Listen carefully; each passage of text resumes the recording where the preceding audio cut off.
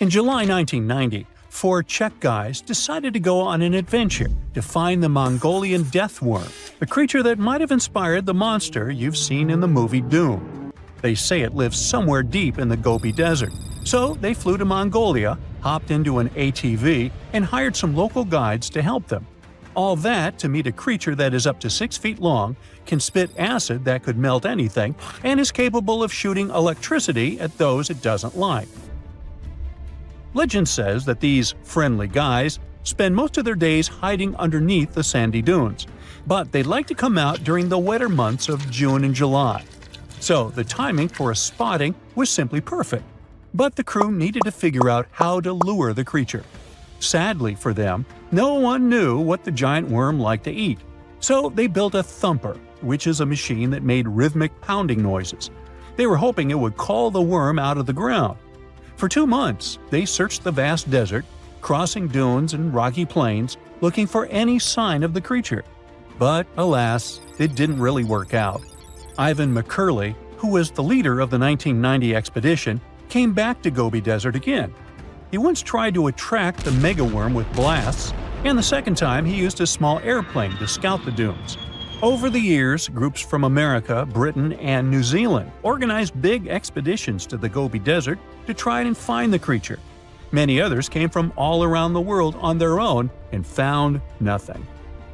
The people in the West first found out about the megaworm of the Gobi Desert thanks to an American paleontologist, Roy Chapman Andrews. This brave man was probably the inspiration for Indiana Jones. In 1926, he wrote about the creature in his book. At a meeting with Mongolian leaders, Andrews heard detailed descriptions of the creature, even though none of them had ever seen it themselves. One of them described it as looking like a sausage, about 2 feet long, with no head or legs. According to him, the worm was so venomous that just touching it could instantly take your life, and it lived in the loneliest parts of the Gobi Desert. Andrews didn't think the creature was real, but he shared these stories again in another book. In May 2005, 4 friends from Great Britain who search for monsters professionally decided to try their luck. They made drawings of the worm and hired local people to hand out flyers all over the Gobi Desert. These flyers offered a reward to anyone who could give information about the worm or even bring them a specimen. They thought loud sounds that other explorers tried would scare the beast away. Some told them it likes damp conditions, so they came up with a plan to block streams of water to create wet areas that would lure the worm out. Their plan didn't work because it was too hard to build dams in the desert. They ended up using small traps, but didn't find any actual proof that the worm existed. But they did meet locals who shared interesting stories about strange creatures they had seen over 70 years. Over the years, stories of the monster spread around the world. In some of them, it's only 1 foot long. In others, it's as large as a human. It's white-gray or scaly and brown, or maybe fleshy and bright red. Someone said it resembled a snake, or maybe a caterpillar, or maybe it has wings and can fly. And some believe it could be a supernatural evil being without a body. Maybe the stories are so different, and the search operations are so fruitless, because the creature doesn't even exist. Or it could be one of many cryptids. Those creatures like Bigfoot, Yeti, the Loch Ness Monster, their existence has yet to be proven. In 1983, one scientist who was visiting the region heard that an old man had managed to catch the mysterious worm. He also learned there was a nest nearby. The scientist bravely approached the hole in the sand and put his hand inside. A giant creature dragged him in, and he was never seen again. Just kidding. He actually found a Tartar sand boa inside. It's a chunky, burrowing, non-venomous snake that has small eyes and gray-brown scales. He showed it to the locals to verify if it was the monster, and supposedly all of them said yes. Most Mongolians who know about the worm still believe it's real. Now, even though people call our supposed monster a worm, it's just what it sounds like in the English translation. Many Mongol cultures have used this word for centuries to refer to any animals they thought to be really dangerous, especially snakes, even non-venomous ones. So, it doesn't have to be a literal worm after all. Worms are soft and squishy, but a creature living in the harsh Gobi Desert would need to be tougher, more like a snake or a type of lizard without legs. Neither of these creatures can shoot electricity or spit acid like they say the death worm does. But some snakes, like cobras, can spit venom that's dangerous for people. If it were real, the creature would have a backbone, and explorers searching for it would likely find some bones or evidence left behind. And there are actually fossil remains all over the Gobi Desert. Scientists found representatives of over 80 dino groups here over the last almost 100 years. It all started with the world's first dinosaur egg nests. This discovery changed all the scientists knew about dinos. It was the first proof they laid eggs. In the following 2 years, the same expedition team unearthed over 100 dinosaurs and took them to the American Museum of Natural History, where you can still see them today. Some of them were swimming around in the Cretaceous Sea that used to be here about 71 million years ago. They resembled modern birds. The mystery of the megaworm is still unsolved, but there used to be another mystery scientists finally managed to explain. Back in the 13th century, a famous traveler, Marco Polo, not the guy from the swimming pool game, crossed the Gobi Desert. He thought he could hear mysterious noises, like the sounds of musical instruments such as drums. He wrote about it in his book and believed he might be hearing the voices of restless spirits. Scientists call these noises singing sands or booming sands. Unlike the squeaky sound you might hear when walking on a sandy beach, these desert sounds are much louder, like a musical instrument playing deep, haunting notes.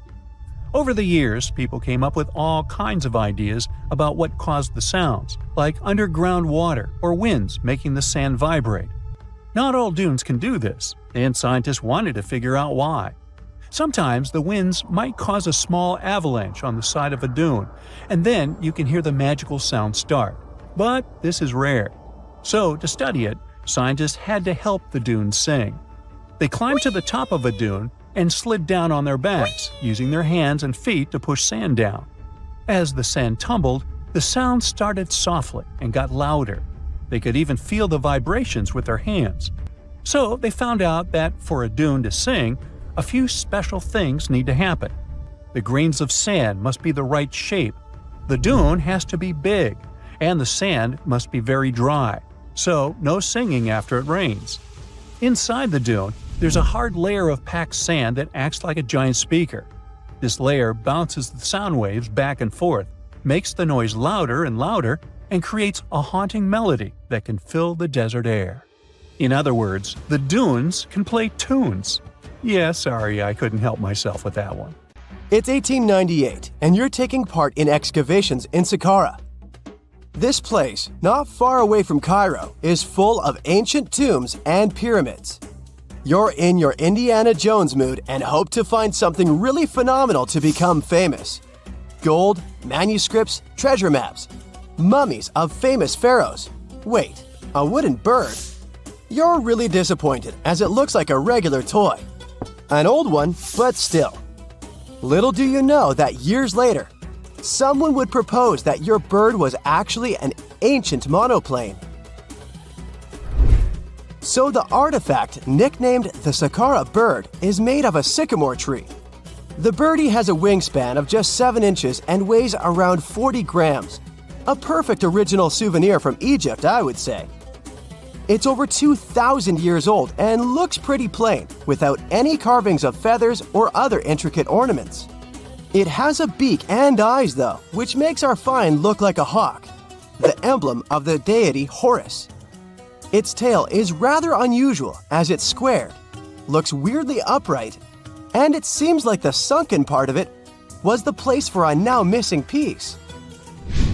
Humans love solving a good mystery, so there have been several attempts to explain the use of the birdie. First, quite simply, is that it was a ceremonial object. The second idea is that it was a toy for a child from some well-off family. It could have been some sort of boomerang, which was a popular concept in ancient Egypt.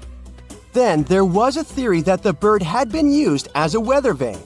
But this one has been debunked as the figure doesn't have any holes or markings, except for the one made at the museum in Cairo to fix the exhibit on a stick. so there was no way to hang it in the past. Almost a century after the bird was found, Egyptologist Dr. Khalil Masiha proposed a new theory that it could have been a model of a monoplane. He believed the bird was missing a horizontal tailplane. Otherwise, it had its wings set at a right angle, similar to that of modern planes. It could have worked to generate the aerodynamic lift necessary for flights. Dr. Masiha also claimed that it was common at that time to place miniature models of technological inventions in tombs. So, did the ancient Egyptians really invent the plane in 200 BCE? That would make the Wright brothers, who are considered the inventors of aviation, really upset. They made one of their first flights only in 1903. There's just one way to know for sure, and that is to test the model. But you know, the ancient museum in Cairo would unlikely let one of their cherished exhibits fly around like a toy. That's why glider designer Martin Gregory built a similar model, this time of balsa wood, and concluded that even with the missing tailplane, the plane wasn't much of a flyer. Case solved? Not really. This didn't sound convincing enough to the History Channel, so they invited an aerodynamics expert to build another replica of the bird. He tested it in weather conditions similar to those in Egypt and was impressed with the little plane's abilities. So, if they did invent the prototype of a plane back in the times of pharaohs, it would be a good example of an oupart. That's an out-of-place artifact, an object that's way ahead of its time in terms of technology or history. And the Saqqara bird isn't the only example of such a revolutionary concept. In 1901, a group of divers retrieved the Antikythera mechanism from an underwater shipwreck near the Greek island of Antikythera. It's been dubbed the world's first analog computer, and it's currently dated around 100 BCE. The bronze mechanism could tell the position of the sun, moon, planets, and stars, as well as the lunar phase, the dates of upcoming solar eclipses, and even the speed at which the moon moves through the sky. No one's sure who used it and how or where it was made. But it's obvious that it's extremely precise and way too advanced for its time. The first flushing toilets in the world were invented in the middle of the 20th century. Just kidding.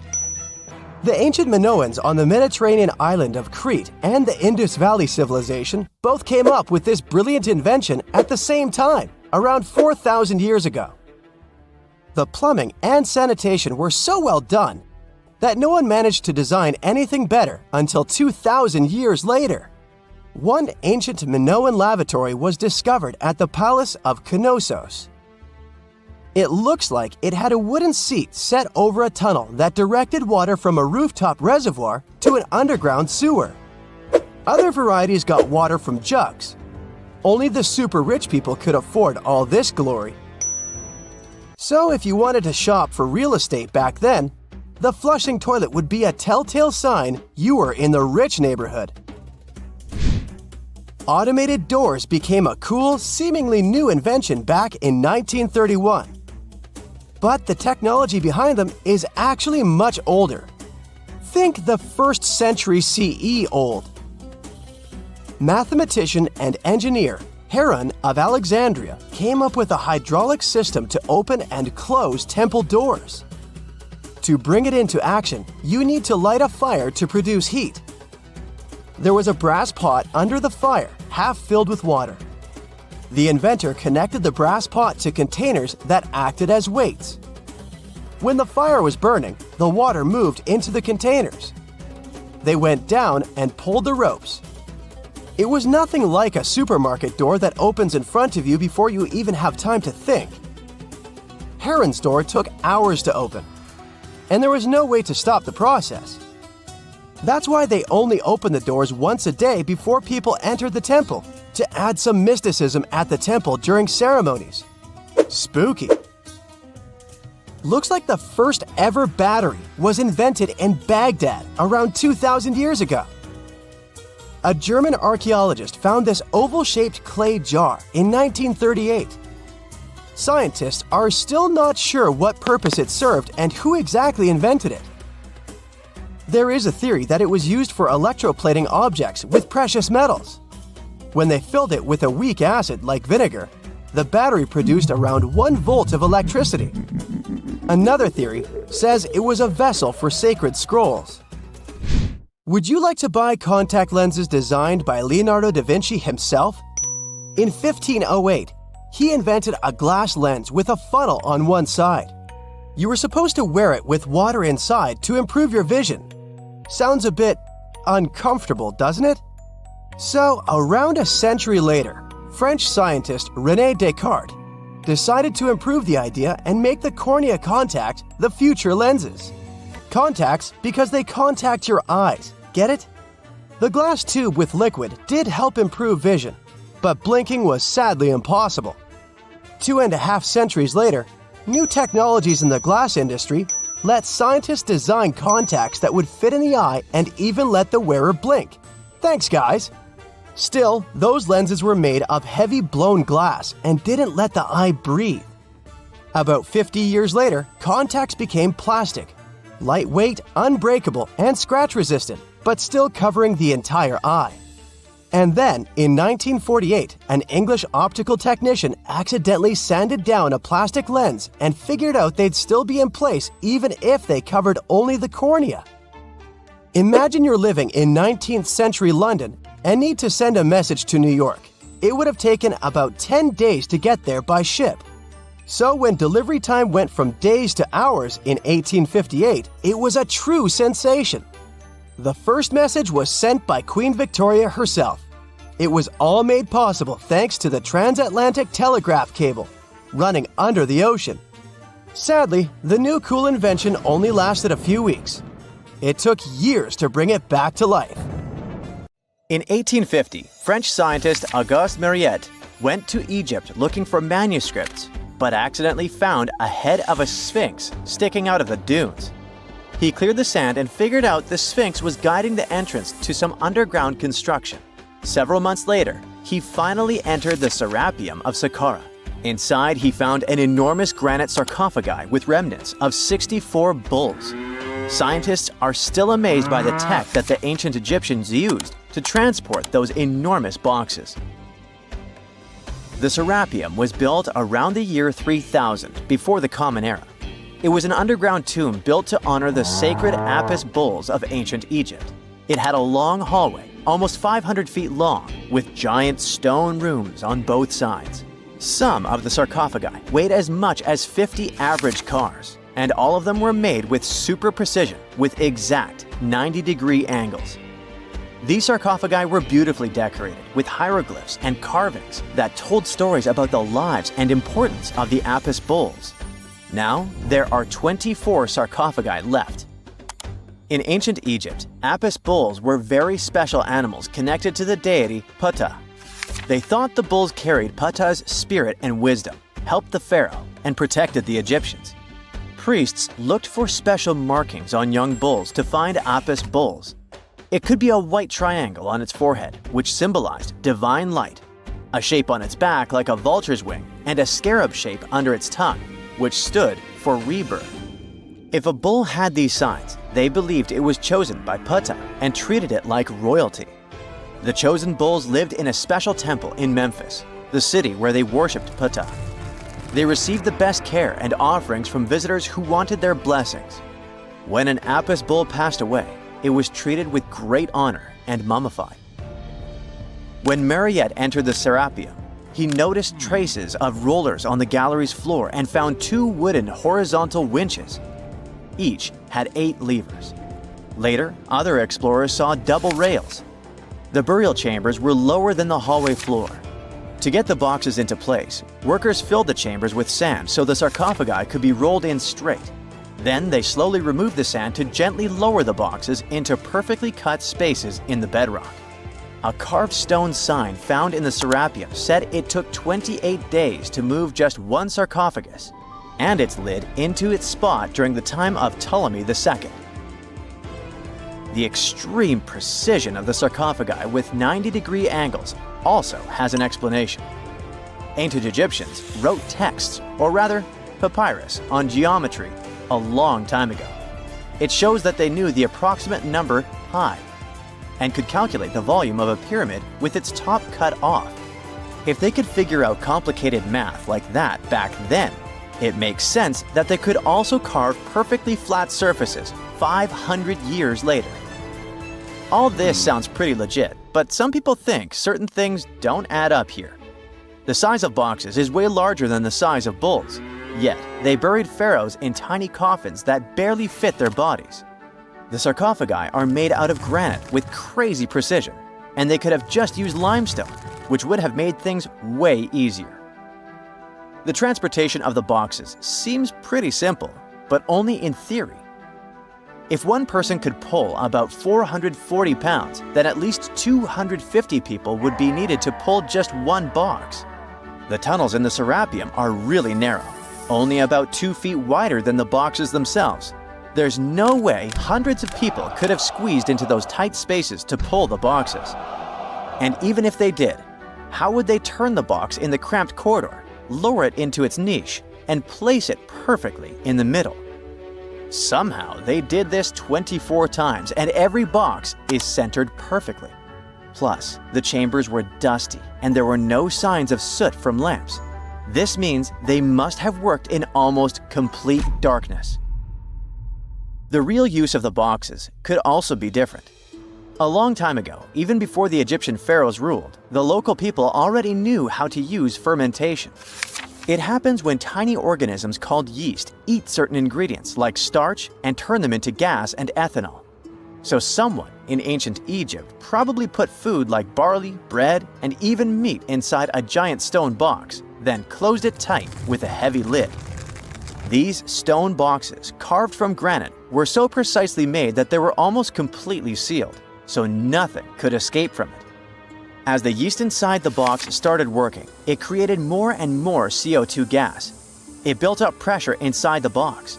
The granite boxes were incredibly strong. They could handle more pressure than a car tire can hold. When granite was squeezed under such pressure, its crystals produced a tiny electric charge. This effect was possible because granite contains quartz, a material that reacts to pressure this way. The process also needed meat or animal parts, possibly to help the yeast grow better. Meat contains something called oleic acid, which yeast needs to keep growing and to survive the bad effects of the ethanol it produces. As the pressure inside the box kept growing, the combination of gases and electricity made these boxes not just ancient fridges, but powerful energy systems. Over time, the pressure inside got so strong that it could push the lid open and the gas would escape with a pop. But when people rediscovered the Serapeum in 1850, they found old drawings that showed piles of stones stacked on top of some of the box lids. So, someone long ago probably tried to make the lids even heavier by adding extra weight to make it harder for the gas pressure to push them open. This extra weight also meant the quartz crystals in the granite could keep creating more electricity under all that pressure. If someone opened one of these stone boxes thousands of years later, they would only find bones from bulls that were placed in the box. And that's exactly what Mariette discovered in the 1850s. They opened the Serapeum for visitors soon after the first excavations in the second half of the 19th century. Prince of Wales even had a luncheon with his guests in one of the sarcophagi.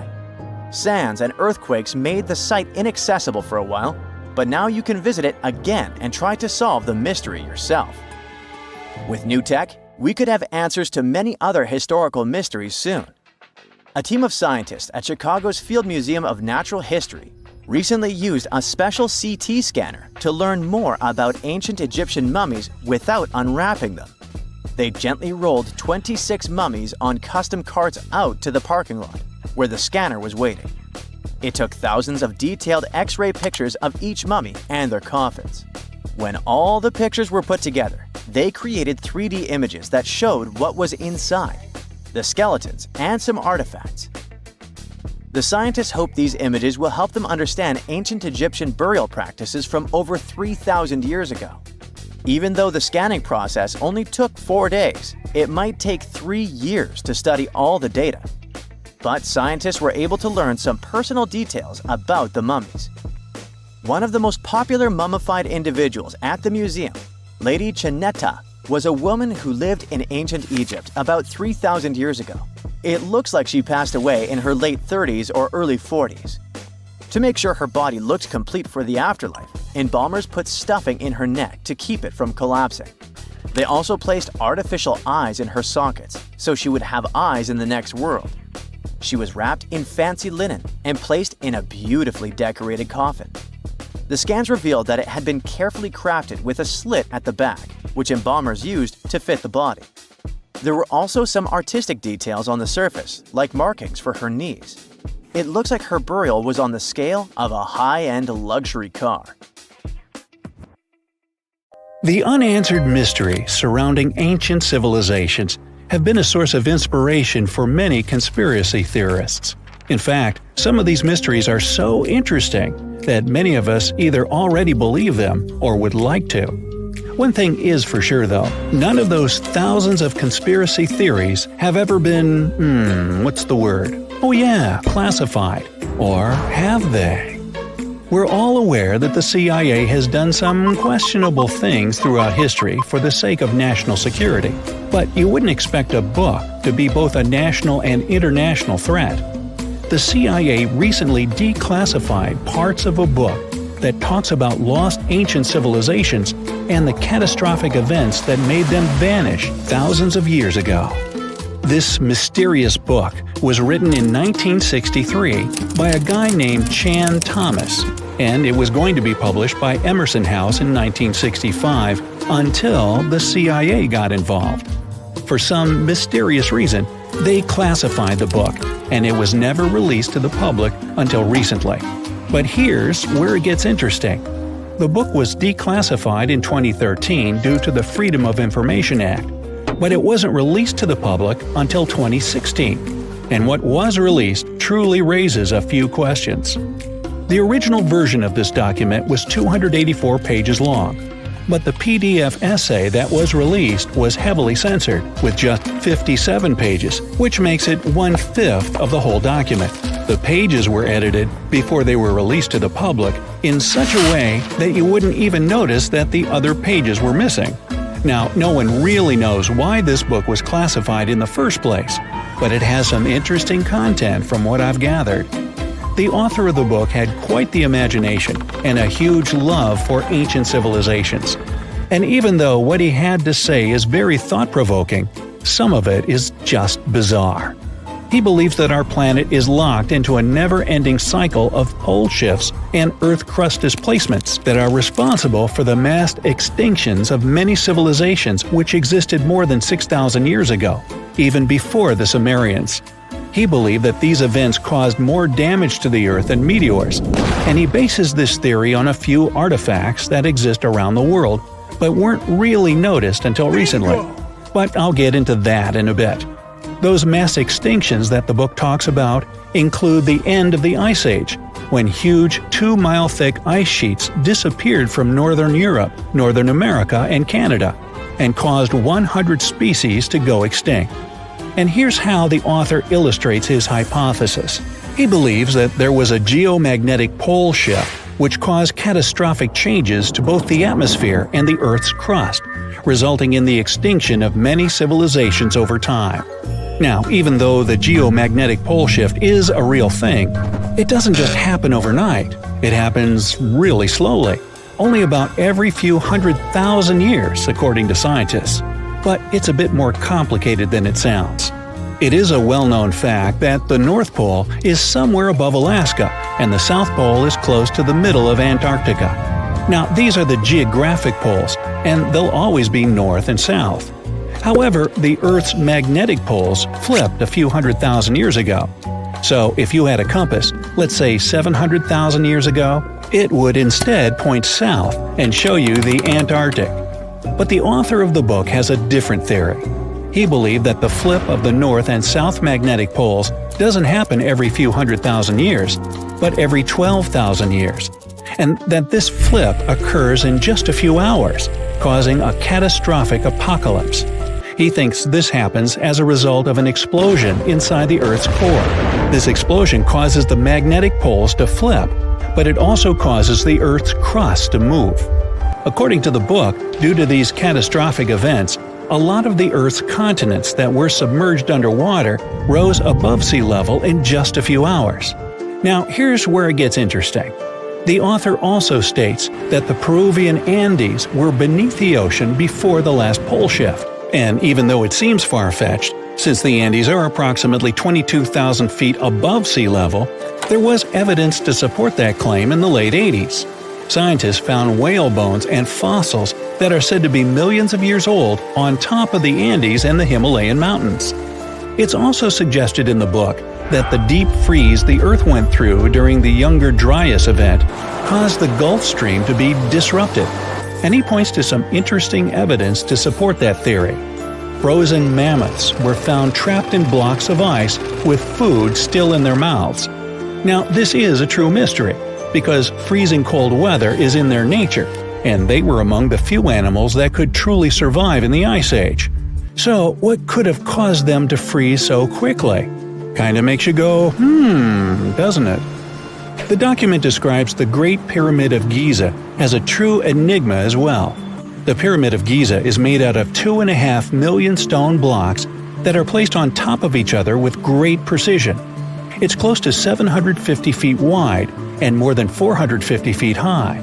To this day, we're still not able to explain how it was constructed, and it's quite difficult to understand the internal design as well. On the inside, the pyramid has no similarities to the other pyramids, and, despite popular belief, there were no mummies found in any of them. If you think that's a bit weird, wait for the next one. There are absolutely no hieroglyphs found in any of the pyramids, and that goes both ways. What do I mean? There are also no pyramids, or anything that resembles a pyramid, in any hieroglyphs either. Mr. Thomas believes that the pyramids were created hundreds of thousands of years before the Egyptians, by a civilization that went extinct. Speaking of civilizations, in his book he even mentions the Greeks. He claims that in Greece, there was another ancient race of people that went extinct as well. He claims they were extremely tall with blue eyes and blonde hair, and had access to advanced technology that the Greeks couldn't have known about in their prime. Now, before we drift too far away from the stone blocks, let's talk about another mystery, the temple in Baalbek, Lebanon, and its ginormous foundation blocks. Those stones, which make up the Heliopolis, were also used for the temple in Rome.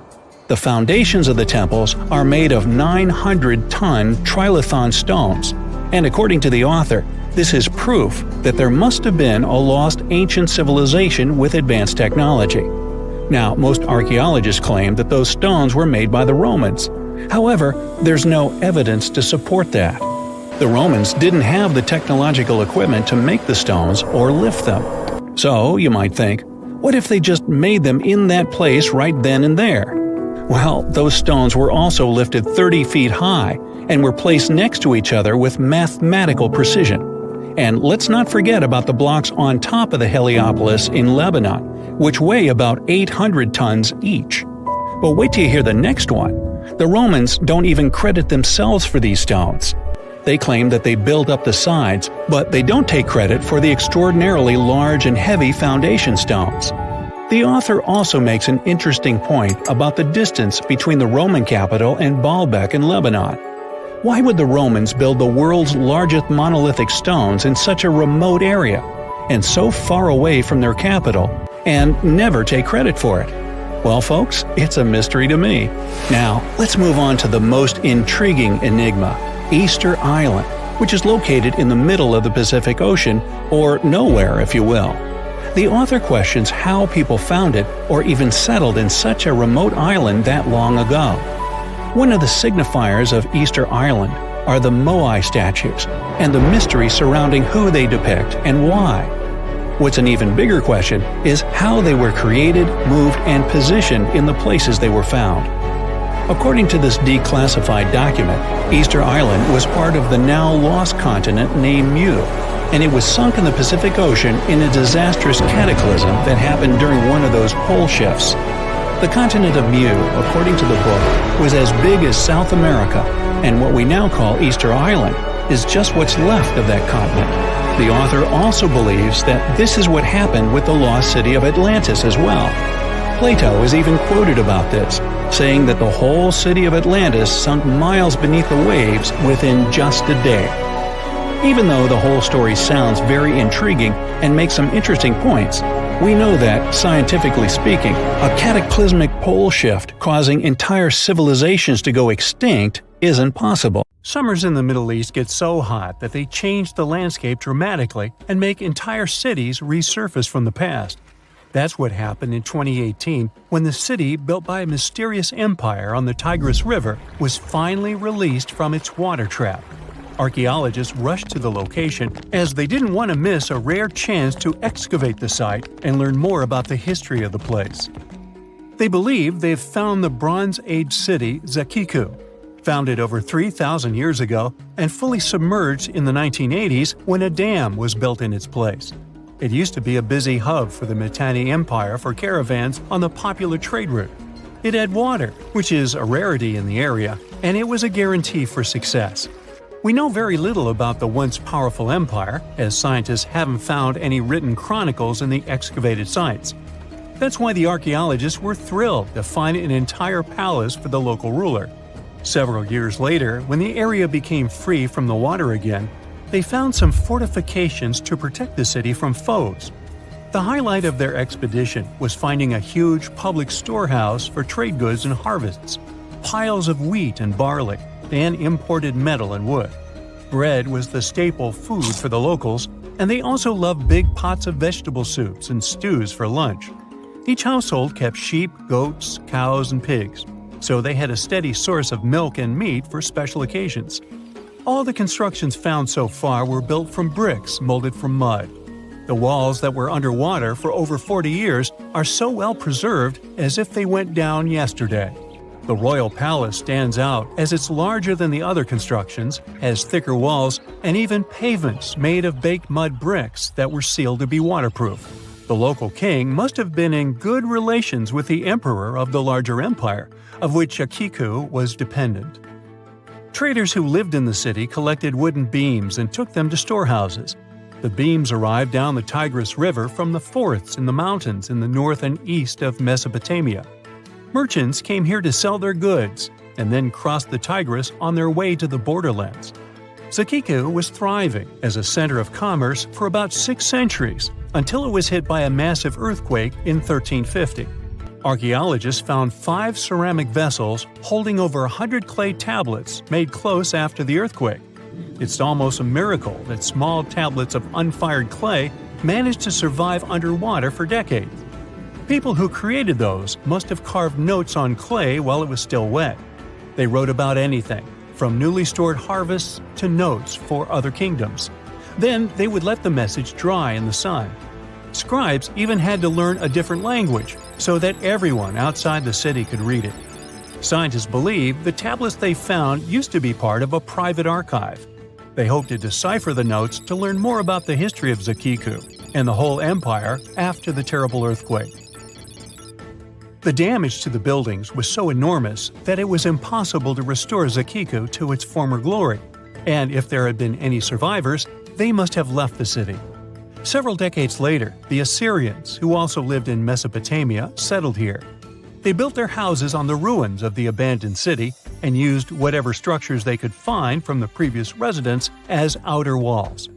But they stayed here only for 50 years, then decided to build a new capital on more fertile soil to make some good cash from agriculture. Archaeologists working in Zakiku had to halt excavations when the water levels went back up and covered the city. They sealed the ruins in tight-fitting plastic sheets and put stones and gravel on top. They hope it will help protect the priceless site from water erosion and prevent it from disappearing again. They realize how important water from the dam is for the region, but if it recedes again, they say they'll definitely continue the excavations. There was a bustling community in today's Taklamakan Desert in China around 1,600 years ago. It lived along the Nile River, which ran through the desert for miles and got its water from the melting snow in the mountains. After 3 years of work in the area, archaeologists and scientists managed to dig up 8 tombs in the desert. Thanks to the desert heat, the clothes and artifacts inside them were almost as good as new. The people who wore those must have lived in the ancient city of Naya. Naya used to be part of a prosperous kingdom at the heart of the Silk Road trading route and had a population of over 3,000 people. Then, desert sands went rogue and swallowed the city whole. Archaeologists only found the ruins of Nija in the early 20th century. Scientists from different countries have tried to solve its mysteries. It looks like the tombs discovered at the end of the 20th century belonged to the wealthy. There were some expensive items inside: a quiver and bow, metal arrowheads, gold earrings, and a glass bead necklace, a lacquer box with a comb, makeup, and a sewing kit in one of the tombs. There was also some silk of top quality, and even the bright colors like green and yellow haven't faded on it.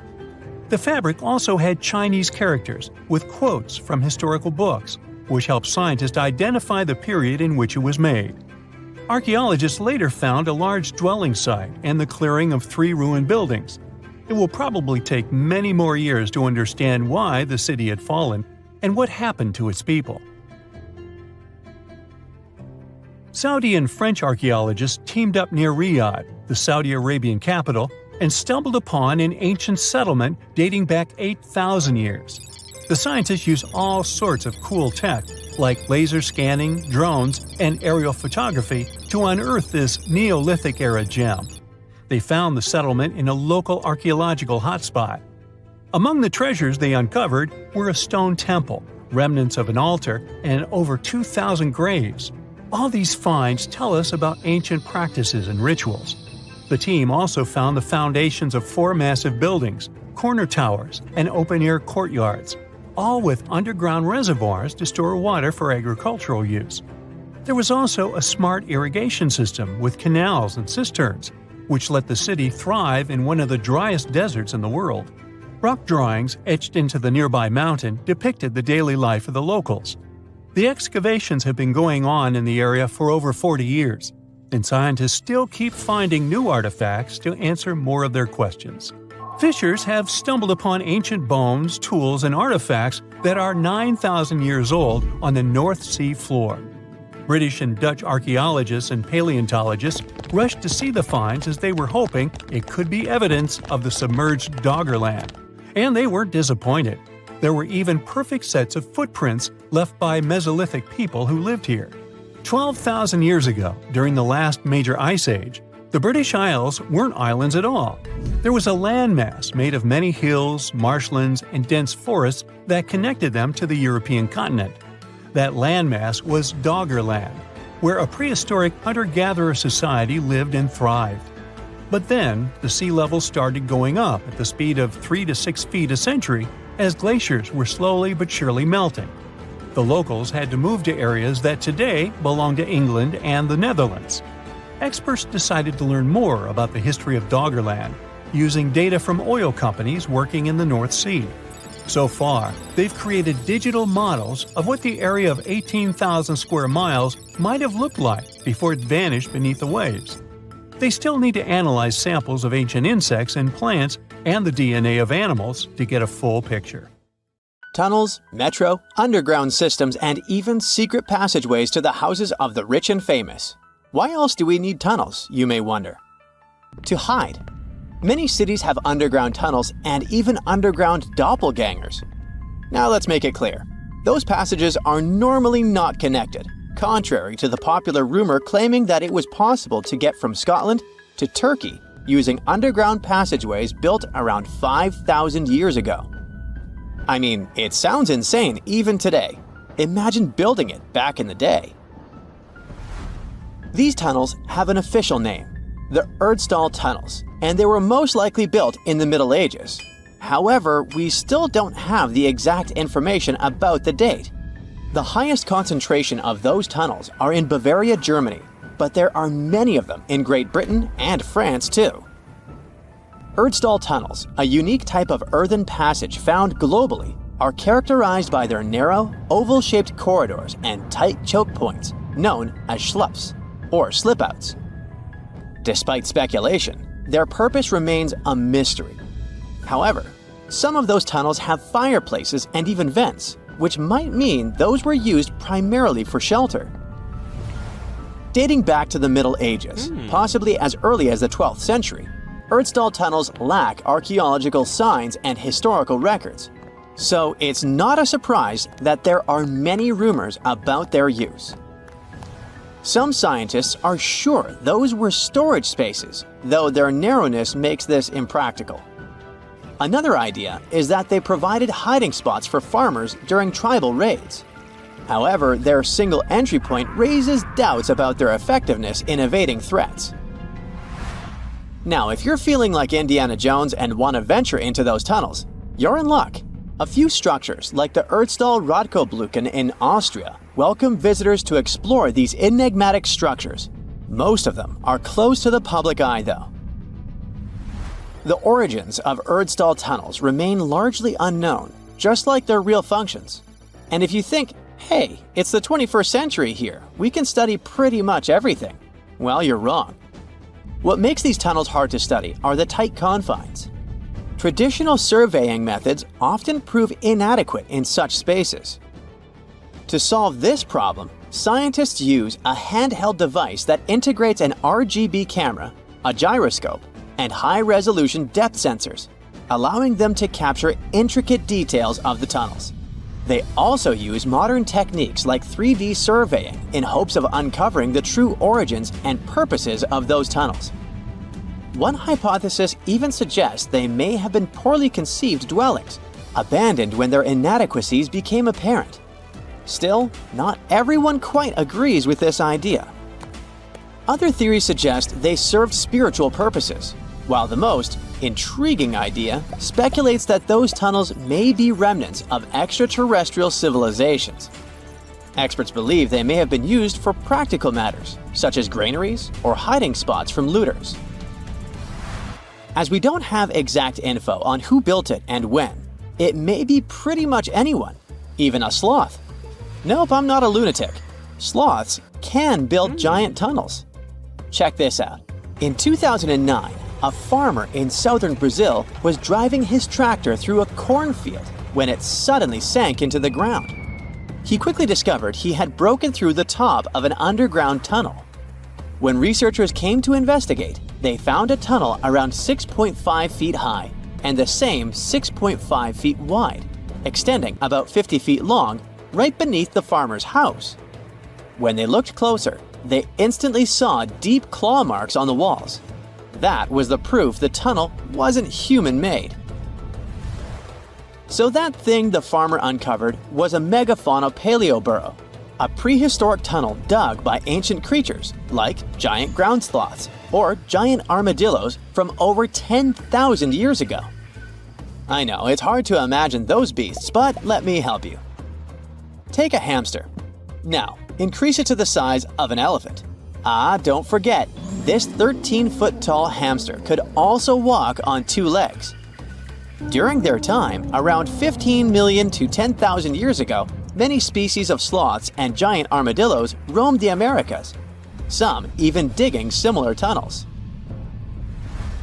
Today, many of these tunnels are filled with sediment, though some remain clear, similar to the one the farmer discovered. This 2009 find sparked significant interest, leading to the discovery of over 1,500 paleoburrows across southern Brazil, making it the era with the highest concentration of such sites worldwide. But no one knows exactly why there are so many of them in southern Brazil. While some paleoburrows exist throughout South America, none have been found in North America, which is weird since those huge sloths roamed the entire continent.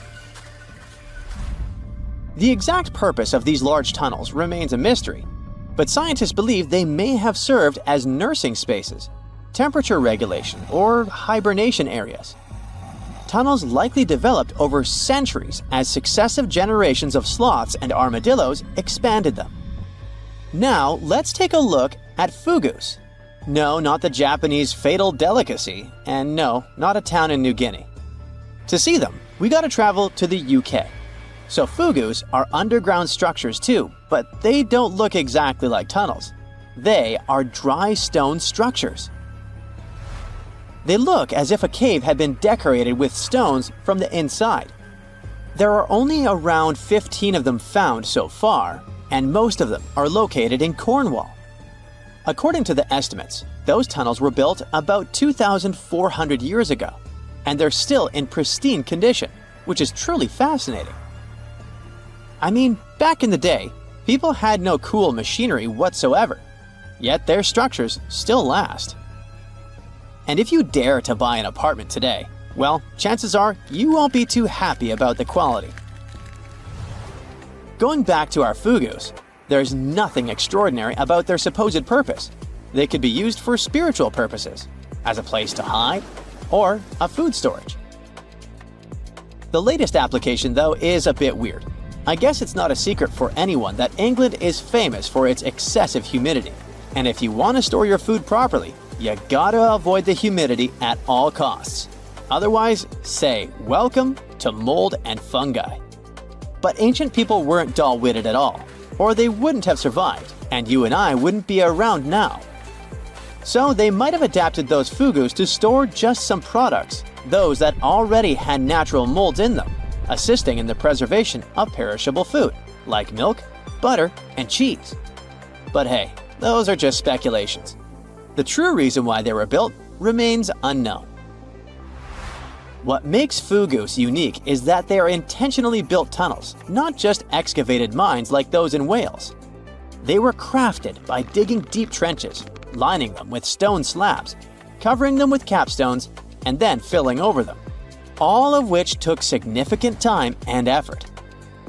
Still, no matter how hard those were to construct, cities around the globe are often built over intricate tunnel systems, each unique to its location.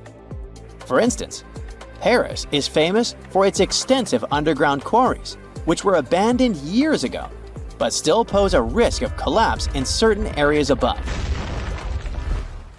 London boasts one of the largest tunnel networks in the world, including many that were specifically created for military purposes. In New York City, there are rumors of secret tunnels, while Los Angeles has old tunnels from the Prohibition era used for speakeasies. Many other cities also have their share of enigmatic tunnels, and surprisingly, Florida is no exception. It happened in the year 2011 in Ybor City. Near a former post office, flooding uncovered something weird, a section of an unknown structure. Back then, people didn't pay much attention to that, so it took another 7 years to discover something truly fascinating.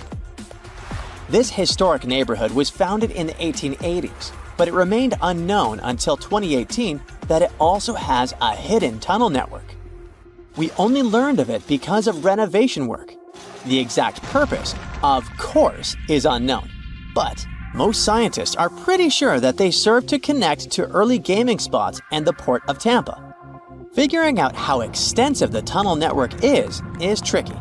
In 2018, a historic home in Seminole Heights revealed locked doors leading to tunnels from the 1920s. One local even said he traveled through a tunnel for 20 minutes. Rumors suggest some tunnels connect to the Hillsborough River and Ybor City. Research is ongoing, but no new info has emerged yet. Hey, how do you feel about taking a trip back in time? We're diving into the history of the Amazon forest to unravel the mystery of its lost cities. Grab your bug spray and hop on. The Amazon forest is the world's largest rainforest. The environment there can be extremely challenging for human life. Yet, the legend goes that the Amazon has been home to sprawling settlements rich in unmeasurable wealth. Could that really be true?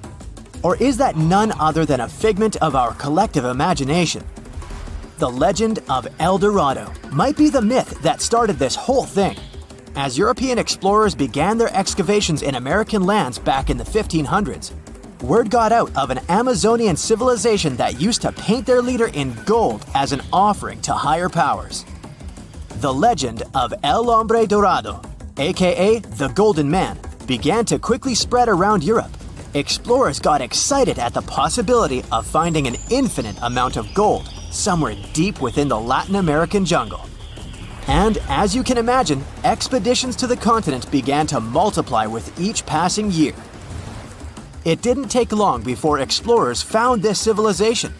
They were known as the Muisca people and were located in Colombia, near Lake Gudavia. The Muisca people had a tradition of painting their leader, aka the Zipa, from head to toe in gold. In a ceremonial gesture, the Zipa would swim into the river, spreading gold dust all over the lake.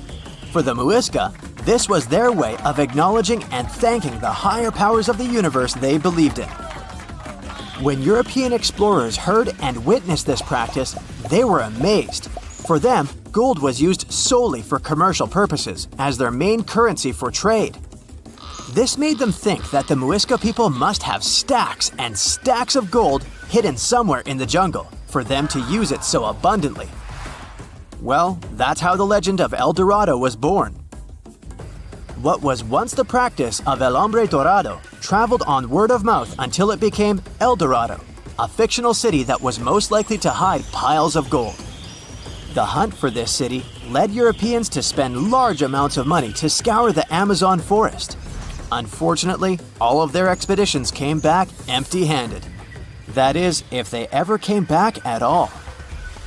Now, jump to the beginning of the 1900s. In England, the Royal Geographic Society, a prestigious British institution, was looking for somebody willing to travel down to Latin America to trace the border between Brazil and Bolivia.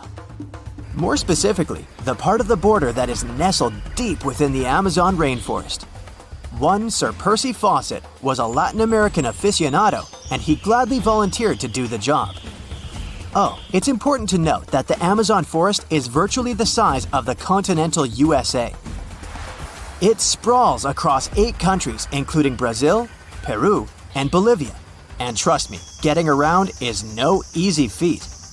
The jungle is covered in dense vegetation, and in addition to that, it's home to insane predators such as anaconda snakes, panthers, crocodiles, piranhas, and so on. But despite all that, Fawcett was very successful in his mapping adventure and seemed to be wanting to come back more. Back in England, Fawcett would scour diaries from other explorers hoping to learn more about the ancient Amazonian civilizations. He would read about the Incas and the Mayans and the great empires they built. He believed that if the Incas were capable of building empires that stretched over 2 million square miles, this could mean that other Amazonian civilizations could have thrived there too. During his research, Fawcett came across a report from a 16th century explorer. The report told of a city deep within the Amazon forest that held unimaginable quantities of minerals, a town that stretched for 15 miles without any space from a house to house.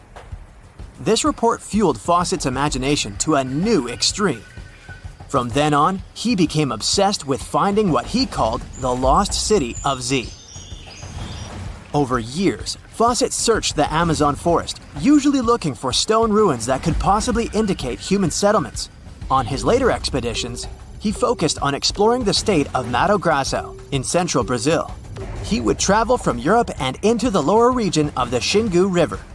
The trip to the Xingu would take him around 14 days on foot. Then, he would set sail in small wooden boats accompanied by local indigenous leaders that knew the region better than anyone. How he communicated with the indigenous population is still a mystery, since they only spoke in local dialects. Some scientists believe that this could have been the real reason why he never found the city. They believed he wasn't able to communicate what exactly he was looking for. And this was not his greatest difficulty.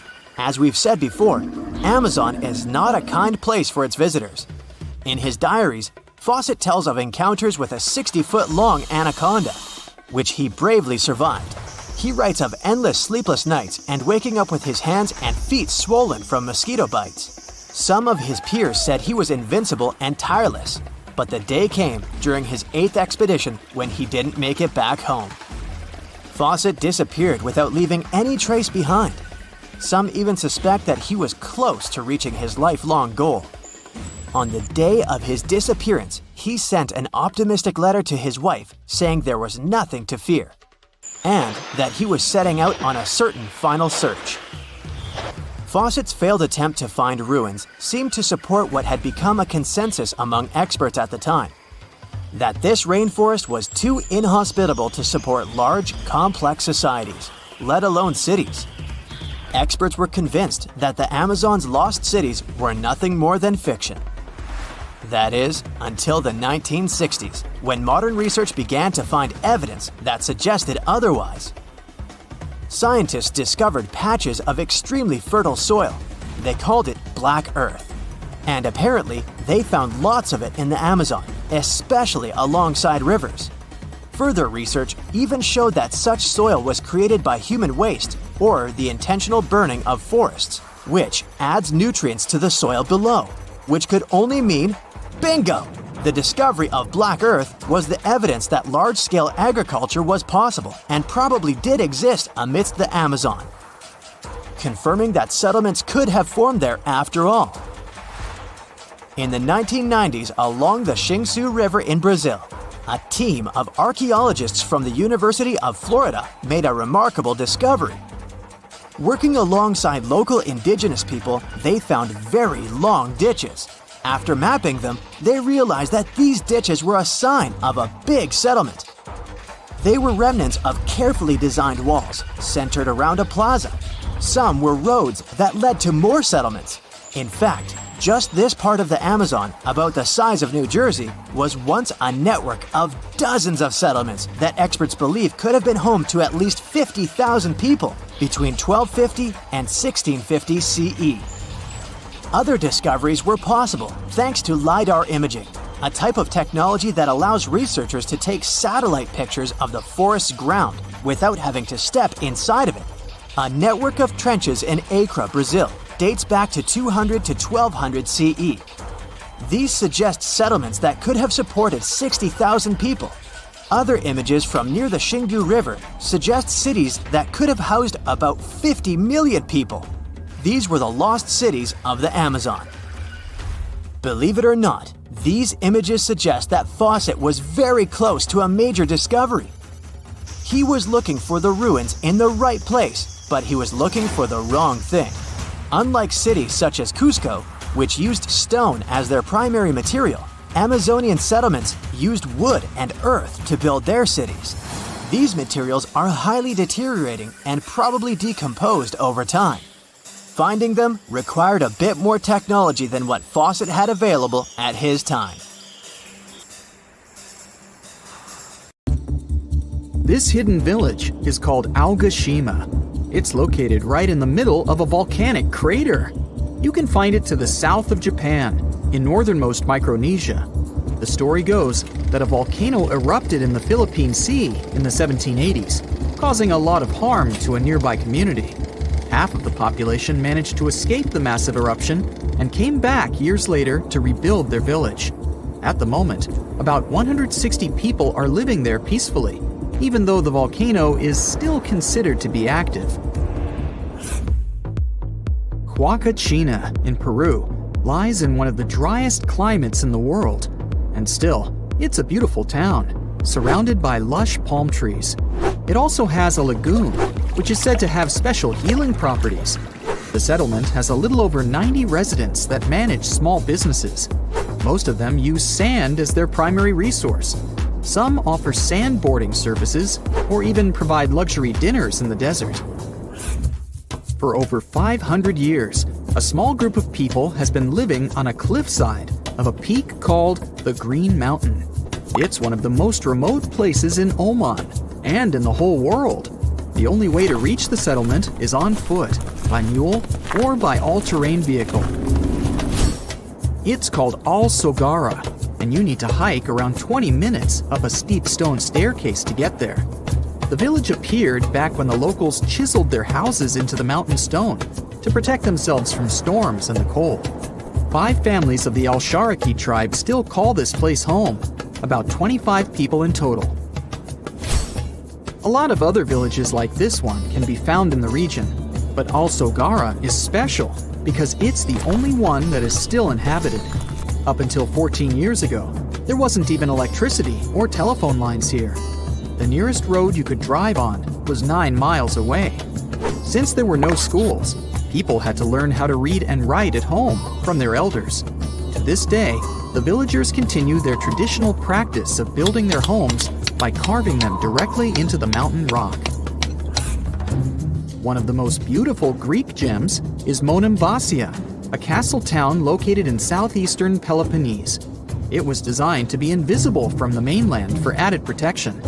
You can only see it from the sea, and to reach it, you need to follow a narrow pathway that connects it to the mainland. That's actually how its name came into being. It translates to a single passage. Monemvasia was built in the Middle Ages, exclusively carved in the mountain rock. These days, a lot of old mansions have been turned into guest houses and boutique hotels. Not only is the architecture amazing and beautifully preserved, but it's also surrounded by crystal clear waters. A town with no roads? Pack your bags for Giethoorn in the Netherlands, if you don't mind traveling by boat. The town is very peaceful, probably because everyone here travels by canals. Even the mail gets delivered by water. Since there's no car traffic and people rarely move around, the town is really quiet. So quiet that the loudest sound one can hear is the quacking of a duck every now and then. It initially started as a movie set, but Hobbiton in New Zealand still exists, even after the filming of The Lord of the Rings and The Hobbit was finished. Tours to the charming set town are now available. There are 44 Hobbit holes in total, though only a few of them are actually open to the public. The isolated cliffside village of Gasadalar in the Faroe Islands has a population of only 11 people. It's mostly known for its scenic waterfall, which falls directly into the Atlantic Ocean. You could only reach it on foot, hiking through the mountains not so long ago. However, a tunnel has been constructed recently, making the place easily accessible by car. The 1980s musical Popeye had a custom set built on Malta. It wasn't taken down after the filming had been finished, and Popeye Village is now home to groups of beautifully colored wooden buildings and a company of actors. There's a lot of fun stuff to do there, like watch theater shows, go on boat rides, visit museums, or simply explore the creative village. The oldest and most photographed village in Austria is called Hallstatt. It's a hidden European gem with beautifully preserved old buildings and a subterranean salt lake. It's also home to a museum with artifacts as old as 7,000 years and the world's oldest salt mine. Fort Bortange in the Netherlands is a small establishment shaped like a star. Creative parts aside, it was built this way for defensive purposes. It gave the guards of the fort a strategic advantage because they had a perfect 360-degree view. These days, the construction is perfectly preserved, including its old buildings, cobblestone streets, wooden windmills, and sophisticated bridges. In Morocco, there's a traditional earthen village made entirely from clay bricks. You can find it in a valley close to the Atlas Mountains, 32 miles from the capital of Morocco. Merchants who followed the trans-Saharan trade route went through this town, carrying spices and gold. As the trade route became less and less popular, many of these fortresses were abandoned and are now preserved relics. It's one of the best places for skiing in the world, but it's still hidden from the public. No wonder the locals call it the secret side of the valley. Located in Austria, the tiny village of Varth has only a couple hundred inhabitants. Not only is it the snowiest village on Earth, but it also has access to one of the biggest ski slopes in the world. Its popularity increased a bit in 2013 when the construction of a high-speed road was completed nearby. Virano in Italy is one of the most colorful islands in the world. Because of its vibrant colors, it almost looks tropical. It features emerald green waters, beautiful houses, and a 17th century bell tower. Its lace-making tradition brought Leonardo da Vinci to the island back in the 1400s. He bought a piece of cloth there and later used it for the design of the famous Dome of Milan. If you have a UK passport, you must be familiar with the beautiful small town of Bibury, as its scenery is featured in your ID. It's surely one of the most charming towns in Europe, as it's made up of stone buildings standing on the River Colne. The image in the UK passports is that of Arlington Row, a line of weavers' cottages that date back to the 14th century. The town of Coober Pedy in Australia is partially underground. It all began back in 1915, when opal deposits were found in the area. To this day, the town is still the biggest opal mine in the world. People living there figured out that it would be more comfortable for them to stick to the underground, as the temperatures outside can reach 125 degrees Fahrenheit. So, the settlement now has underground stores and galleries. Coober Pedy is also home to the world's first 4-star underground hotel. To visit the most remote location in the whole world, you'll need to prepare yourself for quite a journey. If you're traveling from the United States, for example, the easiest route is a 15-hour-long flight to Cape Town, South Africa, followed by a 6-day boat ride. Only after that will you reach Tristan da Cunha. Or you can take a month-long cruise across the South Atlantic Ocean, whatever works better for you. Planning in advance is a must, since there are only 9 boat trips to the island yearly. The island itself is just 7 miles long.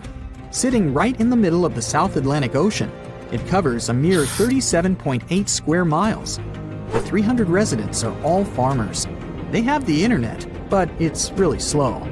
As for a phone network or a local newspaper, neither is available. The inhabitants of the island speak a dialect of English that is used by the smallest number of people in the world.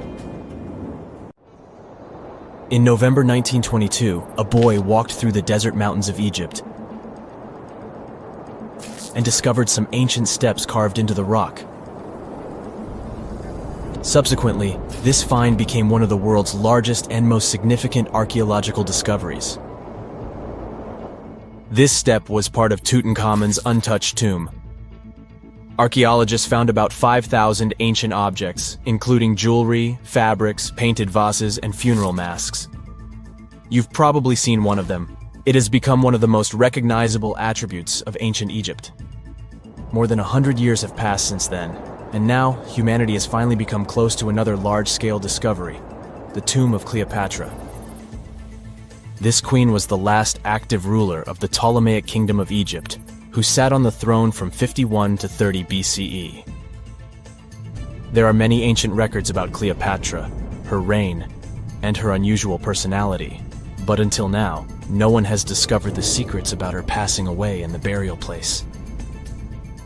So, one archaeologist, Dr. Kathleen Martinez, has been studying ancient records and temples around Alexandria for decades, and concluded that the tomb of the queen should be located under the ancient city of Taposiris Magna, founded in 280 BCE. It was a big city on the northern coast of Egypt, where tens of thousands of people were engaged in trade and industry, and it seems that Dr. Martinez's guesses turned out to be correct. She and a group of archaeologists have discovered a secret underground tunnel near Alexandria, with a length of about 0.8 miles. It was cut into the rock under Taposiris Magna's temple. During further excavations, they found many things that indicate Cleopatra's tomb lies in the tunnel's depths. It's also possible that she is buried there together with the Roman commander, Mark Antony. According to ancient records, Cleopatra and Mark Antony loved each other and together opposed the Roman Senate, which declared Antony a traitor. The fact that natural disasters have occurred on the territory of Taposiris Magna for thousands of years can complicate the excavations. Earthquakes and floods destroyed the city and possibly flooded its underground tunnels. But archaeologists hope the ancient tomb remains untouched, and that it hides many treasures and records about the royal life of ancient Egypt during the reign of the last dynasty. There's a chance that excavations will go underwater and in the mud. This will require much time and funding, but archaeologists are sure it's worth it. Anyway, it's too early to say that Cleopatra is really buried there, but scientists have found many things in the tunnel that confirm this, including clay pots, dozens of coins with the image of Cleopatra and Alexander the Great, as well as a bust with the image of the Egyptian queen. Cleopatra is still one of the most popular personalities in Egypt, on an equal footing with Ramesses III and Tutankhamun. She inspired many films, paintings, and books. But what made her so popular? She became famous for her inconsistency. She was a beautiful, intelligent ruler who pulled Egypt out of the crisis and made it a prosperous power. Medieval Arabic texts say she knew chemistry, mathematics, and philosophy, and may have written several scientific books. She knew several languages and had excellent diplomatic skills. At the same time, there are many legends that she was a femme fatale who drove many men crazy. However, there's no evidence that her beauty was incomparable. The image of a stunning model was created by Hollywood when it made several films where famous actresses performed the role of Cleopatra. And the Roman Emperor Octavian, the adopted son of Julius Caesar, specially created the image of Cleopatra as an insidious seductress because he was her enemy. Even though she was born in Egypt, Cleopatra wasn't an Egyptian. Her ancestors were Greeks, among whom was one of the generals of Alexander the Great. However, the people of Egypt loved her. She learned the language and was very sensitive to the traditions of this country. She knew the history, mentality, and customs of ancient Egypt well. She raised the level of its economy and strengthened its status as a world power. Much of this was made possible thanks to her cunning and impressiveness. She loved theatrical performances and lavish celebrations. She knew how to surprise people and put on a show. But behind the exterior image of a luxury lover was an intelligent and calculating ruler. Ancient Egypt was a rich, luxurious country, and Cleopatra did everything to increase its wealth and strengthen its position in the international arena. For example, she was once in conflict with her brother Ptolemy XIII Odd. The queen knew that she wouldn't be able to resist him, so she decided to attract Julius Caesar to their side. The Roman emperor arrived in Alexandria, where Cleopatra wanted to meet him, but Ptolemy knew about her plans and was about to prevent her from coming to Caesar. Then, instead of a rich and noisy arrival, Cleopatra decided to make her visit inconspicuous. She wrapped herself in a carpet or linen bag the emperor's servants carried into Caesar's private chambers. Cleopatra emerged from the carpet and impressed the Roman emperor with her beauty and determination. As a result, they fell in love with each other and became close allies. After some time, she impressed another influential Roman for diplomatic purposes. She arrived to meet Mark Antony on a golden barge with purple sails and silver oars. Cleopatra was dressed in the image of Aphrodite and sat under a magnificent canopy. Her servants dressed like cupids and were blowing her fan and burning incense. But Cleopatra created such a show for a reason. She knew that Antony revered Greek mythology and considered himself the embodiment of Dionysus. As a result, he was so impressed with this woman that he ended up marrying her. Cleopatra defended her crown, strengthened her alliance with Rome, and bore Antony 3 children. In Egypt, they threw big parties and enjoyed wealth with power. However, the relationship of a high-ranking official with the Egyptian queen caused a scandal in Rome. Octavian was Antony's primary opponent in the struggle for power, so he exploited the situation to darken the competitor's reputation. He used propaganda to make Cleopatra an insidious seductress in the eyes of Roman citizens. He accused Antony of succumbing to her charms. The Roman Senate supported Octavian and declared Cleopatra an enemy. In 33 BCE, this conflict reached a high point when Antony's navy clashed with Octavian's fleet.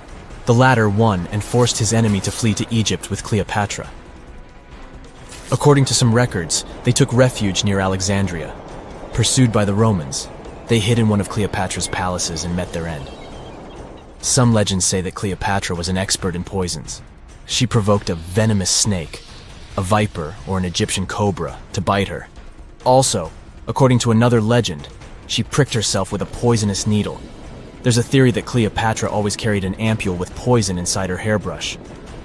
And when she was cornered, she soaked the needle with this poison and pricked herself. None of this can be said for sure. Scientists are still trying to find out the truth.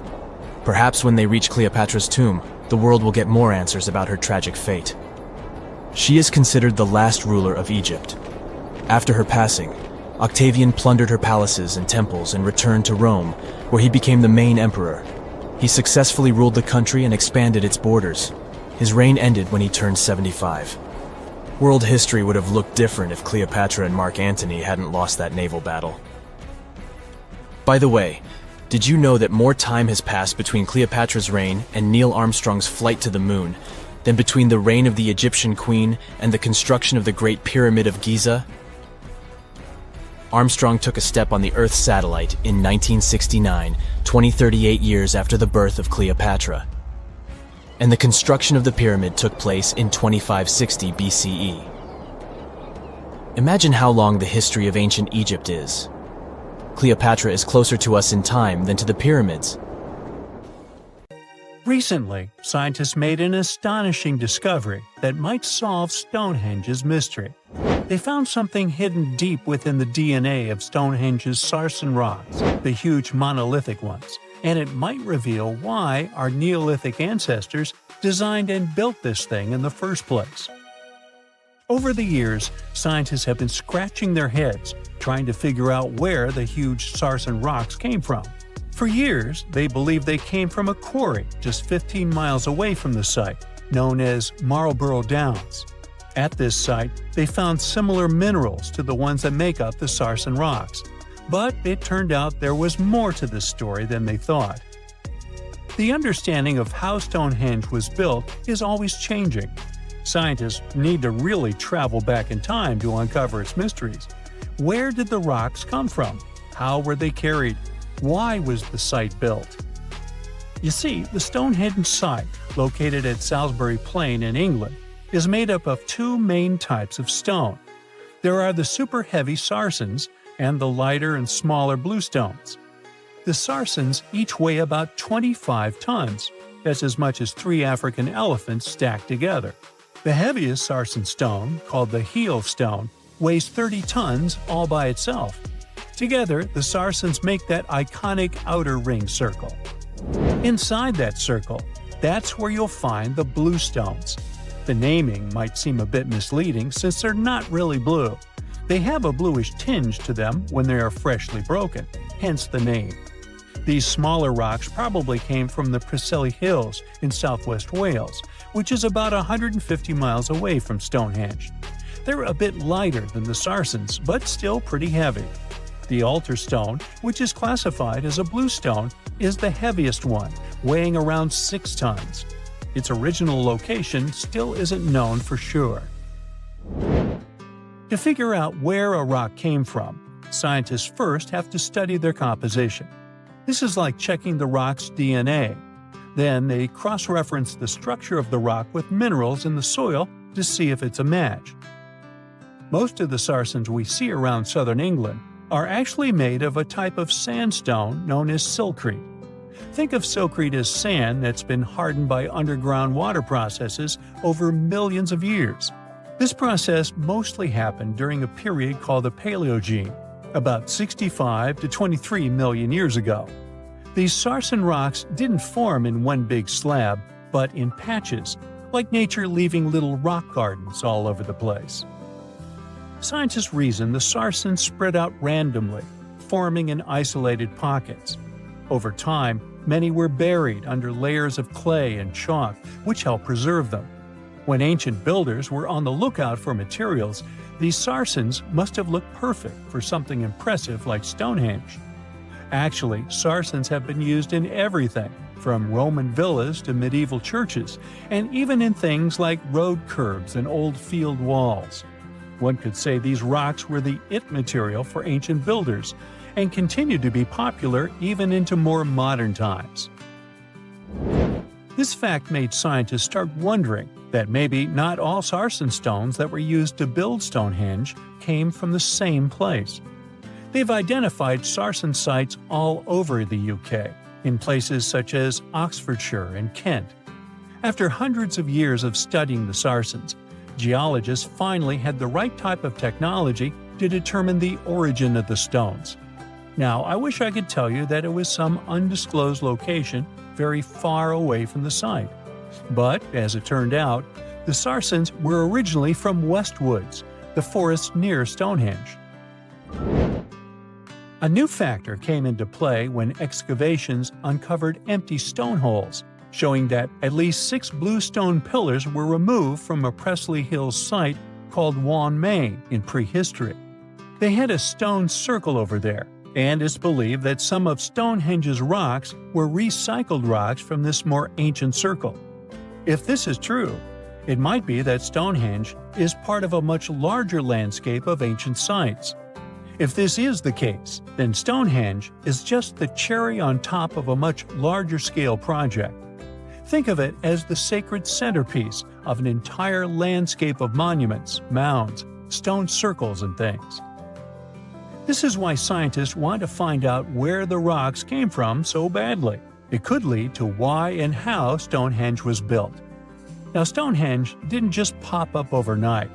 It was built in several stages over hundreds of years. It's likely that it wasn't a single unified vision, but more like a big community project that evolved over time. With each generation, the builders brought in their own ideas, creating a stone structure that would last for ages. The first stage was around 3100 BCE. That's when people dug out a circular ditch and likely set up some bluestones as sort of a starter ring. Later, they added the Sarsens and even topped some of them with horizontal stones to form those famous arches you see today, also known as the trilithons. These ancient builders had some challenges on their hands. How would they move the rocks? There's an old theory known as the ice road that suggests that the rocks were moved by natural icy pathways that formed during the winter. This way, they could slide the rocks down all the way to Stonehenge. But hey, if we're talking about a distance of over 100 miles, that's not too realistic. Anyways, this theory was debunked because it was warmer back then than it is today. There's also the river theory, which suggests that the rocks were floated along the river from the quarry to the site. But if we're talking about Sarsen rocks, they're too heavy to float. So there goes that theory. What we're saying is, no one knows how the rocks were moved. Another interesting science tidbit came from all the research done in Stonehenge. A recent laser survey of the stones revealed the different stone working methods used, and has shown that some of the parts of the monument were more carefully finished than others. In particular, the northeast side and the inner faces of the central trilithons were finely dressed. FYI, a trilithon is one of Stonehenge's most famous shapes. It's when two huge monoliths receive a third one on top of them, connecting the two together. This fancy word is simply Greek for having three stones. But anyways, the bigger question, and the reason Stonehenge is so famous, is why it was built in the first place. Theories are all over the place, and some sound like they're straight out of a sci-fi show. So here's a rundown of the most popular ideas. There's, of course, the solar calendar theory. This one supposes that the stones are aligned with the movements of the sun, especially during the summer and winter solstices. During the summer solstice, the sun rises to the left of the heel stone, that's the lone stone outside the main circle, lighting up the entire monument. Some say it's the ancient version of a calendar, marking the year's longest and shortest days. Some archaeologists think Stonehenge might have been an ancient healing center. Pieces of bluestone have been found chipped away, possibly by people who believed they had healing powers. The theory goes that people traveled from all over to come to Stonehenge in hopes of a cure for whatever was ailing them. There's also some speculation that Stonehenge was the place to be. Think of it as an ancient gathering spot. Some evidence suggests that communities from distant areas traveled to Stonehenge for gatherings, feasts, and ceremonies. Studies of bones found near the site show they came from all over Britain, making it a sort of prehistoric meetup location. Now, we wouldn't call this island mystical unless there were tales of giants living here. The island of Gozo in Malta is the backdrop of an ancient legend. Malta is an island country located in the Mediterranean Sea, just south of Europe. It's a very strategically located archipelago. Throughout history, it was ruled by many different societies, such as the Phoenicians, Greeks, Romans, and Carthaginians. One cold night, thousands of years ago, a farmer noticed the sky turn orange, then red, when he heard a loud thump. Although the ground seemed to be moving, this wasn't an earthquake. When he looked toward the woods, he saw a giant silhouette, taller than the trees. As he fearfully approached, he realized it was a woman, a giant woman. She introduced herself as Sunsuna. Unlike the terrible giants of many tales, Sunsuna didn't want to exterminate the human race. She was loving and caring. She told the farmer that she and her people could help protect their land from invaders. The locals were pretty interested in this offer. Since Malta is located in an important commercial route, it was constantly being invaded. The story says that Sunsuna settled in Malta, and sooner rather than later, she was moving things around. And when I say things, I mean monoliths. Sunsuna carried huge stones on her shoulder to build a magnificent temple called Gigantia, which means place of giants. She even did this while holding her half-giant, half-human kid on the other shoulder. Some say Sunsuna lived exclusively on beans and honey, although others replace honey with water. The funniest bit here is that Malta is the 10th smallest country in the world, but it somehow managed to host giants. Hey, go figure. The temple looked like a giant game of Tetris, with some stones weighing as much as 20 elephants. Some of these monolithic rocks are so heavy, scholars guess it would take 50 men working together to lift just one stone. Now, as much as this is entertaining, humans never proved giants were real, so this story couldn't be true. There's a brief mention of a species of giants called the Nephilim in some ancient texts. The Nephilims would have been terrible giants that wreaked havoc on the earth and only survived until the Great Flood. But nobody ever found real proof of this species really existing on Earth, until this came along. The world of Maltese archaeology unearthed quite a few shocking things in the past years. One of them are known as the hypogeum skulls.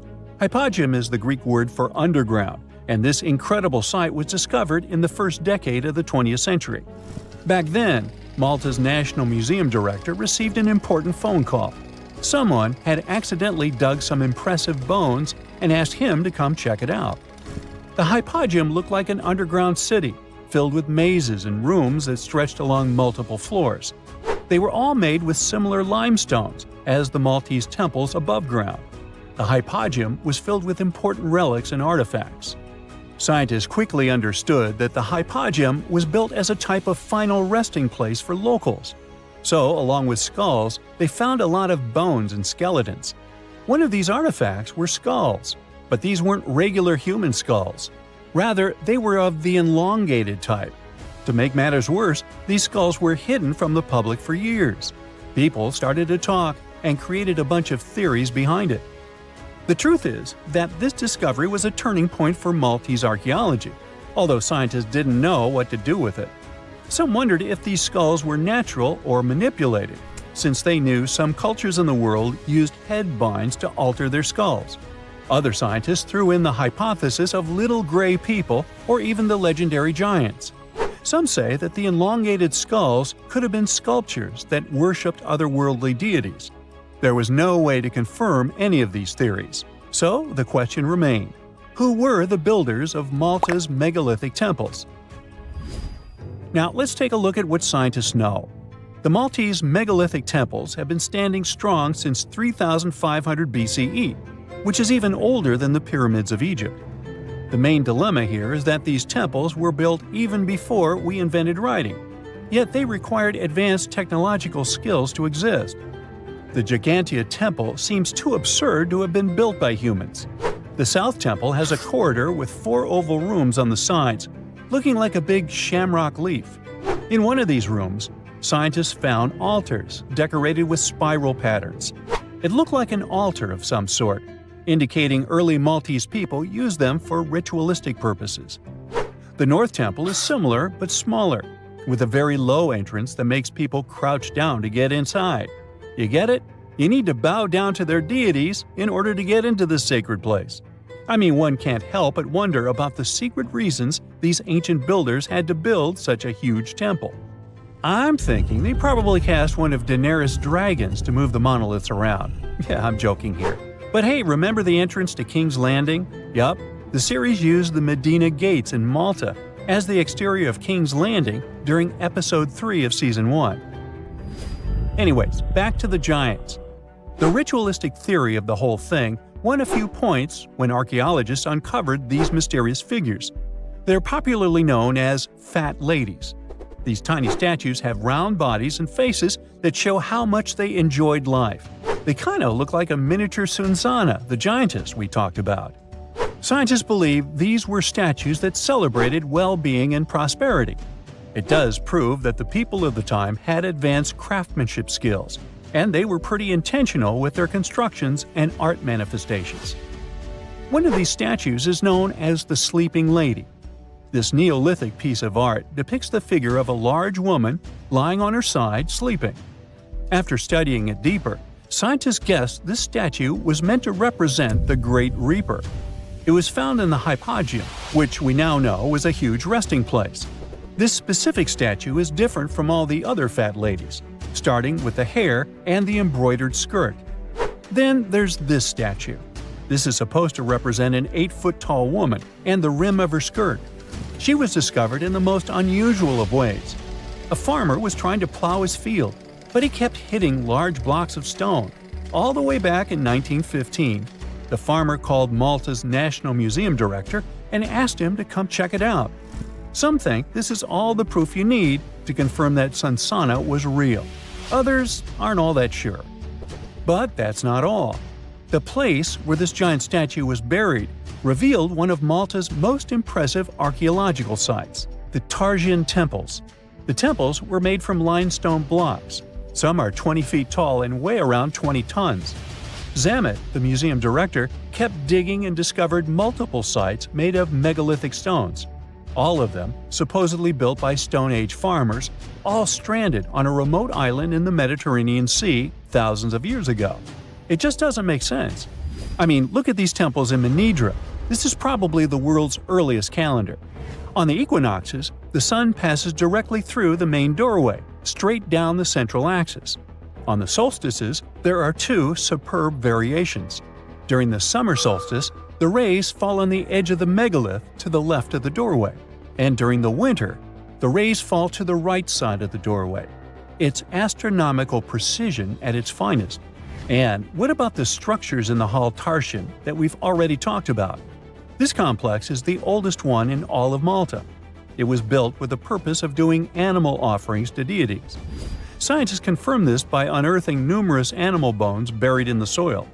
They also found a great collection of spirals, indicating that the locals also used this temple for ritualistic purposes. Overall, there are 7 megalithic temples in Malta, each more impressive than the other.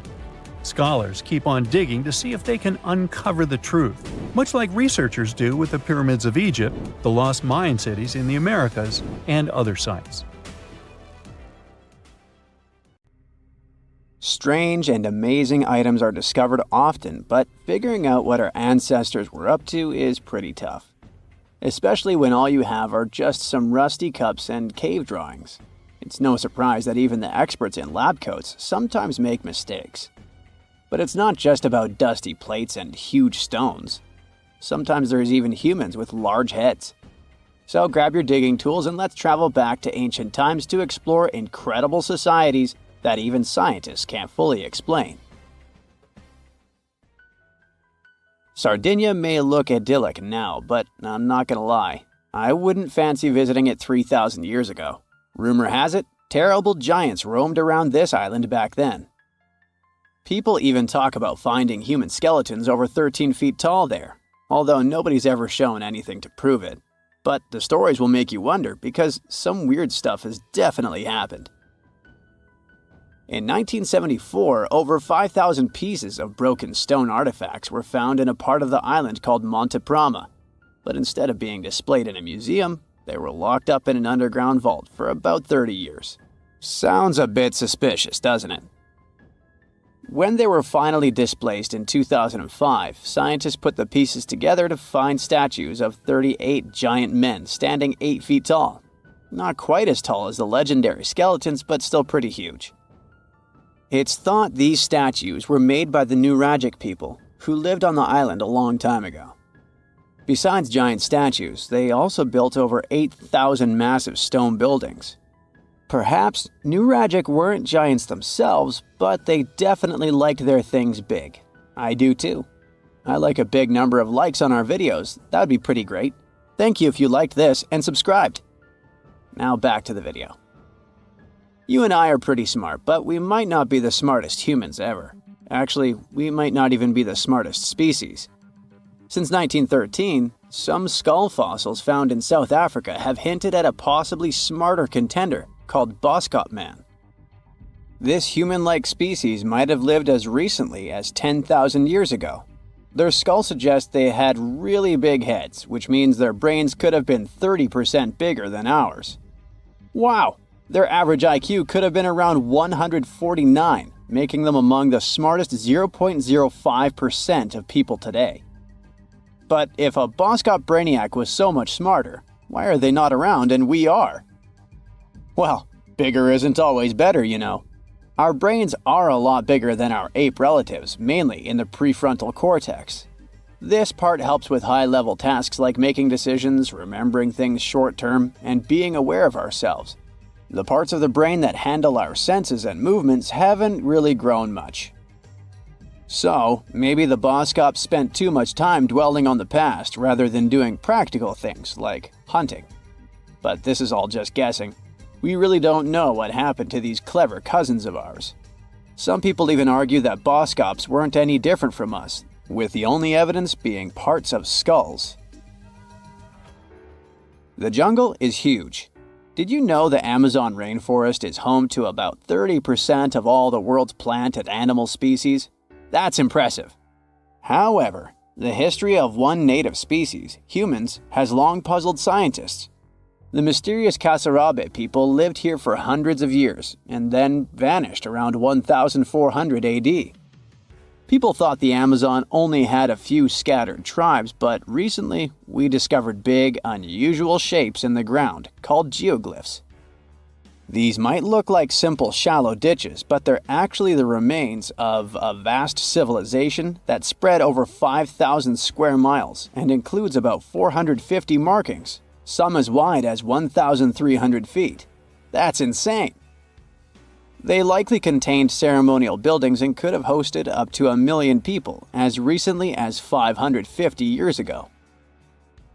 Thanks to new technology like LiDAR, which uses a safe laser to map the forest without harming it, we can explore deeper. In 2019, some scans showed miles of raised roads and pathways and even pyramids over 70 feet tall. They found 26 separate settlements, 2 of which were at least 250 acres each. Damn, that's like 330 soccer fields. It's not certain what happened to the Kasarabe people. Maybe European conquistadors drove them out. Maybe the most baffling ancient civilization is one we've never actually found a trace of. Yep, I'm talking about Atlantis, the grand city that supposedly sank into the ocean. The first mentions of Atlantis come from the ancient Greek philosopher Plato, who talked about a great city near the Strait of Gibraltar.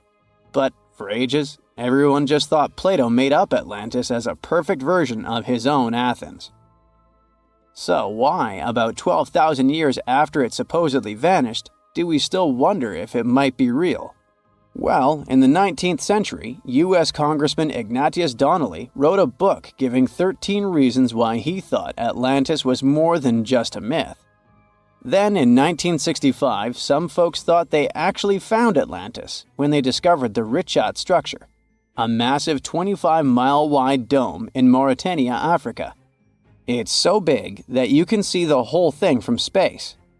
2 astronauts flying over the Sahara Desert spotted this giant eye staring back at them and thought they'd made the discovery of a lifetime. Unfortunately, there's no solid evidence linking this structure to Atlantis. It's believed to have formed from volcanic activity about 100 million years ago. But it does look suspicious, doesn't it? Still, we're no closer to knowing the truth.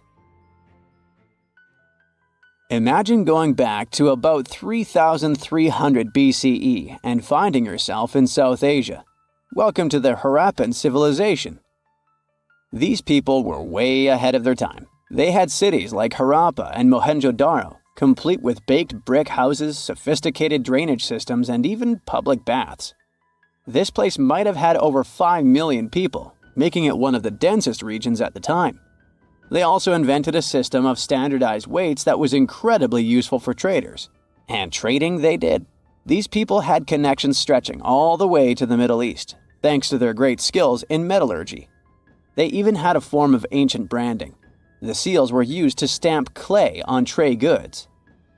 Despite being so advanced with a thriving urban life, there's a whole bunch of mystery shrouding their language and script. We've got bits and pieces of their writing, but no one's deciphered them yet, even with all the technology we have today. We also still don't know how exactly their society worked. It looks like they didn't flaunt their social status as much as other civilizations. No grand palaces or massive monuments. Instead, their largest buildings might have been granaries. They sure were practical. Unfortunately, all good things must come to an end. Around 1800 BCE, this bustling civilization started to decline, possibly due to shifts in river patterns. As the environment changed, the Harappans packed up, moving towards more hospitable lands. Ever heard of the Minotaur?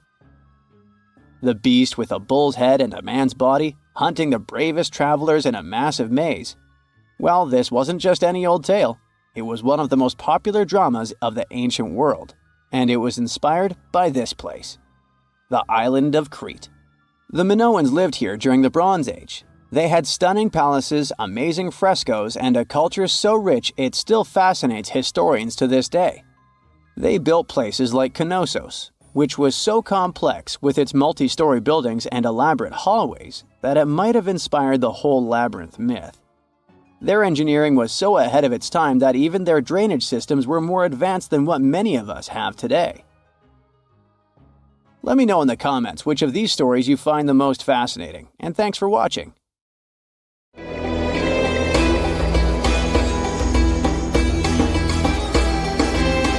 The Great Pyramid was created as the final resting place of ancient Egyptian monarch Khufu. According to legend, French leader Napoleon entered the Great Pyramid and came back out looking shaken and super pale.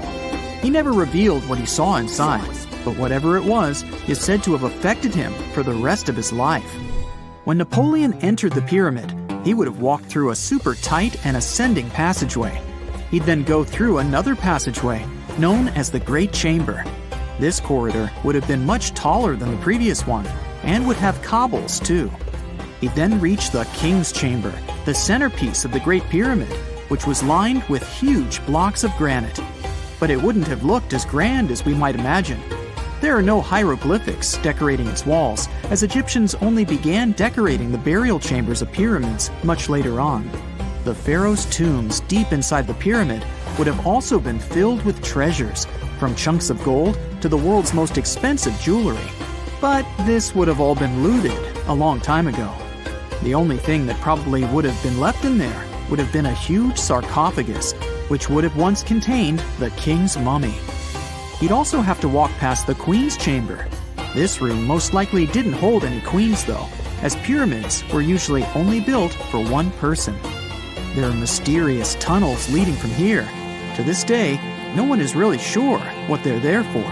And that's not the only mysterious and creepy thing Napoleon may have encountered, as stories of pharaohs leaving ancient curses on pyramids go way back. Many pyramids had warnings written on the outside, telling of horrifying things that would happen to those who entered and disturbed the peace. We might not know what exactly Napoleon found in the Great Pyramid that scared him so much, but we know for sure what was found in Tutankhamun's tomb. Tutankhamun was an ancient Egyptian pharaoh who was only 8 or 9 years old when he took to the throne. He became a cultural phenomenon when his tomb was discovered almost completely intact in 1922. His pyramid sits in the Valley of Kings in Thebes, modern Luxor, which is in Egypt. Unlike the Great Pyramid, Tutankhamun's tomb was covered in beautiful wall decorations. The walls told the story of how he would travel to the afterlife through the underworld.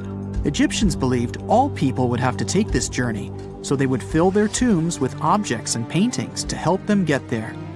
There'd also be spells painted on the walls. They believed this would help people pass over to the next realm. The journey would be pretty long, and for that reason, the ancient Egyptians would also fill the pyramids with food. Tutankhamun's pyramid was filled with 8 fruit baskets. They even found something called gingerbread fruit in there.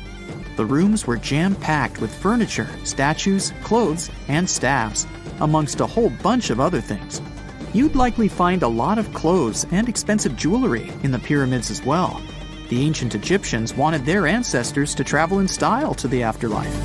They put Tutankhamun in his final resting place with over 50 pieces of clothing, all of the highest quality. There were tunics, scarves, gloves, and headdresses, and a ton of jewelry.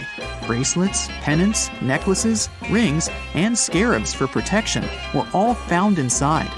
Each of them was made of gold or precious stones.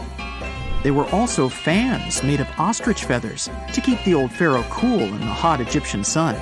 But the temperature inside the pyramids never actually went above 68 degrees Fahrenheit. The ancient Egyptians developed a super cool air conditioning system that we don't fully understand even today. Tutankhamun's pyramid also contained 130 walking sticks made from ebony, ivory, silver, and gold to help him on his journey. There were 3 chariots hidden away in case he got tired of all the walking. They also put 11 boat paddles inside, but there was no sign of any boat. The pyramids would be littered with the pharaoh's favorite scents and perfumes. During the excavation of Tutankhamun's pyramid, it quickly became clear that it had been robbed during ancient times. There was damage to doors and traces of oils left in empty jars. It looks like someone raided the pyramid for gold and the scents, perfumes, and oils that had been left for King Tut. There was still a bit of perfume, which was made from coconut oil and frankincense, left in one bottle. It seems like Pharaoh Tutankhamun loved board games. There was an ivory traveling set of senet in his pyramid.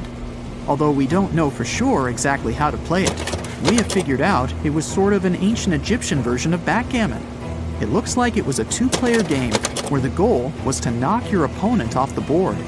Not really sure who Tutankhamun's mummy was supposed to play with, though.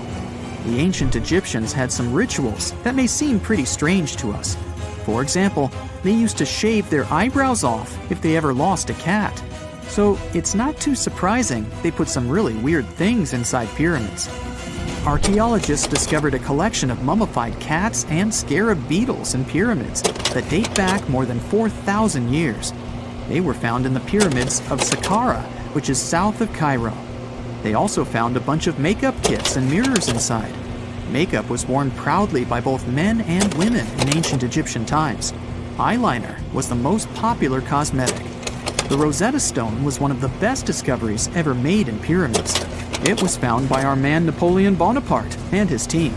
It's a black granite rock that dates back to 196 BCE. It's transcribed in Greek, Demotic, and hieroglyphic. When it was translated in 1822, we got the key to understanding ancient Egyptian hieroglyphics for the very first time.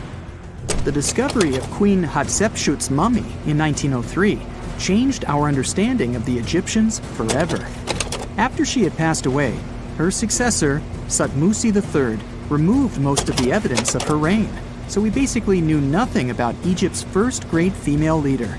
She's now gone on to become one of the few and most famous female pharaohs of Egypt. Pharaoh Khufu even had a fully fledged boat in his pyramid. Archaeologists uncovered more than 1,200 pieces of a giant boat near the Great Pyramid at Giza. They reassembled the boat, and it's a whopping 144 feet long. It's most likely a solar boat, which was designed to carry the resurrected king with the deity Ra. Fun fact, the Pyramid of Giza is the last remaining of the 7 wonders of the ancient world. The other 6 are the Hanging Gardens, the Colossus, the Temple of Artemis, the Mausoleum, the Lighthouse, and the Statue of Zeus. This pyramid was also the world's tallest man-made structure for 3,800 years, and it's the biggest pyramid in Egypt. It took a staggering 2.3 million blocks of limestone, and some weighed as much as 80 tons. It took an incredible 100,000 laborers and a whopping 23 years to build. Its original height was a mega 480 feet. In 2017, archaeologists discovered something weird about Egypt's Great Pyramid. There's a hidden void that's at least 100 feet long, and no one really knows why it's there or what's actually inside it. The weird void is the first inner structure discovered within the 4,500-year-old pyramid since the 1800s. Scientists used cosmic rays to detect the massive hole, but are still no closer today to finding out what's inside. The ancient Egyptians took a lot of care building the pyramids, and everything was strategically placed and structurally sound, so it's super unlikely that this hole is due to blocks falling over time.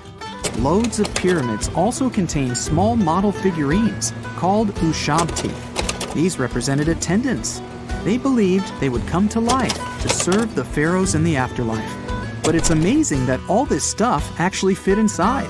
There isn't actually a huge amount of space inside the structures. It's mostly just rock. Have you heard of Göbekli Tepe? It's an ancient site in Turkey that literally made historians rewrite history books. Over 11,000 years ago, a group of prehistoric humans crafted an enigmatic masterpiece that's even older than Stonehenge.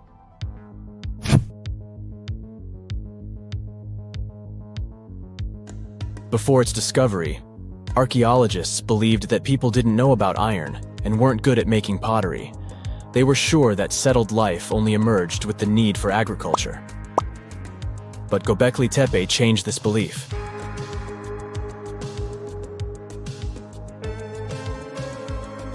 The place has revealed that it was the temple that paved the way for a settled life, not agriculture.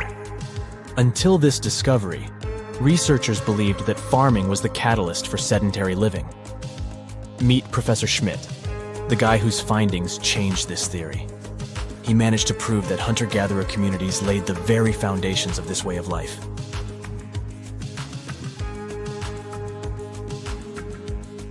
Back in the 1960s, other archaeologists visited the area, but they totally missed the mark.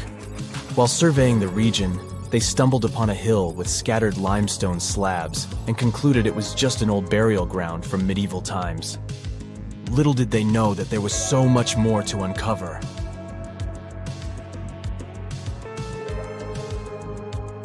In 1994, Schmidt embarked on his own survey of prehistoric sites in the area. Surprise! He instantly realized he had discovered something truly extraordinary. Unlike the nearby flat and barren plateaus, Göbekli Tepe had a gently rounded top, rising 50 feet above the surrounding landscape. Funny enough, the translation of this place's name is Potbelly Hill. Schmidt was sure only humans could have made something like this.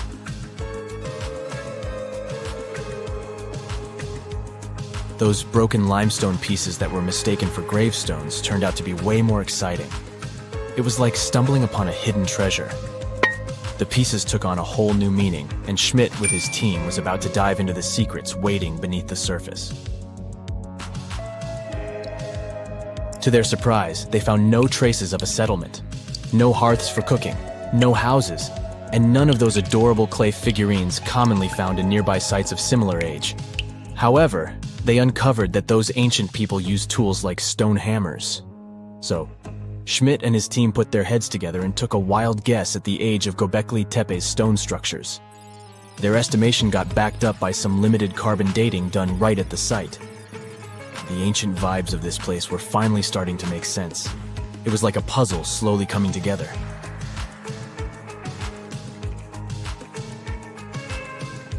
You may think that back then, people didn't have special tools to create something as cool as Göbekli Tepe.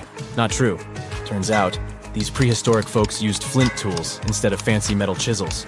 They were also skilled at chipping away softer limestone and crafting pillars right on the spot. Afterward, they carried the pillars a short distance to the summit and placed them upright. Once the stone rings were complete, they covered them with layers of dirt. Over time, they added new rings, and voila! You've got a cool hill to impress people in the future.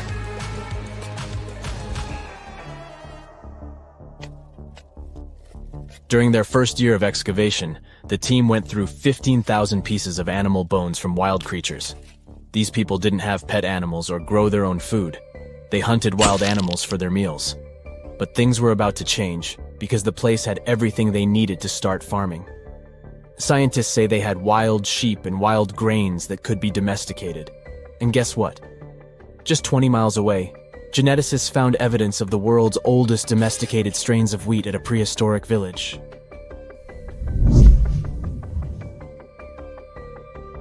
These amazing findings have completely changed how we view civilization. In the past, experts believed that people needed to learn how to farm and settle in one place before they could build temples and develop complex societies. But guess what? Schmidt's research flips that idea on its head. He claims that the incredible effort put into constructing these astonishing structures actually set the stage for the development of advanced societies. It means that societal and cultural changes happened before agriculture. Schmidt has this fascinating hypothesis about Göbekli Tepe. He thinks it could have been a special burial site where people left their loved ones. And here's the twist. The burial site was adorned with fancy statues and symbols representing deities from the spiritual realm. The idea that Göbekli Tepe could have served as a sacred place adds another layer of complexity to the whole story. While the site's true purpose may remain elusive, Schmidt's insights invite us to consider the profound interplay between life and the afterlife, and the deep reverence ancient hunter-gatherer societies may have had for their departed ancestors. Now let's talk about the stars of the show, the mesmerizing T-shaped columns that dominate Göbekli Tepe. These mysterious structures range from 10 to 20 feet tall and most likely represent stylized human figures. But one figure stands out from the rest, the three-dimensional lion relief. This depiction really fires up our imagination. Why? Because it hints at the possibility that lions roamed Anatolia during the Neolithic period.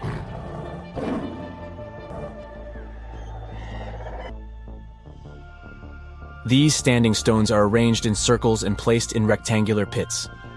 Each circle has a similar setup. Two big T-shaped pillars in the center, surrounded by slightly smaller ones facing inward. Talk about a stylish arrangement. These towering pillars reach a whopping 16 feet and weigh between 7 and 10 tons. Some pillars are plain and simple, while others are like works of art with intricate carvings. Foxes, scorpions, and vultures come to life, crawling and twisting on the pillars' sides. But it's not just animals depicted on these stones. Some pillars have abstract shapes representing humans, and even small carvings of clothing items. Some of them even have belts. Now, there's one pillar that stands out from the rest like a rock star. This super old stone pillar suggests that a comet crashed into Earth. It happened during a chilly period that lasted about 1,000 years. Previous studies examining Greenland ice cores hinted at this comet theory, but now the carvings at Göbekli Tepe prove it right.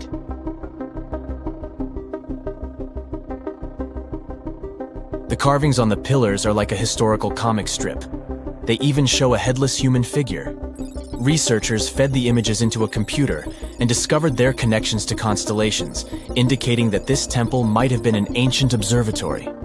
It's like our ancestors were trying to document this cataclysmic event in their own unique way. Archaeologists have been excavating and researching Göbekli Tepe since the mid-1990s, peeling back layers of history and providing us with a deeper understanding of the intricate relationship between various elements. They have no plans to stop the whole process for another 150 years. Who knows what else they'll find? You see, Göbekli Tepe has been labeled purely as a ritual site with no signs of domestic activities. We were led to believe that the absence of water meant it couldn't support semi-sedentary communities. But scientists believe it's time to shake things up and approach Göbekli Tepe with fresh eyes. It's time to question what we believed before and use new evidence and different ways of thinking. Like, there might have been a group of people living in the area who didn't stay in one place all the time. They moved around a bit but still had their own civilization, living in the area semi-sedentarily. Göbekli Tepe is not just home to a single temple, but an astounding collection of over 20 ancient structures. As archaeologists delve into the depths of this wonder, they are unraveling its unique layout, featuring two prominent focal points at the heart of each establishment, complemented by smaller structures and dividing walls. What's even crazier is that in this area, there are over 200 obelisks, which are narrow tapering monuments. This just in, the world's oldest pyramid was built during the last ice age. And I'm not even talking about Egypt. I'm saying our ancestors might have spewed a 27,000-year-old pyramid in West Java. Gunung Padang is not exactly shouting pyramid. It's more of a mound with huge scattered stones tossed all over it. But local people seem to revere it, and they have for centuries. It wasn't until recently that the Indonesian authorities decided to excavate a bit deeper to see what all the fuss was about. They ended up finding the remains of a human settlement. It was rather unexpected, since the mound is pretty high up. This excavation could only prove there were humans in the area as far back as 45 BCE, which sounds reasonable. It was up to an Indonesian geologist named Donny Hillman to prove that Gunung Padang is the world's first pyramid. He used all sorts of new technology to support his claim. Our guy used carbon dating, which digs deep into the earth and takes whole chunks of soil. He found layers and layers of constructions, like he was digging up Rome and finding ancient buildings buried in the ground. His research proved that there had been caverns and even rooms down there, which could only mean one thing: humans. As for the rocks located up in the mound, they were most likely strategically placed by the people who lived there back in the day. They needed a place to meditate, so they arranged things in a harmonious way. Their smooth surfaces wouldn't be the result of years of erosion, but the works of great sculptures, the Michelangelos of their day, let's say. If this is all for real, then human civilizations began way before we think they did. Our ancestors, the Paleolithic humans, didn't have what it took to be considered a civilization, especially not the tools and knowledge to build pyramids. They needed a lot of masonry skills, which weren't all that available during the last ice age. His peers don't share this view, though. They could believe Hillman's theory if he had found evidence such as charcoal and bone fragments, but he didn't. Flint Dibble, another archaeologist, says that without concrete evidence of human activity, there's no proof of an actual pyramid. In this case, all the data proves is that the soil in the mound dates back to 27,000 years ago. He thinks the rocks on top of the mound just slipped down the hill, like rocks normally do. Only a complex society would have managed to build a stepped pyramid like they claim it was. But according to Bill Farley, an American archaeologist, there's just no reason to believe there were any settlements in Indonesia during the last ice age. Now, just so you know, the oldest known ancient society with this kind of knowledge is probably 11,000 years old and used to occupy the region of modern-day Turkey. Take a look, Turkey's Göbekli Tepe. It's also not a pyramid, but it's the oldest monolithic construction made by humans. Back in the Neolithic period, a lot of people settled there, and there are proofs for it. For example, the walls there are covered in ancient drawings of clothing and wild animals. Until recently, the title of the world's oldest pyramid went to a three-sided construction known as the Djoser Pyramid in Egypt. Djoser is located just a few miles south of the Giza complex in a town called Saqqara. It made its way to popular culture more than once. In the 18th century, it became a common feature in European paintings. Young men from the cultural elite did a grand tour around the world, and Saqqara was at the top of their list. It was also featured in the video game Assassin's Creed, with a digital representation way more accurate than many historical drawings of the thing. That was kind of a big deal in ancient Egypt, to build pyramids for kings to spend their afterlives. And if you thought the Khufu pyramid was the oldest one in the world, well, Djoser was built 70 years ahead of that time. The development of new technology has allowed archaeologists to make groundbreaking discoveries, and a new, or should I say ancient pyramid in South America might win the title in dispute. It turns out that pyramids were also pretty fashionable in the Americas in the old days. Among them are the iconic pyramids of Guatemala's Tikal Temple Complex, the same ones that appeared in Star Wars No. 4. But to find the oldest pyramid in the Americas, one would have to travel to Peru. Deep in the Peruvian desert, archaeologists stumbled upon a sprawling ancient metropolis known as Caral. At first, researchers believed that the settlement was pretty recent, since the site was way too complex for ancient technology to handle it. As we said, Caral is a desert town, like Las Vegas, but without all the hoopla. This means no easy access to water, and for cities like these to thrive, they need a considerable irrigation system, which leads us back to complex technologies. The Peruvians surprised us all with this new discovery. This site was huge, filled with an amphitheater, houses, and religious buildings. The whole thing probably sprawled through 370 acres. And when scientists went to test their initial hypothesis using radiocarbon dating, they found that the city probably sprung around 2027 BCE. On the site, archaeologists found 6 pyramids that could possibly predate the one in Saqqara. As far as they know, both civilizations coexisted in the same time period, in opposite parts of the world. But since researchers can't pinpoint the exact age of Corral's pyramids, it's pretty hard to guess which civilization completed their pyramid first. If only we had a crystal ball. Now, it just so happens that the shape of a pyramid is something that nature is able to produce all on its own, leaving us modern-day humans a bit confused.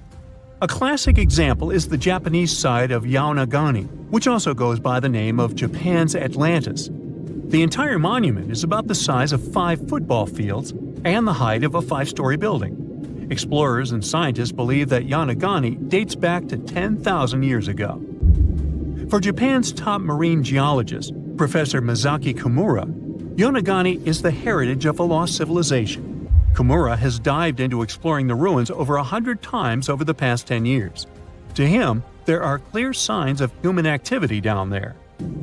Check out this triangular-shaped pool on the monument's surface. Kimura thinks it's actual proof of humans, because this triangle-shaped concave is a historical symbol of water fountains in the region. As it happens with a lot of these cases, not all scientists are convinced the same. For many, Yaonagani is probably the result of thousands of years of erosion, and the fact that the monument is composed of one massive rock leads them to believe it is not really human-made.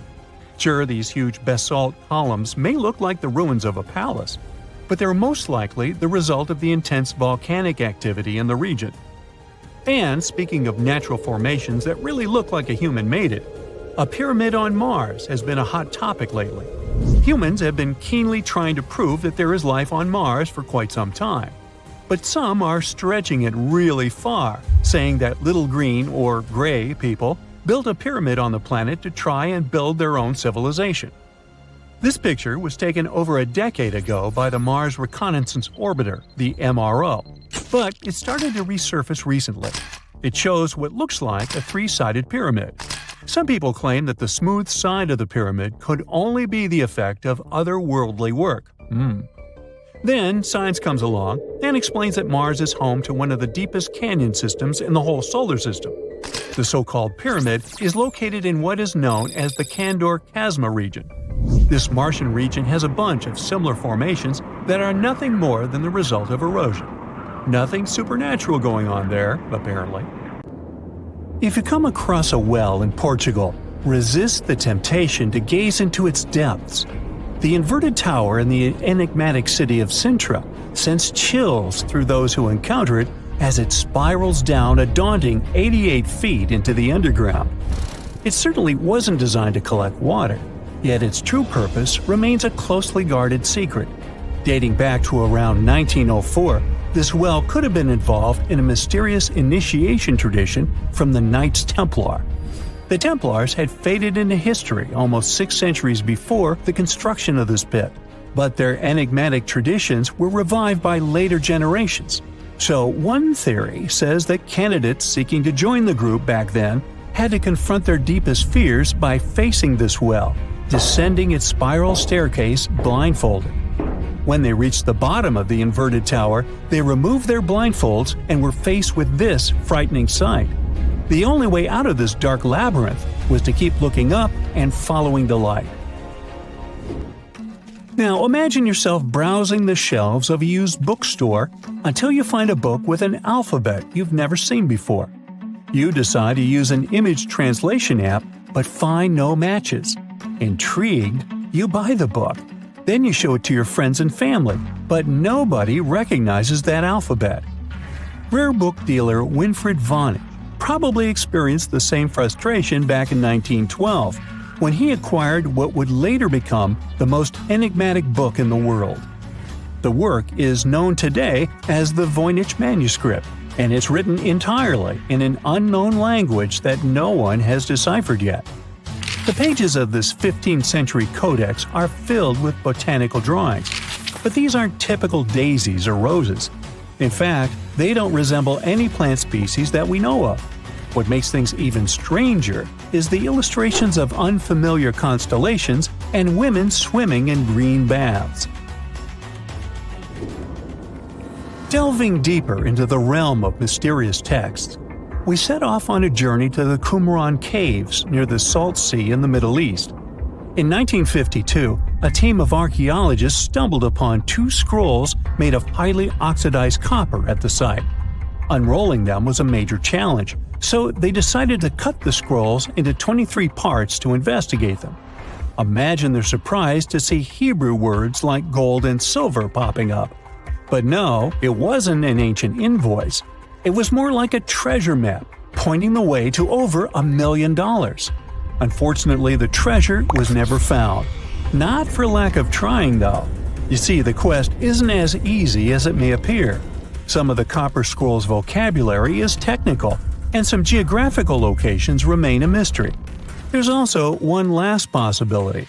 Perhaps it's all a work of fiction, like a pirate tale from the old days. People talk about Mona Lisa's almost haunting stare that seems to follow you no matter where you stand. But here's a quick question. Does she have eyebrows? You got it right if you said no, and her complete lack of eyebrows adds another layer of mystique to her gaze. The most common explanation is that beauty standards were different, and perhaps plucking the hairs above the eyes was a thing around 1503. But take a look at other Italian paintings from that time, like La Schiavona or Portrait of a Young Girl. Yep, eyebrows. So, not everyone was entirely pleased with this theory, like French inventor Pascal Cotte. He spent 3,000 hours analyzing scans of the painting to dig through all the layers of Leonardo da Vinci's masterpiece. Now he claims that the Mona Lisa once had eyebrows, but they disappeared over time due to cleanings and restorations. Some historians, however, still question his findings, which means that Mona Lisa's style, or lack of it, remains an unsolved mystery. So, you decide to travel to Rio de Janeiro, and everyone tells you that Sugarloaf Mountain is a must-see. When you spot the mountain from a distance, you realize that the stone has a cavity. But around noon, the whole view changes. The shadow in that cavity takes the shape of a bird, an ibis to be precise. A local legend links this bird shape to the ancient Egyptian deity Thoth, as if the ancient Egyptians once visited Rio de Janeiro and were somehow inspired by the natural phenomenon. But it's probably just a big coincidence. I mean, literally. The real mystery, however, lies in the waters around Sugarloaf Mountain. In the 80s, archaeologist Robert Marks got a tip from locals about a treasure hidden beneath Guanabara Bay. He dove in and found quite a few Roman amphorae. You know, those ancient vases with 2 handles? His discovery could potentially provide evidence of a Roman shipwreck that might have reached Brazil 17 centuries before the Portuguese even set foot there. However, he couldn't proceed with his research, and to this day, the idea of the Roman presence on Brazil's coast remains uncertain. The true location of Cleopatra's tomb isn't the only ancient Egyptian mystery. Many secrets are carved into the walls of ancient structures, like in the Temple of Seti I. Take a close look at this hieroglyph, and you'll notice that it resembles a modern-day helicopter. Look to the right, and you'll see an engraving that looks like a submarine. Odd, right? The most reasonable explanation for this has to do with the legacies of different rulers. When a new pharaoh came to power, they had their own hieroglyphs added over the original ones. But this is still a topic of debate, as some Egyptologists believe that these mysterious hieroglyphs may represent some kind of ancient technology.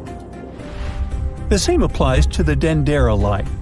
The image found in the underground passageway of the Hathor Temple is a subject of significant controversy in Egyptian history.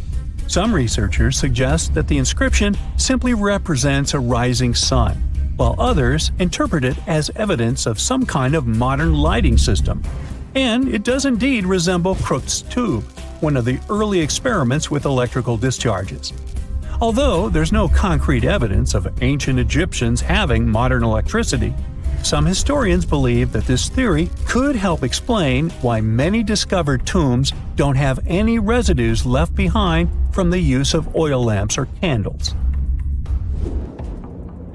A lot has been said about the mysterious pyramids of Egypt, but many people tend to forget that other inexplicable structures had already existed even before them. Our next stop takes us to Turkey. The top of a hill known as Göbekli Tepe, near the city of Urfa, holds an ancient secret.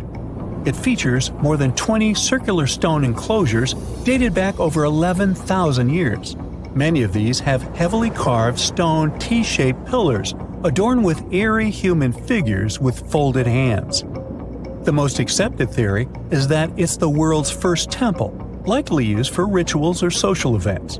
But the greatest mystery lies in how it was built, as this site existed before the domestication of animals or the use of metal tools.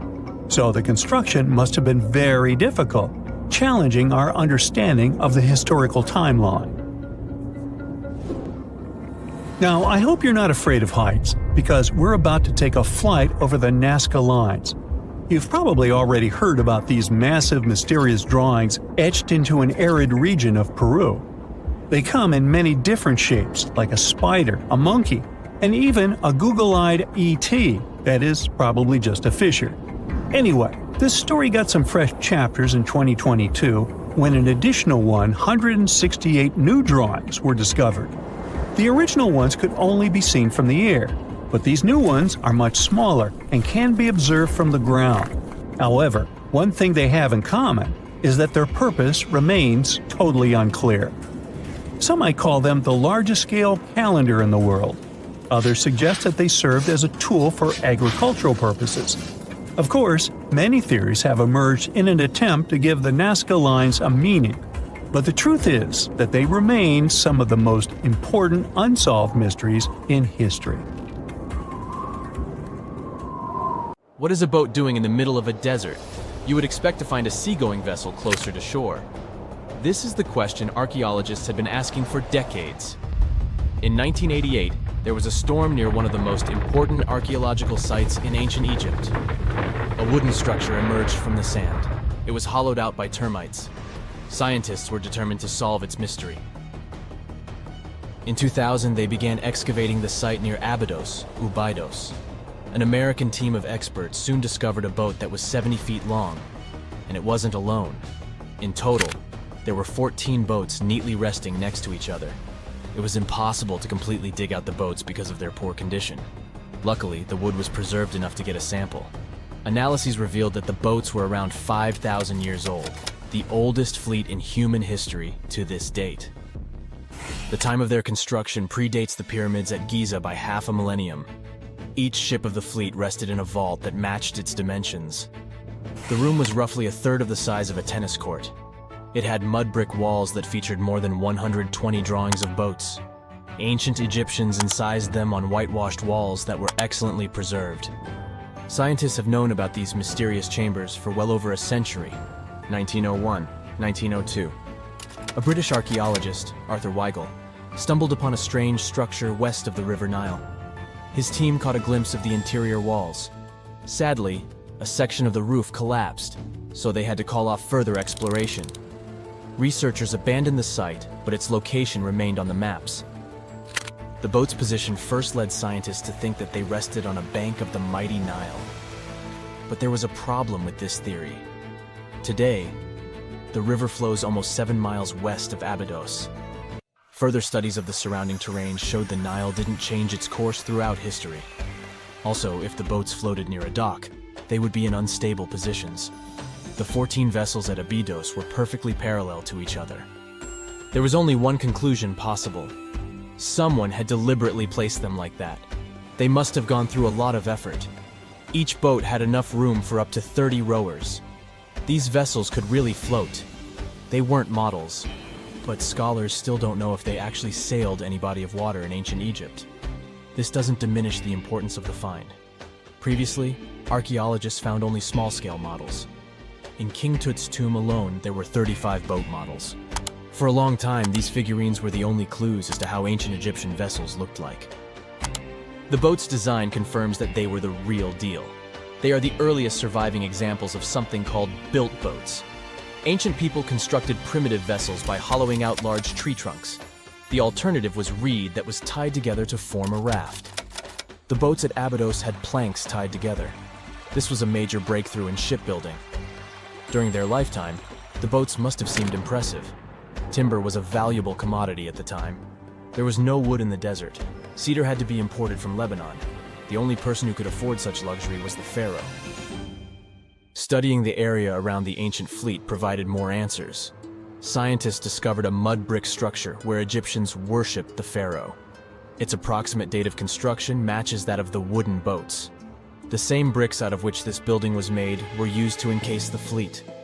At the time of their construction, the rooms they were stored in had a ceiling. That's the section that archaeologists stumbled upon in the early 20th century. Just like mummies and coffins, these marvelous ships rested inside splendid vaults.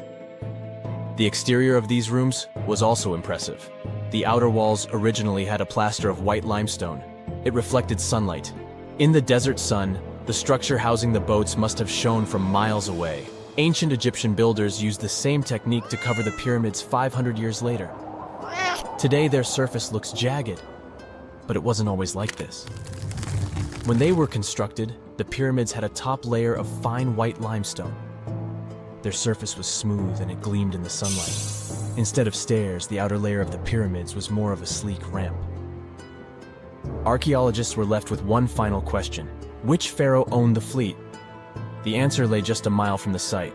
This is where the tomb of a pharaoh from the 5th dynasty rested, King Senwosret III. Its time and style of construction matched the ones of the chambers with boats. The very end of his rule might explain how the boats ended up in the middle of the desert. The pharaoh probably passed away in northern Egypt. Then his body was transported down the Nile to Abydos in a marvelous procession of decorated boats. The vessels were later lowered to chambers near the final resting place of their owner. This had a symbolic meaning. In the ancient Egyptians' belief system, ships played a key role. Their supreme deity was Ra. He traveled through the sky during the day in the form of the sun. At nighttime, he sailed through the netherworld in a solar boat. The pharaoh identified himself with Ra. That's why he needed boats in the afterlife. That was the only way to regenerate himself. Just as the sun rises every day above the horizon. This belief existed for thousands of years. The more famous Pharaoh Khufu also had a ship. Scientists found it in 1954 next to his pyramid at Giza. It is some 4 centuries younger than the fleet at Abydos, but Khufu's ship was almost 2 times longer. The Great Pyramid of Giza and King Tut's tomb are some of the most famous archaeological finds in Egypt. But there are many more secrets hiding beneath the endless sands of the Sahara Desert. Recently, 2020, archaeologists found a lost city there. They have labeled it as the most important discovery since King Tut's tomb, 1922. The city of Aten is some 3,000 years old. Historians hope it will give them a unique insight into the everyday life of ancient Egyptians. The famous archaeologist and Egyptologist Zahi Hawass proclaimed the site a lost golden city. Aten sits some 300 miles south of Egypt's capital, Cairo. It is close to the famous Valley of the Kings. Archaeologists first found sections of mud brick walls that spread out in all directions. They discovered complete rooms with tools of everyday life inside. The research team unearthed a bakery, a residential neighborhood, and an administrative district. They all date back to the time when the Egyptian civilization was the wealthiest in its long history. They were also the first to make objects from iron. In 1911, scientists found a set of iron beads near a village in Lower Egypt, El Girza. These are the earliest known iron artifacts. The discovery is literally out of this world. Ancient people made them by beating into shape a piece of a meteorite. The 9 beads were once part of an ornate necklace. They are now blackened and corroded, which is perfectly normal for a piece of jewelry that is over 5,000 years old. They consist of an iron-nickel alloy. researchers were impressed by the skill of ancient jewelers who processed the beads. Their craftsmanship is more impressive when you think that they didn't know the stellar origins of the material. The Great Pyramid of Giza also has a remarkable feature. An international research group investigated the electromagnetic response of the structure to radio waves. They found that the pyramid has the ability to concentrate electromagnetic energy inside it. This occurred inside its chambers as well as under the pyramid's base. It contains an underground, unfinished chamber. It seems that the electromagnetic response is connected with the properties of limestone, the Great Pyramid's main building material. The research results might have a practical application. The way solar cells and nanosensors function could be improved by this remarkable find. It was April 10th, 1912. Richard had just departed from Southampton, England, aboard the most famous ship of the time, dubbed the Unsinkable. Since he had just witnessed a near collision with the SS City of New York, he decided to write to his wife and report the unfortunate and frightening event. "My dearest Sal," he wrote, "we got away yesterday after a lot of trouble." Little did he know that a mere 4 days later, both his pen and the ship he was on would be lost forever at the bottom of the North Atlantic Ocean. Was this some sort of bad omen? Did Richard actually foresee what was about to happen to the ship he was on? In case you haven't figured it out by now, Mr. Richard Geddes was aboard the Titanic on the day that he wrote the letter to his wife. On April 14th, 1912, the ship seemed to have been lost forever. Along with it, so many secrets and treasures have settled at the bottom of the ocean. It took until 1985 for the Titanic's wreck to be finally rediscovered using state-of-the-art sonar technology. Ever since then, they've managed to recover thousands of items from the Titanic, and many of them went on display or auction. Things like jewelry, a life jacket, a menu from the ship's restaurant, or even a sample square of carpet from the first-class stateroom have all captivated the public's attention, just like the many stories of the people on board. Scientists have even tried to come up with strategies to get the Titanic back up altogether to properly study it and stop it from getting more and more damaged at the bottom of the ocean. Some have suggested filling the wreck with ping pong balls to make it float, while others even considered injecting it with 180,000 tons of Vaseline. Another idea was to use 450,000 tons of liquid nitrogen to trap it in an iceberg that would float to the surface. But they eventually had to let go of all these potential strategies since the Titanic is way too fragile to ever be recovered. The Titanic may be one of the most interesting ships lying at the bottom of the ocean, at least in popular culture, but deep-sea divers have a lot of other stories to share. Planes also sometimes find their way to the bottom of the ocean. Deep-sea divers in Oahu, Hawaii came across the wreckage of an F-4U Corsair plane. It seems to have crashed into the ocean in 1946, as it didn't have sufficient fuel. If you can dive deep enough, you might even stumble upon statues and lost artifacts, like those found in the world's only underwater archaeological park off the coast of Naples, Italy. It features the ruins of the ancient Roman city of Baia. The underwater statues found here are breathtaking, to say the least. In an ironic twist of events, some of the equipment we intended to use to get us to the moon was lost at the bottom of the sea for a very long time. But how did that happen?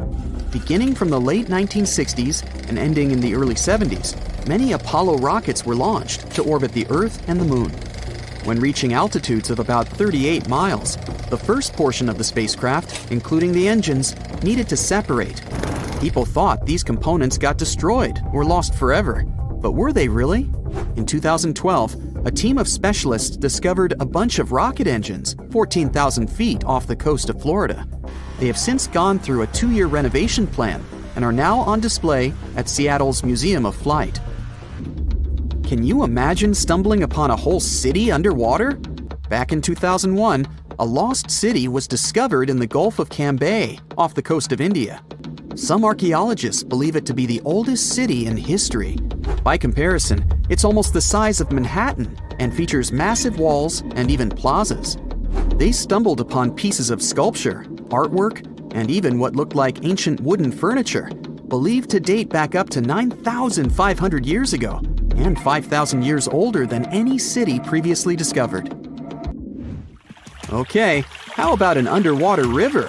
I can't even imagine what that would look like, but some deep divers claim to have seen it south of Tulum, Mexico.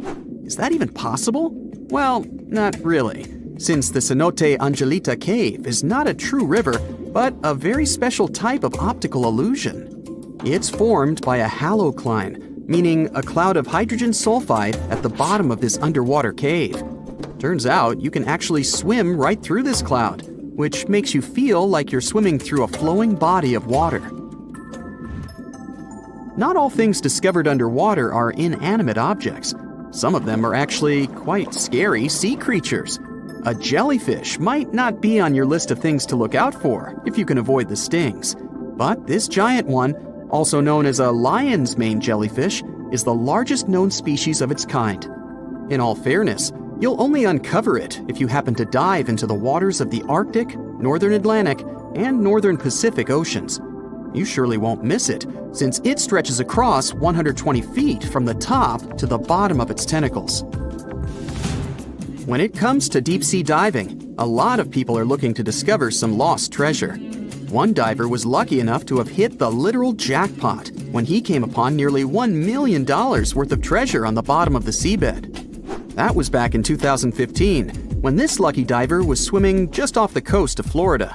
What did he find, you might ask? Well, about 51 gold coins, 40 feet of gold chain, and a rare single coin that was tailored for the King of Spain, Philip V. Speaking of people looking for lost treasures, divers also sometimes found pirate ships. They discovered one of these pirate shipwrecks in 2015 off the coast of Colombia. It dates back to the 18th century. The value of this forgotten ship was estimated to be between $4 billion and $17 billion, as it contained treasures, precious stones, gold, and countless other really valuable items. By comparison, a whole island in the Bahamas is up for grabs at $75 million. A computer is the last thing you'd ever expect to discover underwater, right? And this was no regular computer, but an ancient one. And yet, someone stumbled upon it between 1900 and 1901 on the spot of a shipwreck located off one Greek island.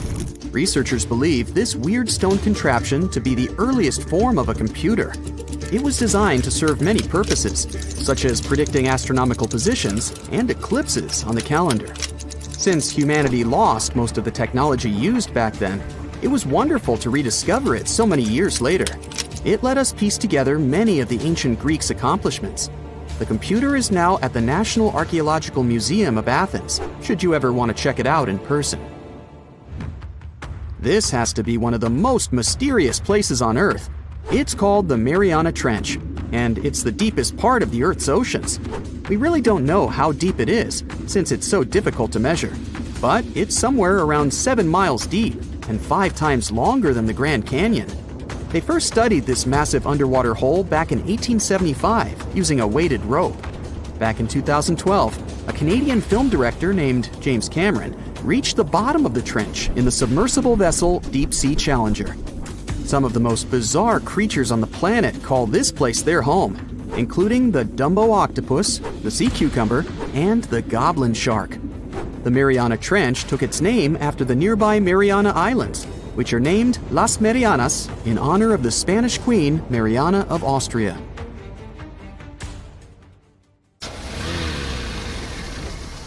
And now we're off to almost 5,000 years ago.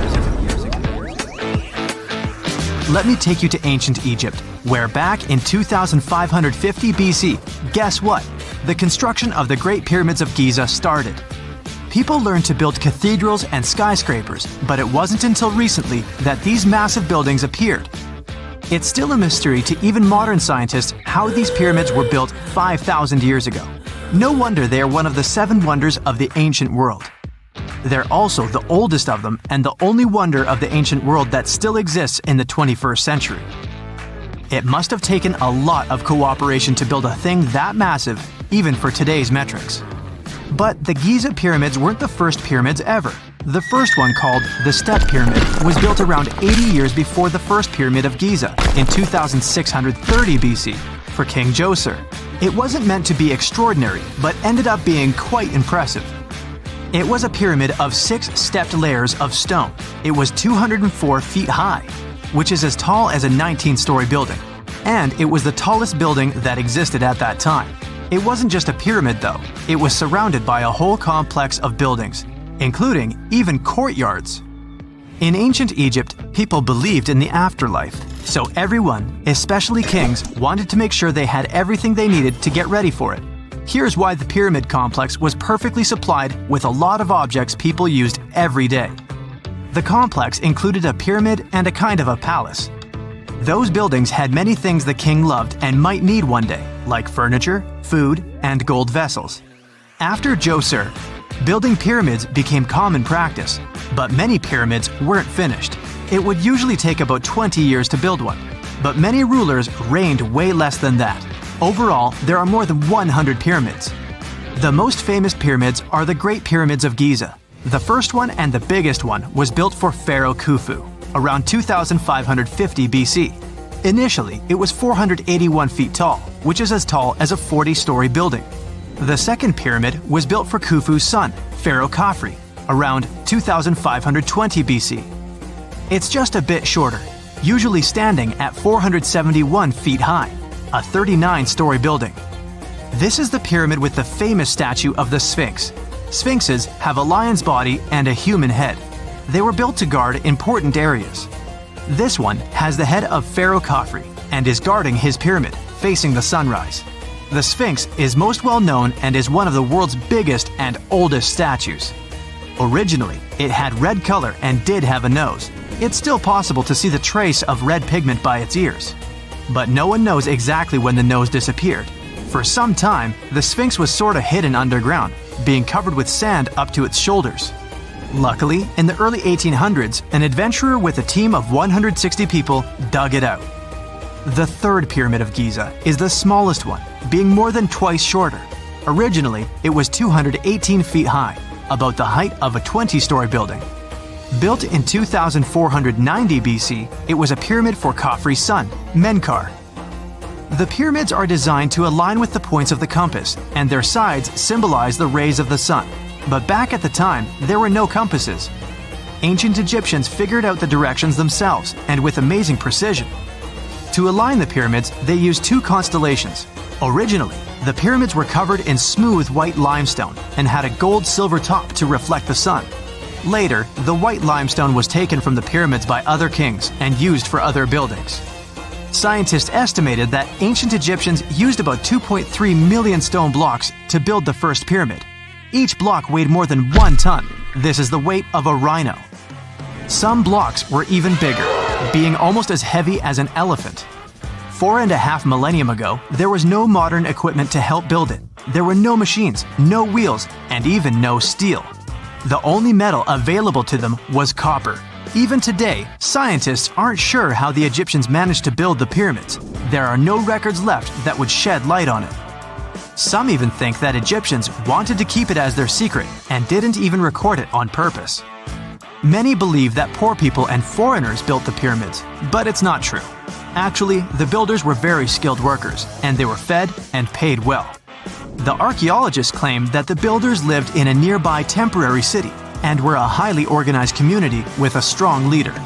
Scientists say that around 20,000 people worked on each pyramid complex, and it took about 20 years to build each. It probably was a national project. The construction site was large in resources, and food and essentials were likely to be contributed from all parts of Egypt. Even with all that support, it remains unclear how people managed to cut, transport, and assemble those huge stones. One of the theories suggests the stones were most likely transported on boats down the Nile River. Then, there was a harder part. They had to be moved to the construction site. For that, they probably used wooden sleds. It wasn't very hard to pull them because the sand mixed with the right amount of water was pretty slick. And 10 people could move a sled even with a rock weighing 1 ton pretty easily. Finally, one last problem. The stones had to be lifted and put into place. Archaeologists have discovered the remains of the ramps system that dates back to when the pyramids were built. Most likely, the Egyptians designed a unique system to move and pull huge stone blocks, but no one knows what it looked like exactly. The most common opinion is that there were several ramps around the pyramid to help move the blocks. The ramp was growing with the pyramid getting higher. They suppose people were walking up the stairs, pulling the stone on the wooden sled up in the middle on the sandy ramp. But this is just one of the options. Others say that the ramps were going around the pyramid. Some say the ramps were inside the pyramid. But we'll never know for sure, and it'll forever remain a mystery, just like the ancient Egyptians wanted. Surprisingly, there's not much inside the pyramids. Most of it is just solid stone with very little open space. But let's take a quick look inside the biggest of the pyramids of Giza.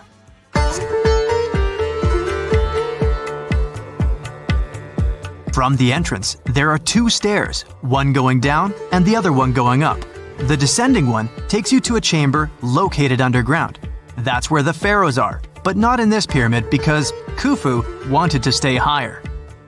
The underground room is partly unfinished. The room with Khufu's sarcophagus is called the King's Chamber. It's upstairs and then through the tall and long Grand Gallery. Below the King's Chamber, there's a room called the Queen's Chamber. There are no queens though, and no one is sure why the room is called this. Unfortunately, none of these have any hieroglyphs on the wall. They're just bare. If you want to see them, you should go to the other rooms that are decorated. Those pieces of art are depictions of ancient Egypt's culture and daily life. The texts allow researchers to study their language and grammar. Sadly, the treasures that once were here in the pyramid are long stolen. From that room, there are several tunnels for an unknown purpose. There are many tunnels and passages inside the pyramids. There are many chambers and shafts and secret ways. Scientists have been sending little robots with cameras there for some decades already.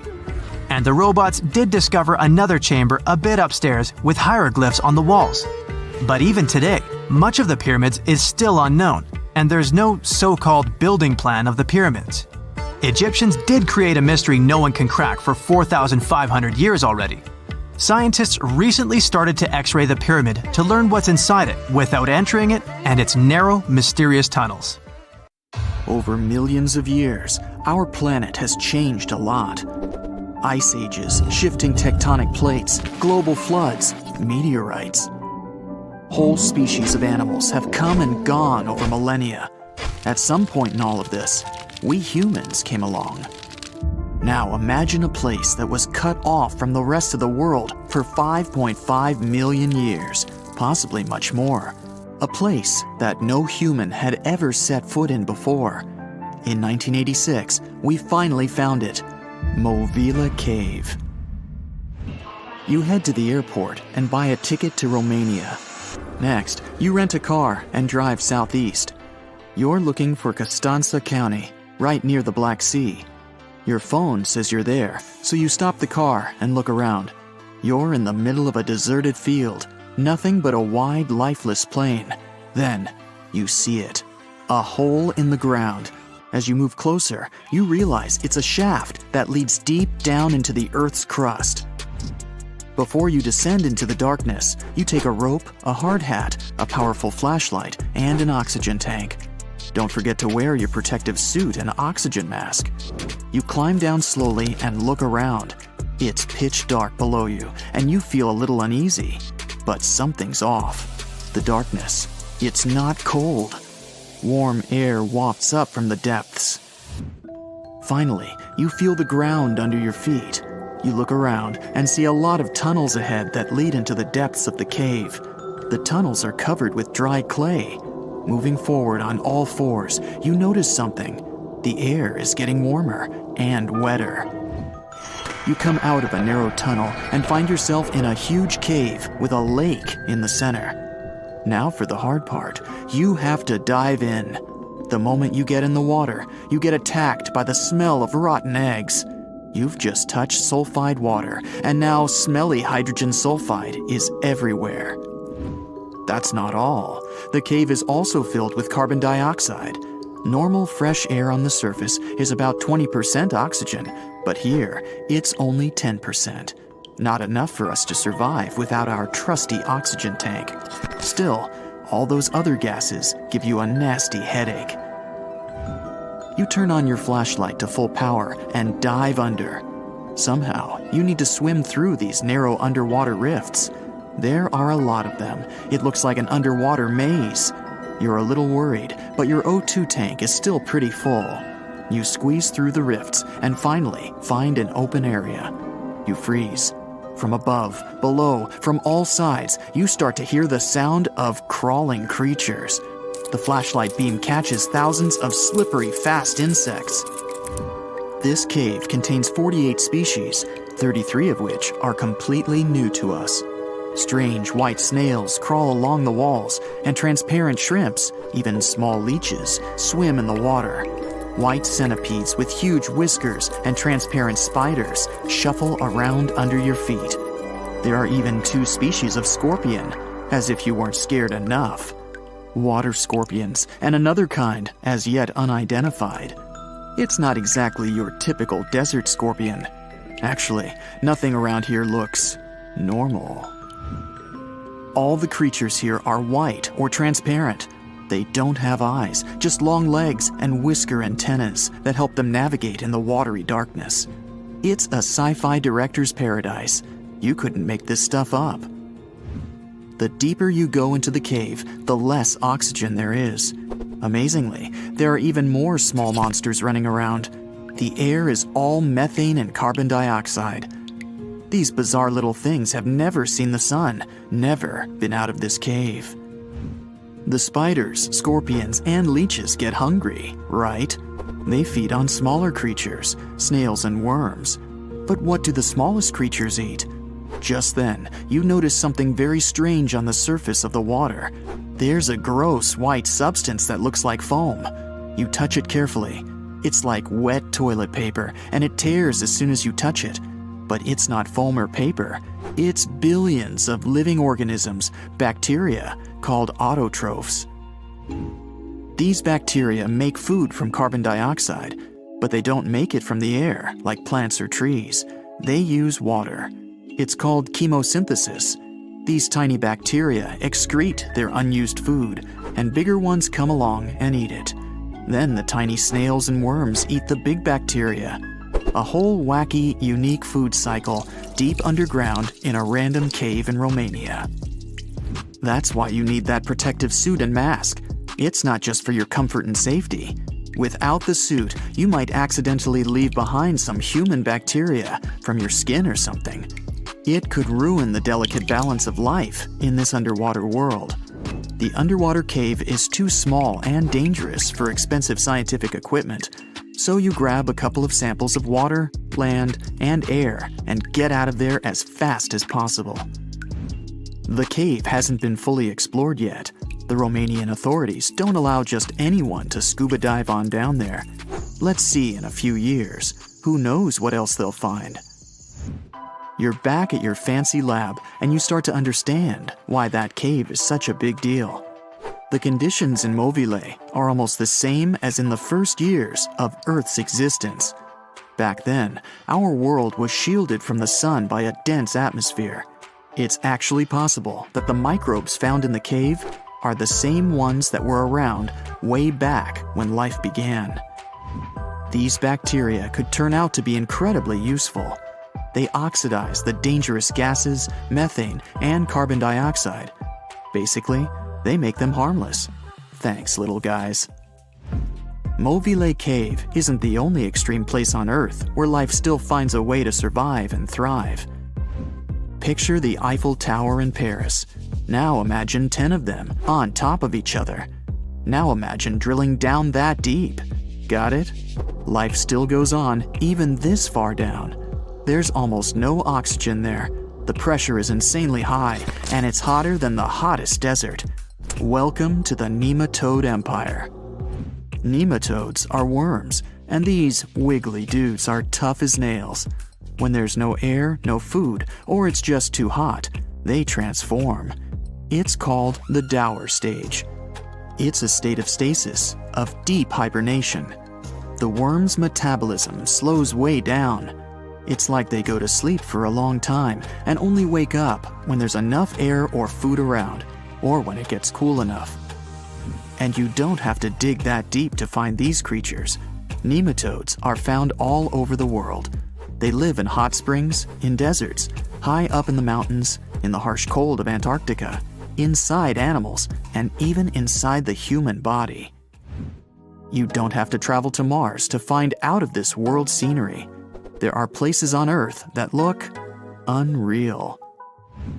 The Danakil Depression in Ethiopia is one of the hottest, driest, and most inaccessible places anywhere on Earth. It's a large desert that gets almost no rain, but there's still plenty of liquid around.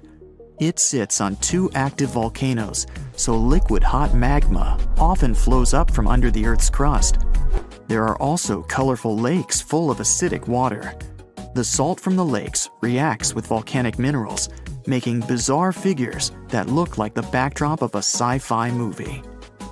Toxic gases and chlorine vapors rise up from the lakes, making it one of the most dangerous places on Earth. You need a gas mask to survive, but life always finds a way. There are living things here, even in a lake so hot that the acidic water actually boils. Microbes live happily in the lakes and surrounding rocks. If something can survive here, who knows? You can find another tough survivor in the Lut Desert in Iran. They've just discovered a new and special kind of crustacean there. These creatures live in small lakes that appear from time to time thanks to desert rains.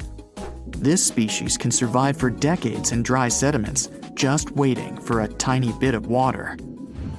So these are all very small life forms, but are you in the mood for some monsters? Scientists have just discovered them swimming in the waters off Antarctica. Massive sea spiders, huge starfish, transparent shrimp-like things. In 1 month, researchers found about 30,000 sea creatures, many of them never seen before. Who knows what else is down there? Can you tell me what date it is today? Piece of cake. You just look at your smartphone and voila, you immediately know the day, month, and year. But was it always this easy to tell the date? Did the ancient people even have the concept of a year that lasts 365 days? Yes and no. Mayan calendars had cycles. That's close to what we call a year. But the Mayan cycle was much longer, 819 days. And this is where the mystery begins. 819 days compared to what? When does this calendar begin, and when does it end? Scientists were asking themselves this question for decades. They discovered and deciphered the Mayan calendar during the 1940s. Recently, 2 American scientists, John Linden and Victoria Bricker, came forward with a solution. So, what did they do differently from their predecessors? The duo deciphered the code by broadening their thinking. They expanded the calendar from 819 days to full 45 years. That's 20 times longer than the original cycle. And a pattern started to emerge. This was a major breakthrough because the Maya told time in a complicated way. You can forget about the easy-to-read Arabic numerals we have today. These ancient people used glyphs. These are tiny images that represent characters. Something like the icons on your desktop or universal symbols.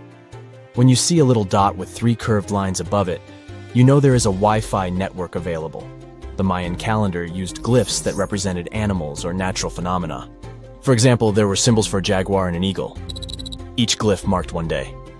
Each cycle is repeated 4 times, 8 and 19 x 4. Let's call these 4 cycles blocks. The Mayas colored each block differently. Scientists thought these colors corresponded to the 4 cardinal directions. Red was east, white, north. West was black, and finally, yellow marked south. But then the 1980s came. Yeah, this was a weird decade. The calculations were all wrong. Researchers determined that the colors were associated with the position of the sun in the sky. It turned out that the color yellow represented the highest point of the sun, which is called a zenith. White was the lowest point, called the nadir. It seems that the calendar showed just how good the ancient Mayas were at astronomy. This is most evident at Chichen Itza. This principal Mayan city is located on the Yucatan Peninsula, Mexico. There stands an impressive step pyramid. It is dedicated to the feathered serpent deity, and its alignment is perfect. Something marvelous happens here twice a year, during the equinoxes, March and September. These are the times when the sun shines directly over the equator. On these 2 dates, the day and night last the same. At the site of the pyramid, sunlight first illuminates the sculpture of the serpent head at the base of the structure.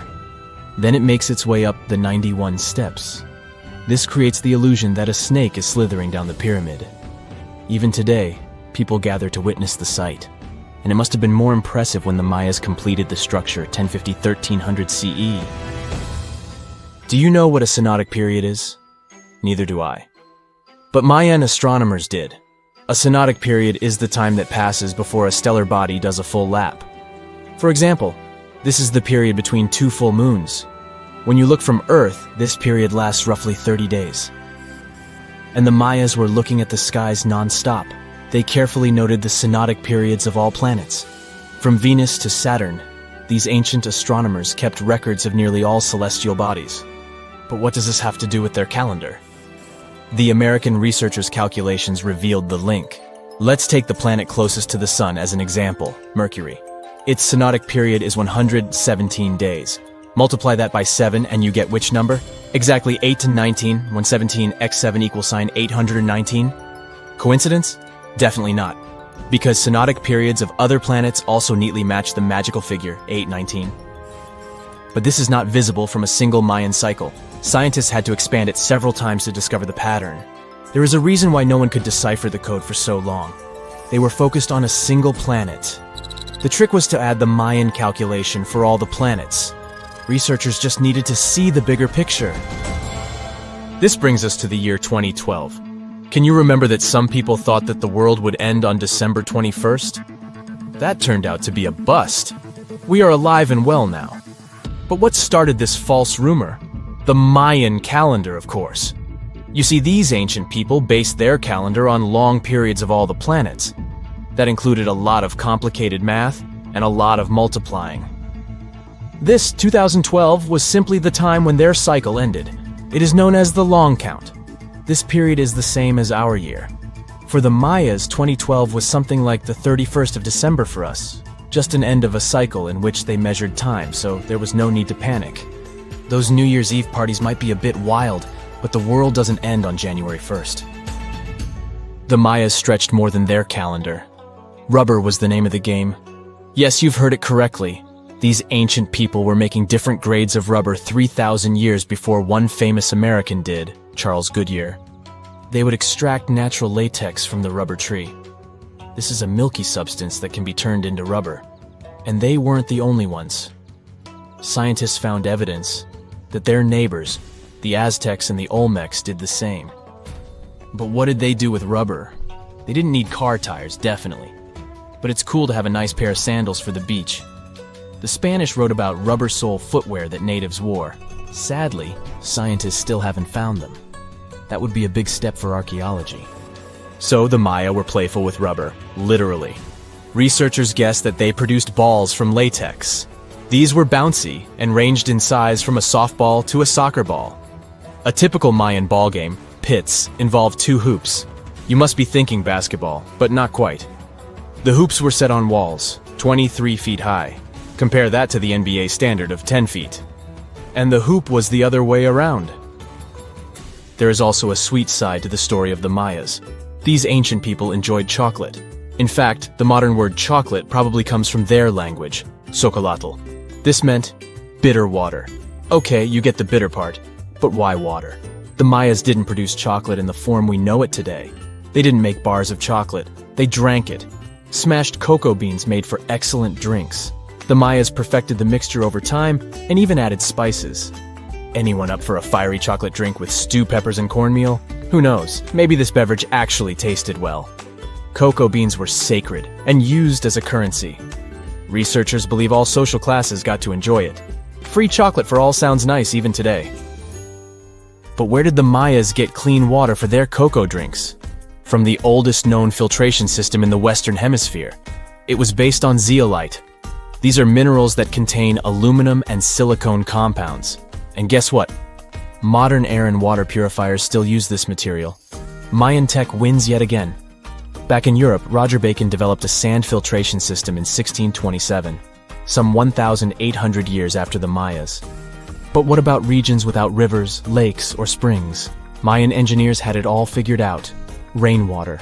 They would carve out large reservoirs in the limestone bedrock.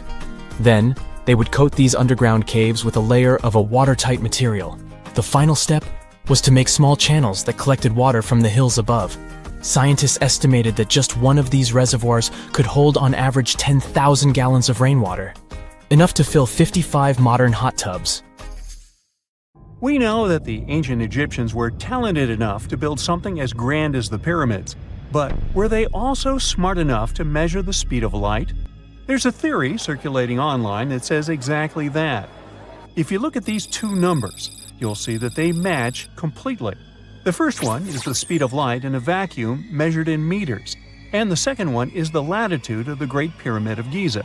So, was it done on purpose, or is it just a coincidence? Well, happily, we can tell you that it's actually just a coincidence, not another conspiracy thingy. The Great Pyramid is just one of the many places in the world that share the same latitude. And more importantly, even if the ancient Egyptians had somehow measured the speed of light and chosen to keep it a secret from the rest of the world, they wouldn't have used meters to put it down. Meters were only defined at the end of the 18th century. The builders of the pyramids used a different unit of measure called cubits. 1 cubit is equal to 1.5 feet. Cubit was based on the length of the arm from the elbow to the tip of the middle finger, and it became popular in the ancient world. So if they wanted to impress the rest of the world and set the pyramids at a point that matched the speed of light in cubits, they would have to build their iconic constructions somewhere in Europe. And then the Danish astronomer who first measured the speed of light in 1676 would have been really upset to know that someone had done it centuries before him. So although they were ahead of their time in many aspects, the ancient Egyptians never measured the speed of light or used longitude and latitude to map their locations. The base of the Great Pyramid of Giza might seem like a perfect square, but it's actually an 8-sided structure, not 4-sided. Each of its 4 sides has a subtle concave indentation that splits it evenly from base to tip. The official version is that a British pilot was the first to notice it in 1940 while flying over the pyramid. He took a photograph that showed shadows highlighting these indentations. Some people think these lines are only visible from above and can best be seen at dawn and dusk during the spring and autumn equinoxes. This has led to a freaky theory that the ancient Egyptians might have designed the pyramids to communicate with something looking at them from above. Now, the Great Pyramid is one of only 3 pyramids that used to have a swivel door. It weighed around 20 tons, but they could still easily open it from the inside. Its precise fit made it nearly invisible from the outside, with no visible latch or handle. There were only slight variations in the exterior stone that gave out an opening. The other 2 pyramids with similar doors belonged to Khufu's father and grandfather. The Great Pyramid also has a hidden void at least 100 feet long that was only found in 2017. We still don't know what lies within the space, what purpose it served, or if it is the only space of its kind. Researchers used the same tech to see through cathedral walls, Mayan pyramids, and even volcanoes. It depends on a natural shower of subatomic particles called muons. They pass more easily through empty space than through solid materials. So if they arrange multiple muon detectors around a structure, scientists can map out its solid and empty areas. A team of scientists placed muon detectors inside the Great Pyramid and allowed them to gather data for months. Scientists have analyzed samples of the mortar used to build the pyramids many times. Although we know its composition, modern technology still can't replicate it. The mortar is mostly made from processed gypsum, but it wasn't used like the cement we use for bricks today. Instead, they used it to support the joints between the massive stones as they were set in place. The estimated amount they needed to construct the Great Pyramid was around 500,000 tons of mortar. The gypsum mortar is stronger than the stones themselves and has held up for thousands of years.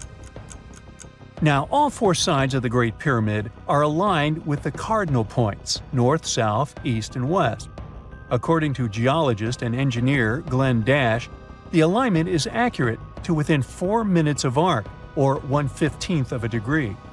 The architects managed to achieve this without modern tools like drones, blueprints, or computers. Many researchers try to explain this construction miracle. Maybe they used the pole star or the sun's shadow. Dash recently proposed a new, simpler idea. The Egyptians might have used the autumnal equinox to align the pyramids. It happens twice a year when the Earth's equator passes through the center of the sun's disk, making day and night nearly equal in length.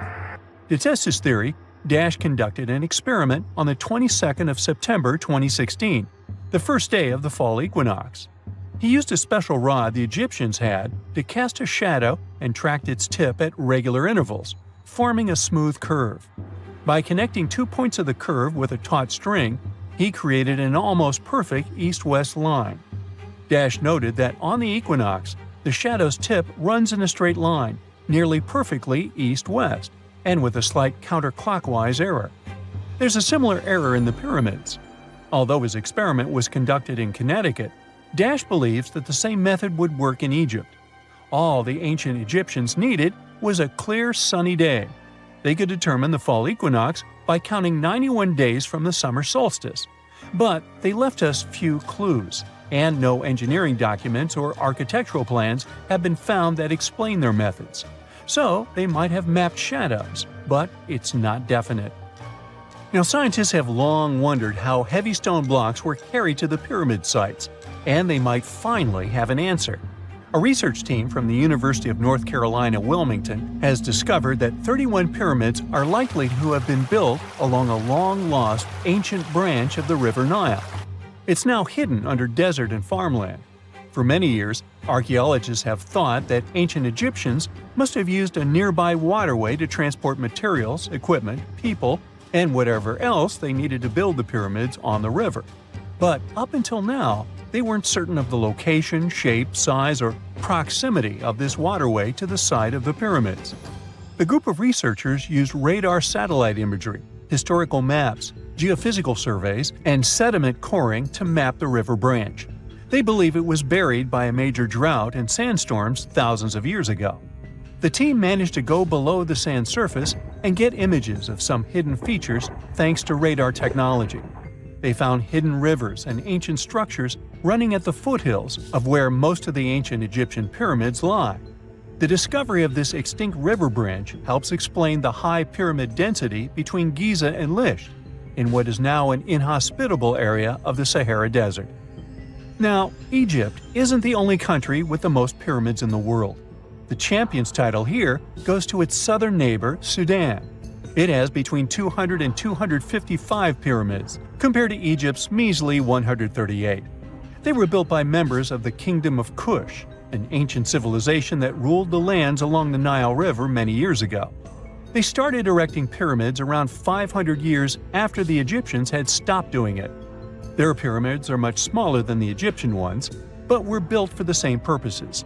Archaeologists are still working to find out how the pyramids in the Sudan were built, how long it took to complete them, and what happened to their society. You're walking down the street. You see a strange-looking antique shop called Ageless Trinkets of Mr. Bright. You're curious, so you enter there. You take a look at all the weird stuff. Suddenly, an old folded parchment paper catches your attention. It's a world map, but something's off with it. Instead of showing the countries as you know them, it shows the locations of 4 mythical lost worlds and civilizations. Mr. Bright, the shop owner, comes next to you after realizing your shock. This map won't let you find these places or anything, but I can explain to you the legends behind them if you want, he says. Let me begin with Atlantis. You might know it as Aquaman's underwater kingdom, but Atlantis, the fictional island, was actually first introduced in 2 of Plato's works. According to him, Atlantis was a highly advanced civilization that existed about 9,000 years before his own time, and its story had been passed down by poets, authors, and others. He wrote about Atlantis and its citizens to give a moral lesson and to teach about the dangers of arrogance, as well as the eventual downfall of those who are after too much power. In his dialogues, Plato stated that Atlantis was a great and powerful empire that was respected in all parts of the world. It was founded by beings who were half deities and half human, and became a great naval power after a while. Being an island filled with gold, silver, and other precious metals certainly helped their case. But besides that, it was also known for its breathtaking architecture and state-of-the-art technology, as well as its countless rare and exotic wild animals. Atlanteans were proud of their great achievements and the perfection of their civilization, but their excessive pride was going to bring their downfall. They believed they were so superior that they could gain control over any nation. This led them to launch a series of invasions. They conquered many of the Mediterranean lands, but when it was time to enter Athens, Athenians pushed back with an extraordinary force, so the Atlanteans were finally defeated. Plato stated that deities then got angry at Atlanteans because of how wicked, greedy, and immoral they became. So they punished them by sending earthquakes, which caused Atlantis to sink beneath the sea. Although the earliest written records of Atlantis were Plato's works, some people still believed his story to be based on truth and tried to identify the island of Atlantis with actual countries. Some people suggested it may have been located in the Mediterranean Sea, near the coast of Spain or Italy. Others thought it may have been located in the Caribbean, off the coast of Central or South America, but there was no solid evidence to support any of these claims.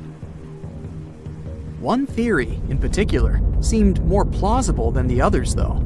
Located in the Aegean Sea, the island of Santorini was the home of a highly advanced Minoan society. However, due to a huge volcanic eruption, it was destroyed about 3,600 years ago, causing the Minoan civilization to suddenly disappear. These similarities between the fictional Atlanteans and the historical Minoans made Santorini a good candidate for the speculations. Yet again, there were still major flaws with it, such as how the time when Plato said Atlantis was destroyed doesn't coincide with the time of Santorini's eruption. So Atlantis still continues to be regarded as nothing more than a popular legend in the scientific world. Now, let's move toward the northeast direction on the map, Mr. Bright says. According to Celtic Breton mythology, there once was a magnificent city called Ys, also known as Caris, that towered over Douarnenez Bay in France's Brittany region. It was the most wealthy city in the entire Atlantic. It was especially famous for its beautiful gardens and buildings, and its citizens were all living comfortably and happily there. Dahut, who was King Bradlon's daughter in Breton legends and literature, had a deep love for the sea. She begged her father to build a city at the edge of the sea, and that is how the city of Ys was established. Little did she know that she would be the one responsible for the destruction of her father's beloved gift. You see, since the city was surrounded by the sea, it needed to be protected by a dike equipped with floodgates, and these gates could only be opened at low tide. And the only one who had the keys to these gates was the king himself. One day, a handsome red knight arrived at the city, but couldn't pass the gates. Dahut was so taken by him that she wanted to let him in. She knew that her father was the keeper of the only key to the city, so she sneaked into his room and stole it from him. Then she gave it to the Red Knight so that he could enter the city and they could be together. However, the Red Knight turned out to be the Prince of Darkness, and he intentionally left the gate open to the raging sea. The waves soon swallowed all of Ys. King Gradlon was able to escape on his magical horse, but Dahut couldn't. She turned into an evil mermaid who lured sailors into the sea. Today, if you go to Quimper, a city in Brittany, northwest France, you can find the statue of King Gradlon riding on his horse. Although the city of Ys is a legend, Brittany coast locals believe that on the days when the waters are calm, you can still hear the tolls of the city bells deep under the sea, if you listen carefully.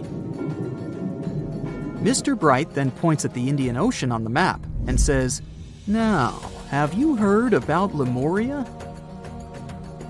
Back in the mid-1800s, a few scientists suggested that there was once a continent that existed in the Indian Ocean, somewhere close to the south of modern-day Sri Lanka.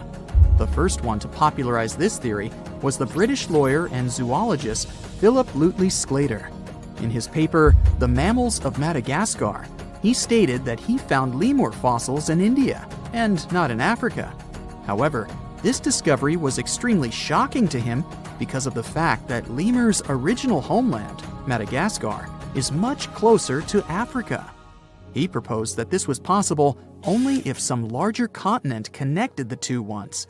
He stated that this continent must have eventually sunk to the ocean floor. He then named it Lemuria, and hence the theory was born. People who came after Sclater took his theory a step further and thought that Lemuria was also the home of an extinct race of humans called Lemurians, who had 4 arms and enormous bodies, and were also the ancestors of modern-day humans, as well as lemurs. Of course, as new scientific discoveries were made on plate tectonics, evolution, and the study of DNA, the theories regarding the fictional continent called Lemuria were debunked. The last fictional land on the map is Agartha, Mr. Bright says. Taking its roots from Eastern mysticism, one legend says there's a kingdom called Agartha that is located deep beneath the surface of the earth. It's where all 4 corners of the world are connected by paths and tunnels. It is said that there's a secret entrance into Agartha hidden in the Gobi Desert, and it's built by Agarthans themselves using advanced technology that can't be detected by us, the surface folks. According to some beliefs, Agartha exists to counterbalance the energies of those who live above the surface. While we live in a state of rush and heightened emotions, this world beneath us is the total opposite. Some even say that those who escaped Atlantis fled here to continue their lives inside the Earth's core. And yet, others think it's actually a land that's crawling with all kinds of monsters. But there's no need to be scared, since modern science proved Earth's core is not actually hollow and is a solid hot iron ball. So you can cancel your journey plans to the center of the Earth if you've made any. Thanks, Mr. Bright. Researchers have found almost 1,000 previously hidden Maya settlements in the tropical lowlands of what is now northern Guatemala. They did it with LiDAR, light detection and ranging lasers, which they used to scan areas from the air. The region we're talking about is pretty vast. All those structures and buildings they saw over there stretch across about 650 square miles. And these spots were supposedly occupied thousands of years ago. It seems all these structures were pretty densely packed, so people lived close to each other. They had at least 417 ancient villages, towns, and cities where they could identify boundaries. These structures and buildings were actually a part of a state that looked like a kingdom. Some of these settlements were built as sports courts, civic, ceremonial, and religious centers, and residential homes. There were also massive palaces, platforms, dams, pyramids, and causeways across that area. People who lived there also had reservoirs where they collected water. So, they needed the power to organize thousands of specialists and workers. And they also needed many skilled people to build such structures without the technologies we have today. They needed lime producers, architects, mortar and quarry specialists, lithic technicians, those who took care of legal enforcement, and other important roles to establish the true community. This cool laser scanning system researchers used while exploring this area can even penetrate very dense ecosystems and vegetation. The light bounces off different surfaces and then creates a digitally reconstructed map. This map is based on how much time it takes for the pulses to get back to a receiver. So, with this laser system, they discovered they were also lowlands for agriculture. So why exactly did the Mayas settle in this region? It was a specific area. Plus, it was hard to build such an amazing kingdom in a tropical rainforest climate. Back in the old times, ancient peoples had mostly inhabited areas in drier climates. Over there, they would build water resources, which were some sort of the basis of society and a source of life. An example of this is Teotihuacan of Highland Mexico, although they did have a couple of navigable rivers they could use for transport and trade. But these rainforest areas had their advantages too. The Maya used natural resources like limestone, which was their primary building material, salt, and the volcanic rock obsidian, which they used for different tools. Also, they managed to find enough dry land to live and build homes there. The lowlands were seasonal swamps called bajos, and they were perfect for agriculture because of the fertile soil. Generally, the Maya built settlements that could endure rainy periods too. They were ready for different circumstances, including flood and drought, which is something you could see in how they built houses.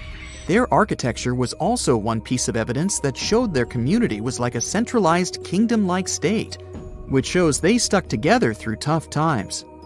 The Mayan Empire was very powerful, and it reached its peak about the 6th century CE. They were excellent at pottery, agriculture, writing, mathematics, and calendars. They were the ones who created complex calendar systems, such as the calendar round, which is based on 365 days. Although some believe the Mayan calendar predicted December 21, 2012 would be the end of the world, it was just a coincidence with the end of a certain full cycle. They would call it the long count calendar, and it lasts 5,125 years. The Mayan people left behind an impressive amount of astonishing architecture and symbolic artwork. Most of their stone cities ended up abandoned by 900 CE. No one still knows why the Mayan civilization in that area collapsed, although there are some theories. Some think that by the 9th century, these people had exhausted the resources around them to the point that they could no longer feed and sustain such a big population. Others believe some city-states didn't get along that well, so they broke down the traditional system of power they used to have. Some say it was all because of a very long period of drought. It could be a combination of all these factors, though. But one Mayan city, located on an island, even survived until the 17th century. It was long after the rest of the Mayan civilizations had been destroyed or abandoned. If you're a traveler, you might know the town by its modern name, Flores. Scientists believe about 2,000 people lived there. The earliest Maya people were farmers. They cultivated crops like beans, squash, corn, and cassava. As they had many interesting ingredients, they created hundreds of cool recipes. Many of those are still present even today. For example, in modern Mexican cooking. And especially popular are papayas, cacao, avocados, squash, pineapples, chili peppers, beans, and so on. Even though the Maya mostly practiced a kind of primitive type of slash-and-burn agriculture, there is also evidence of them using some more advanced farming methods, like terracing and irrigation. And they were big chocolate lovers. More than 3,500 years ago, the Olmecs of Mesoamerica probably turned out to be the first to realize that it takes some work for us to get such a cool thing as chocolate. But the Maya were the ones who turned it into a true form of art. Scientists found out about it when they found cacao in Mayan pottery. Their chocolate would be mixed with honey, water, cornmeal, and chili peppers. That's how you get a spicy, savory, hot chocolate beverage you can try even today in Mexico and Central America. Also, they used written language in their books. Their paper was made from fig tree bark, and using strips of that paper, they created a large library of books. Books made of this material are called codices, and 4 of these can still be found today. Sadly, many books were lost over time because of the humid climate or some human factors. The classic Maya built a bunch of palaces and temples that had a stepped pyramid shape. They decorated them with inscriptions and reliefs, which have earned them the reputation of being incredible artists of Mesoamerica. For the Mayans, flat foreheads were the most desirable thing on someone's face. They were generally really into aesthetics, and having a flat forehead was one of the main things where you could meet their highest aesthetic standard. They also liked to glam up their looks with makeup and clothing.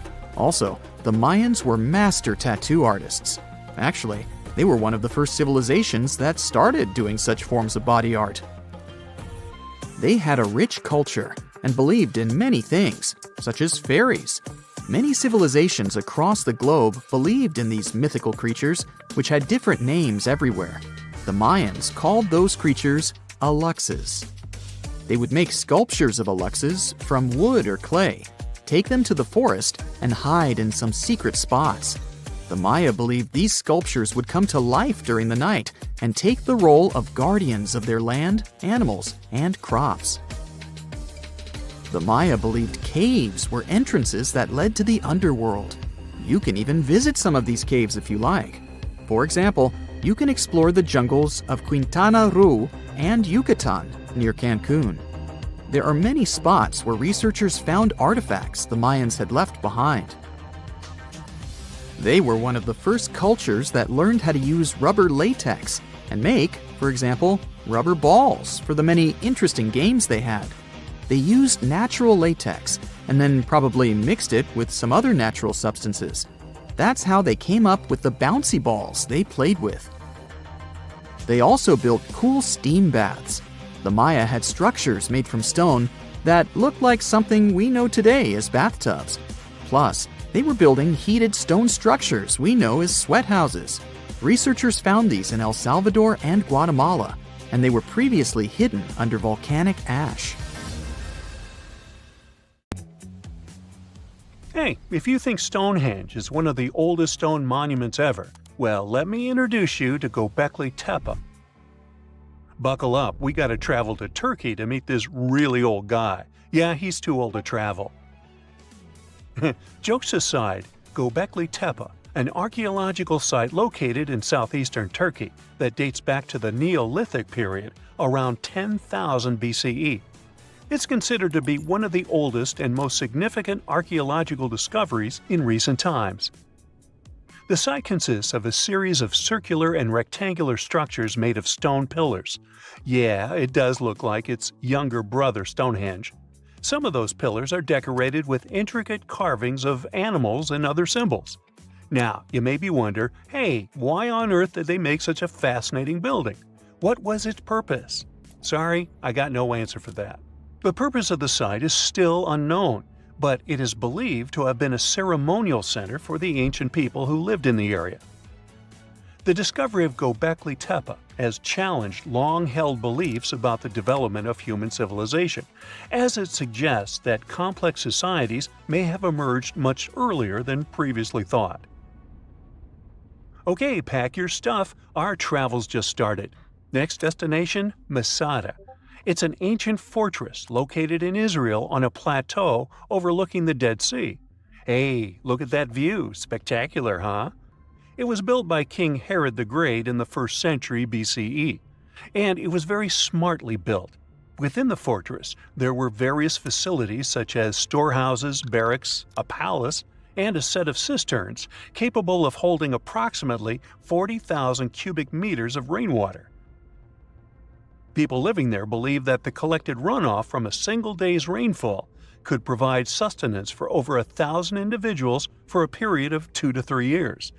Access to the fortress was limited to 3 steep and winding paths leading up to fortified gates. Still, at one point, the fortress was occupied by people who had fled Jerusalem after the city was captured by the Romans. They held out against the invaders for several months, but eventually they were defeated. But these guys didn't surrender. The story of Masada has become a symbol of resistance and bravery. Today, Masada is a popular tourist attraction and a UNESCO World Heritage Site. The next flight is going to be short. We're popping over to Egypt to see the Karnak Temple Complex. It's a vast ancient Egyptian temple complex located in the city of Luxor, Egypt. It was built over a period of 2,000 years and covers an area of more than 200 acres. The complex is dedicated to the worship of the deity Amun-Ra. Wait a minute, that should be Amun-Ra, and it was one of the most important religious centers in ancient Egypt. The Karnak Temple consists of several temples, chapels, and other buildings, including the Great Temple of Amun, the Temple of Khonsu, and the Temple of Ptah. Ptah! The Great Temple of Amun is the largest and most impressive temple in the complex, with massive columns, statues, and other decorations. One of the most famous features of the Karnak Temple complex is the Avenue of Sphinxes, which is a long avenue lined with Sphinx statues that leads from the entrance of the complex to the Great Temple of Amun. Another notable feature is the Hypostyle Hall, which is a massive hall with 134 columns that are over 70 feet high. The Karnak Temple complex is a popular tourist attraction and a UNESCO World Heritage Site. It's considered one of the most important archaeological sites in Egypt and provides a fascinating glimpse into the religion and culture of ancient Egypt. Hey, we can't hop on the next flight and leave Egypt until we see the Pyramid of Djoser. It has another name, by the way. It's also known as the Step Pyramid. This ancient Egyptian site is located in Saqqara. It was built during the 27th century BCE for the pharaoh Djoser by his architect Imhotep, who is considered one of the most important figures in Egyptian history. People believe this pyramid is the first monumental structure built entirely of stone and is an important example of early Egyptian architecture. The pyramid originally stood at 203 feet tall and was surrounded by a complex of buildings and courtyards. It was constructed in 6 layers, each smaller than the one below it, giving it the distinctive step-like appearance. The pyramid was used as a burial place for Pharaoh Djoser and was surrounded by a vast necropolis that contained the tombs of many other important officials. The Grateful Dead? The Pyramid of Djoser has several renovations and additions over the centuries, including the addition of a limestone casing that covered the original step structure. However, much of the pyramid was destroyed over time, and today only the central core remains. Despite this, it remains an important archaeological site and a popular tourist attraction in Egypt. Alrighty, we're ready to move on. There's one more pretty recent discovery we gotta see today. The Tower of Jericho was only discovered during excavations in the 1950s and 60s. It's an ancient stone tower located in the city of Jericho in the West Bank. Just like Göbekli Tepe, this one is believed to be one of the oldest stone structures in the world, dating back to approximately 8000 BCE. The tower stands at over 28 feet tall. It's made up of 2 main sections, an inner tower and an outer tower, which are connected by a series of stairs. The purpose of the Tower of Jericho is not entirely clear, but it is believed to have served as a defensive structure or a watchtower. It may have also had religious significance, as it was located near a sacred spring. The Tower of Jericho is a significant archaeological site and has provided valuable insights into the early history of human civilization. It's open to visitors and is a popular destination for tourists interested in ancient history. Now, this ancient site even got attention from Netflix, and they made a movie where the action takes place in Mohenjo-Daro. This site was a major center of the Indus Valley civilization in present-day Pakistan.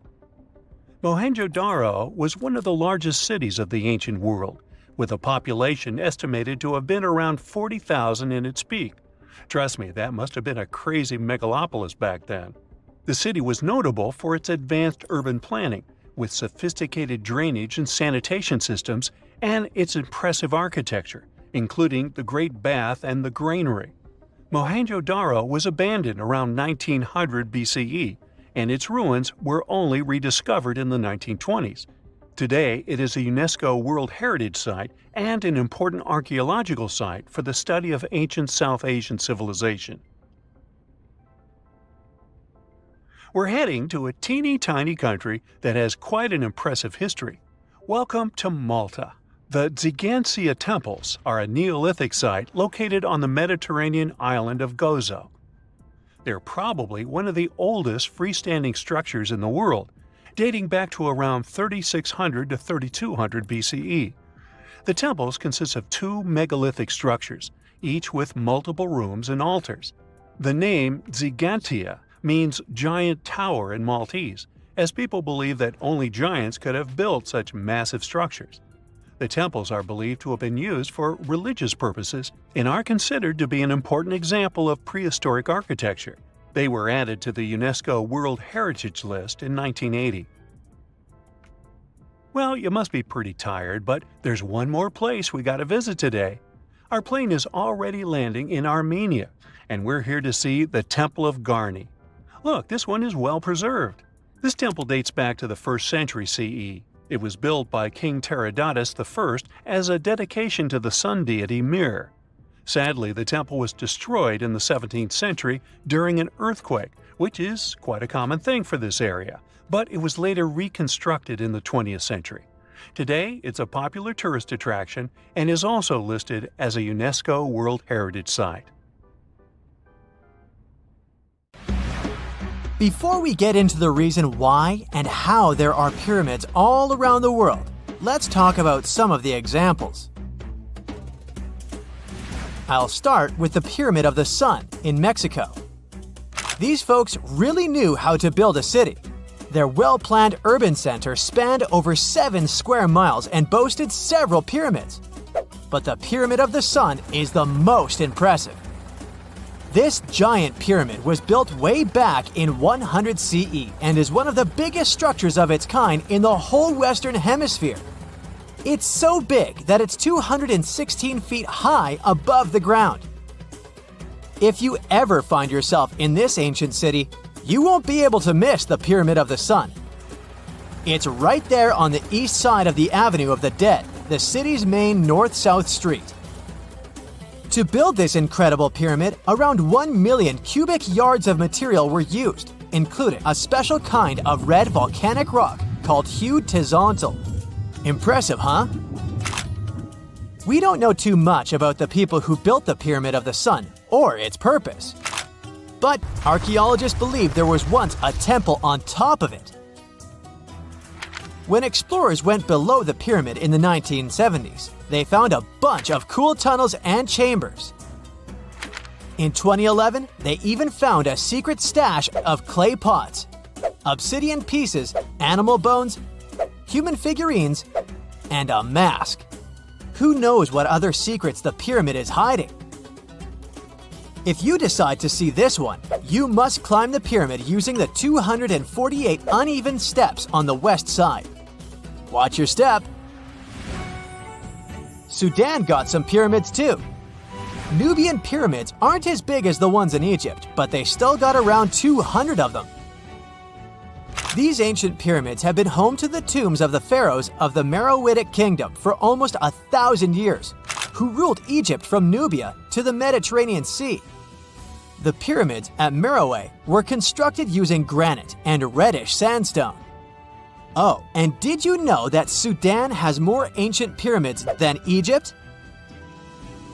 The Kushite pyramids depict the indigenous architecture and burial traditions of Nubia's Napata and Meroe kingdoms, which ancient Egypt influenced. Meroe, the burial site of over 40 queens and kings, is the most extensive Nubian pyramid site.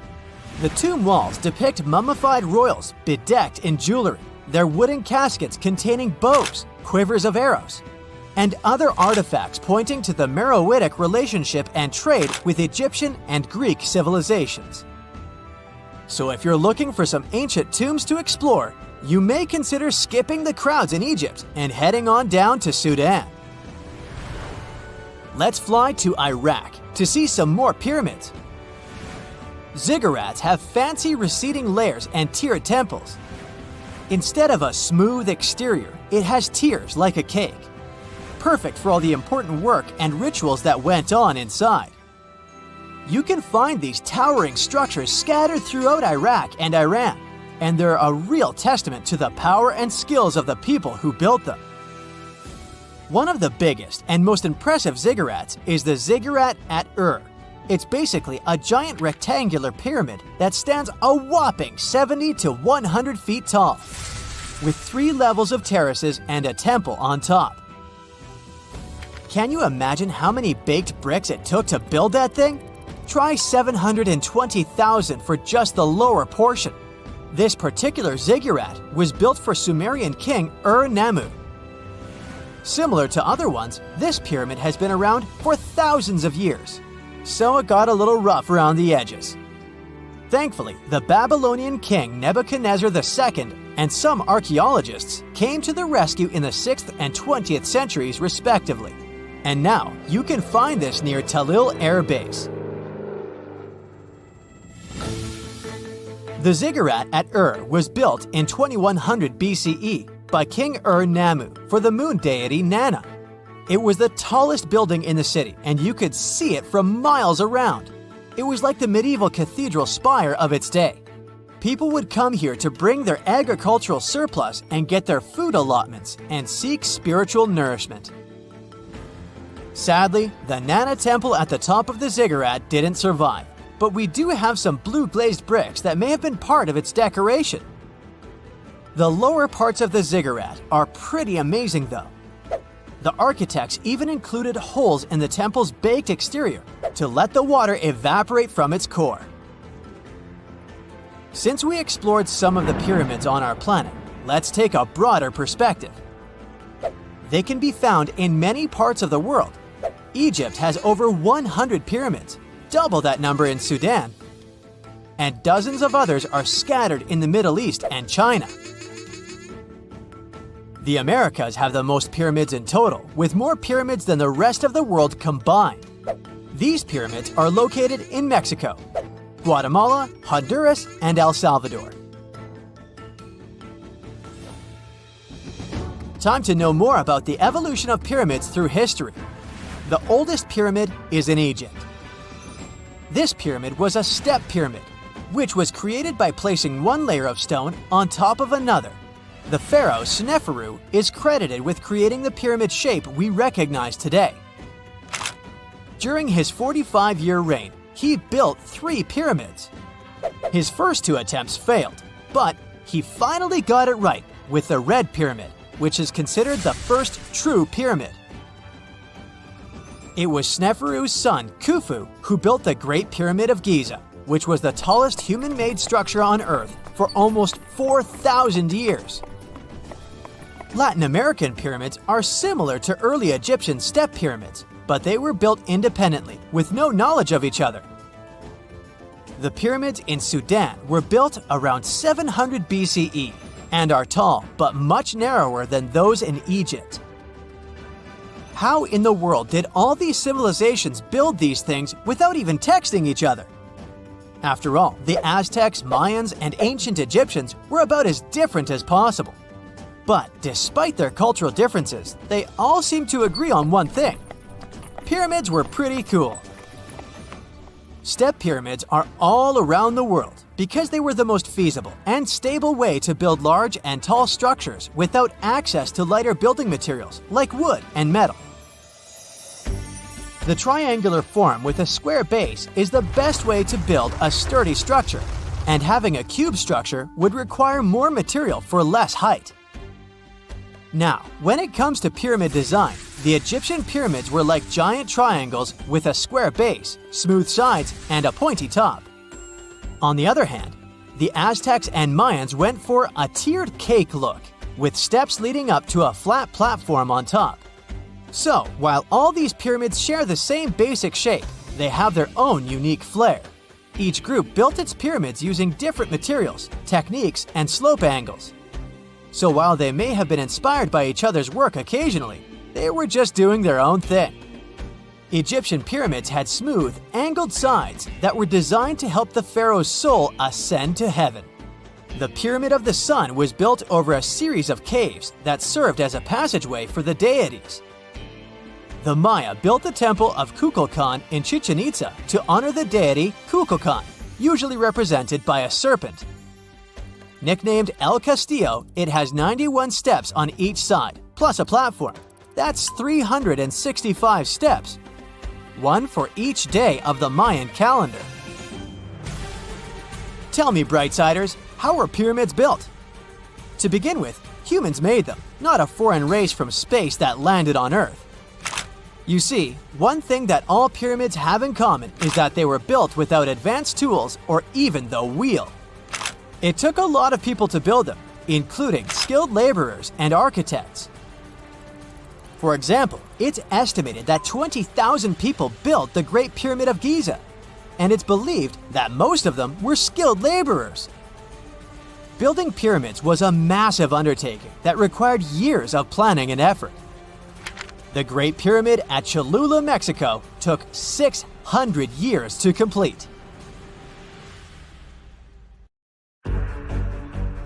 The conditions on this mysterious island might teach us how we can live on Mars one day. Devon Island is, to this day, the largest uninhabited island on our planet.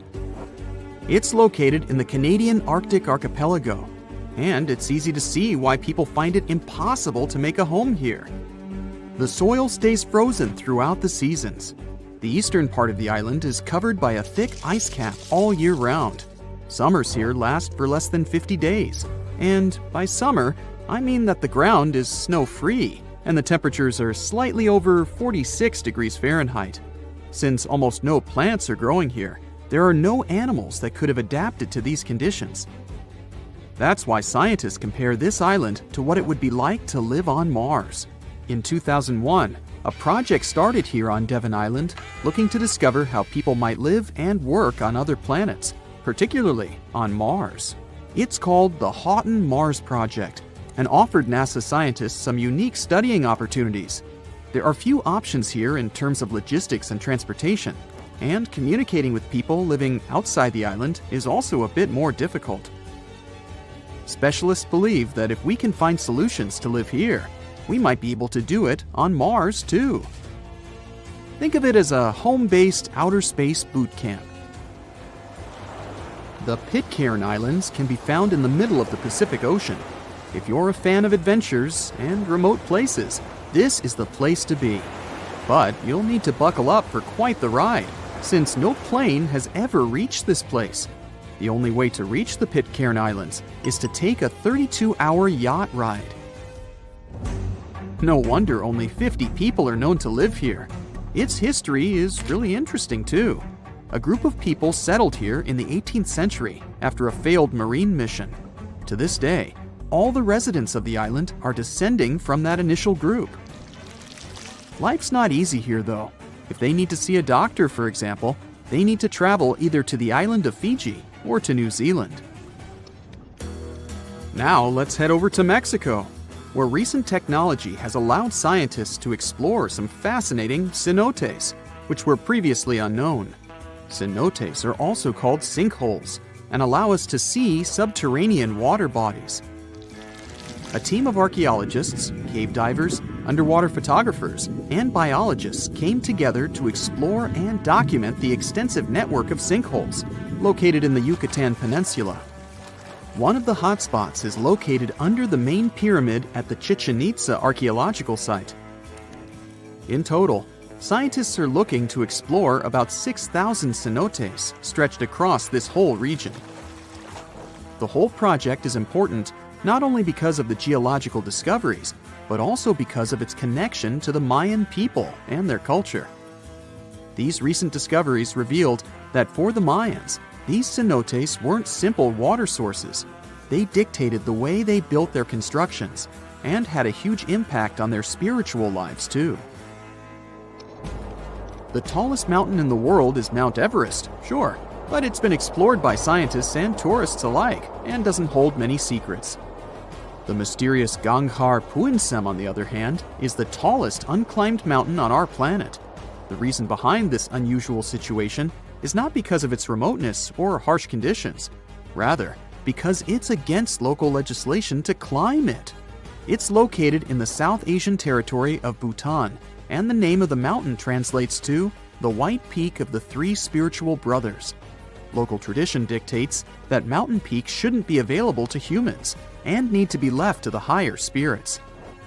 Mountains in this region can only be climbed up to 3.7 miles, but Ganghar Puensum tops 4.7 miles. For this reason, there's no official record of any human reaching the peak. Almost all of the previous expeditions have been inexplicably stopped at the midpoint. The next unusual spot should be on any travel enthusiast's bucket list, the island of Madagascar.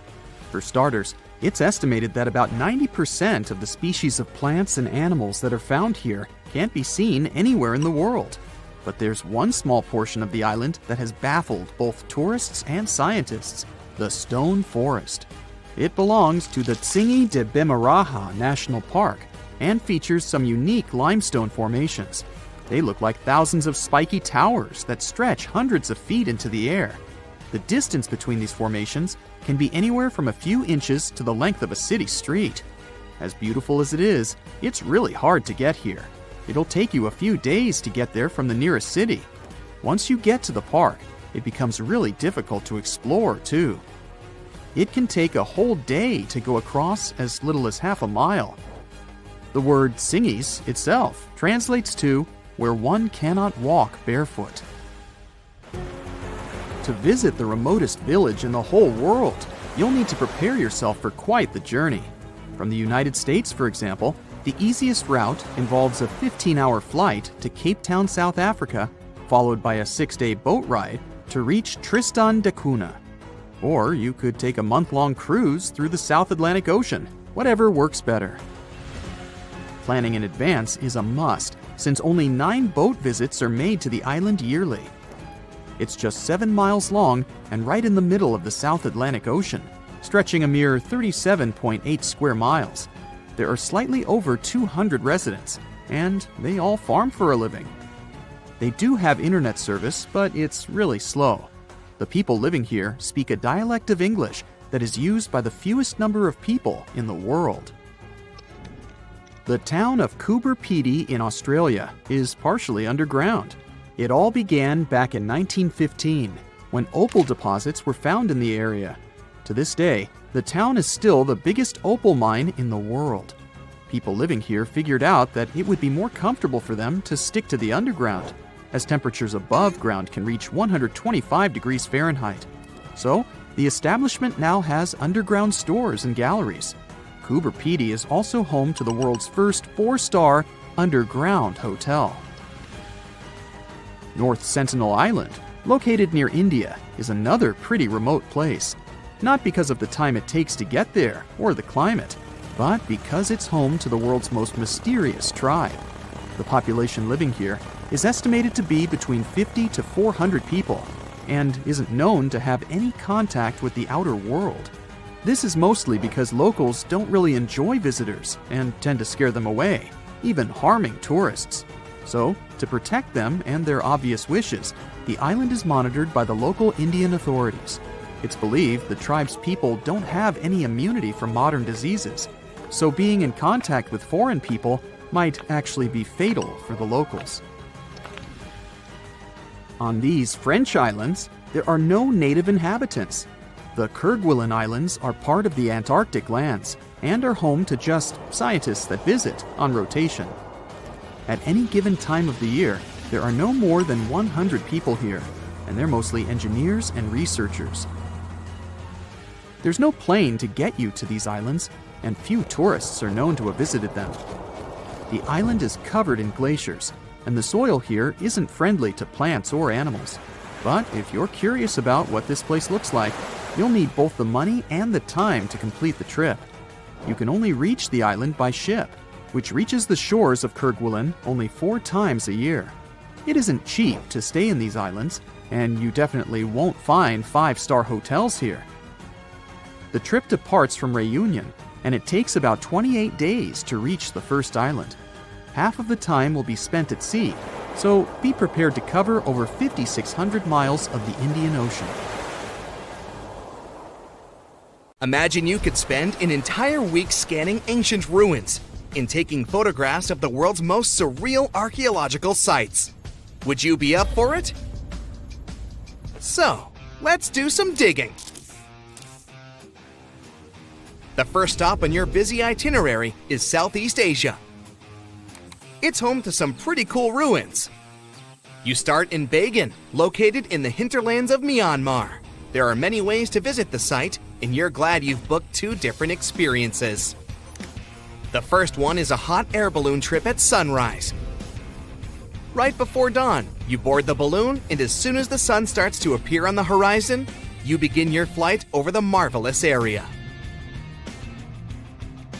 As the sun rises, it glistens on more than 2,000 conic-shaped golden structures. The hot air balloon ride is quick, but it gives you unparalleled views of all the 40 miles over which the site sprawls. Back on land, you rent a bicycle and roam the village of ruins. Some of them are open and allow you to peep inside. These magnificent ruins were built between the 11th and 13th century CE and were mainly places of worship. There were originally over 10,000 buildings, but they were gradually deteriorating over time due to earthquakes. Thankfully, the site became a UNESCO World Heritage Site back in 2015 and has since been preserved. Up next, you catch a flight to Cambodia. You take some time to visit Angkor, the world-famous archaeological site nestled deep within the jungle. Good thing you've brought bug spray with you.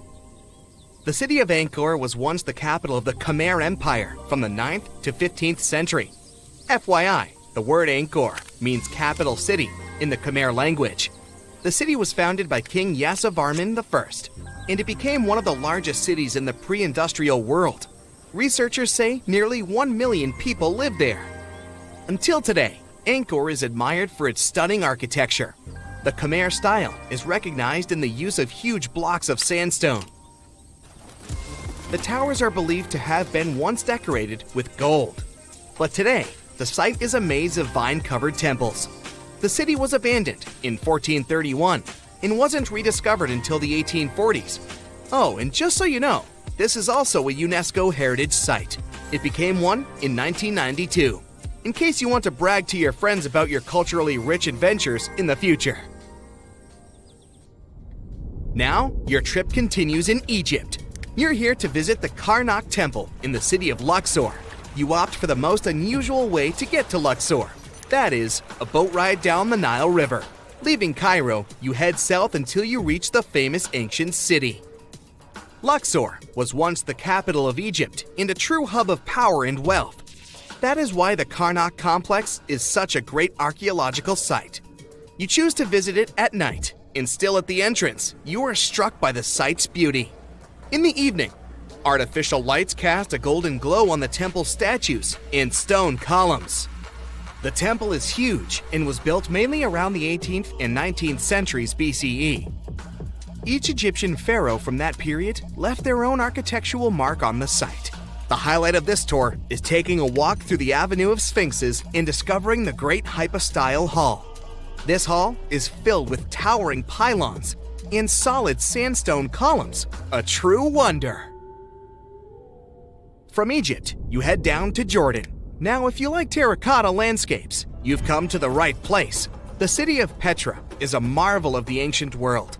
Located in Jordan's desert, the city was a commercial hub back in the 4th century BCE. The Nabateans, an Arab Bedouin tribe, lived in the so-called Rose City and thrived for many years, having accumulated a significant amount of wealth. The city was known for its innovative water management system, which made the region inhabitable. And yes, you'll catch a glimpse of its ruins on your tour. The rock-carved gate-like structure Petra is famous for what is called the Pharaoh's Treasury. It stands at the main entrance to the site and is said to have a treasure hidden beneath it. Don't forget to stand right beneath it and take one of those classic pictures for social media. Once Petra has been ticked off the list, you fly to southern Europe. More specifically, to the tip of the Italian boot. You have a day trip scheduled to visit the ruins of Pompeii. Pompeii can be reached by car from the city of Naples. It's home to the eerie yet well-preserved ruins of a city that was once engulfed by lava. When Mount Vesuvius erupted in 79 CE, it left the city of Pompeii completely buried under millions of tons of volcanic ash. The ancient city was first discovered by beneath the volcanic rock in the 16th century, but it was first cleared from debris in the 1870s. Today, you'll be able to walk down the streets of these ancient Roman ruins and imagine what the town looked like in its heyday. Pompeii was a vibrant and rich municipality.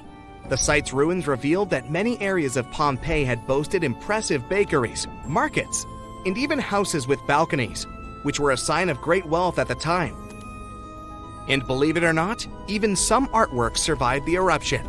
Archaeologists found well-preserved frescoes and murals with mythological creatures, All this indicates that members of the high society lived there. The city even had thermal baths and showers made from luxurious materials. While you're still in Europe, you'll hop over to visit the iconic Stonehenge. It's a perfect day trip if you stay in the city of London, just a short train journey away. Stonehenge dots the Salisbury Plain in Wiltshire, England, and is one of the world's most recognized ancient ruins.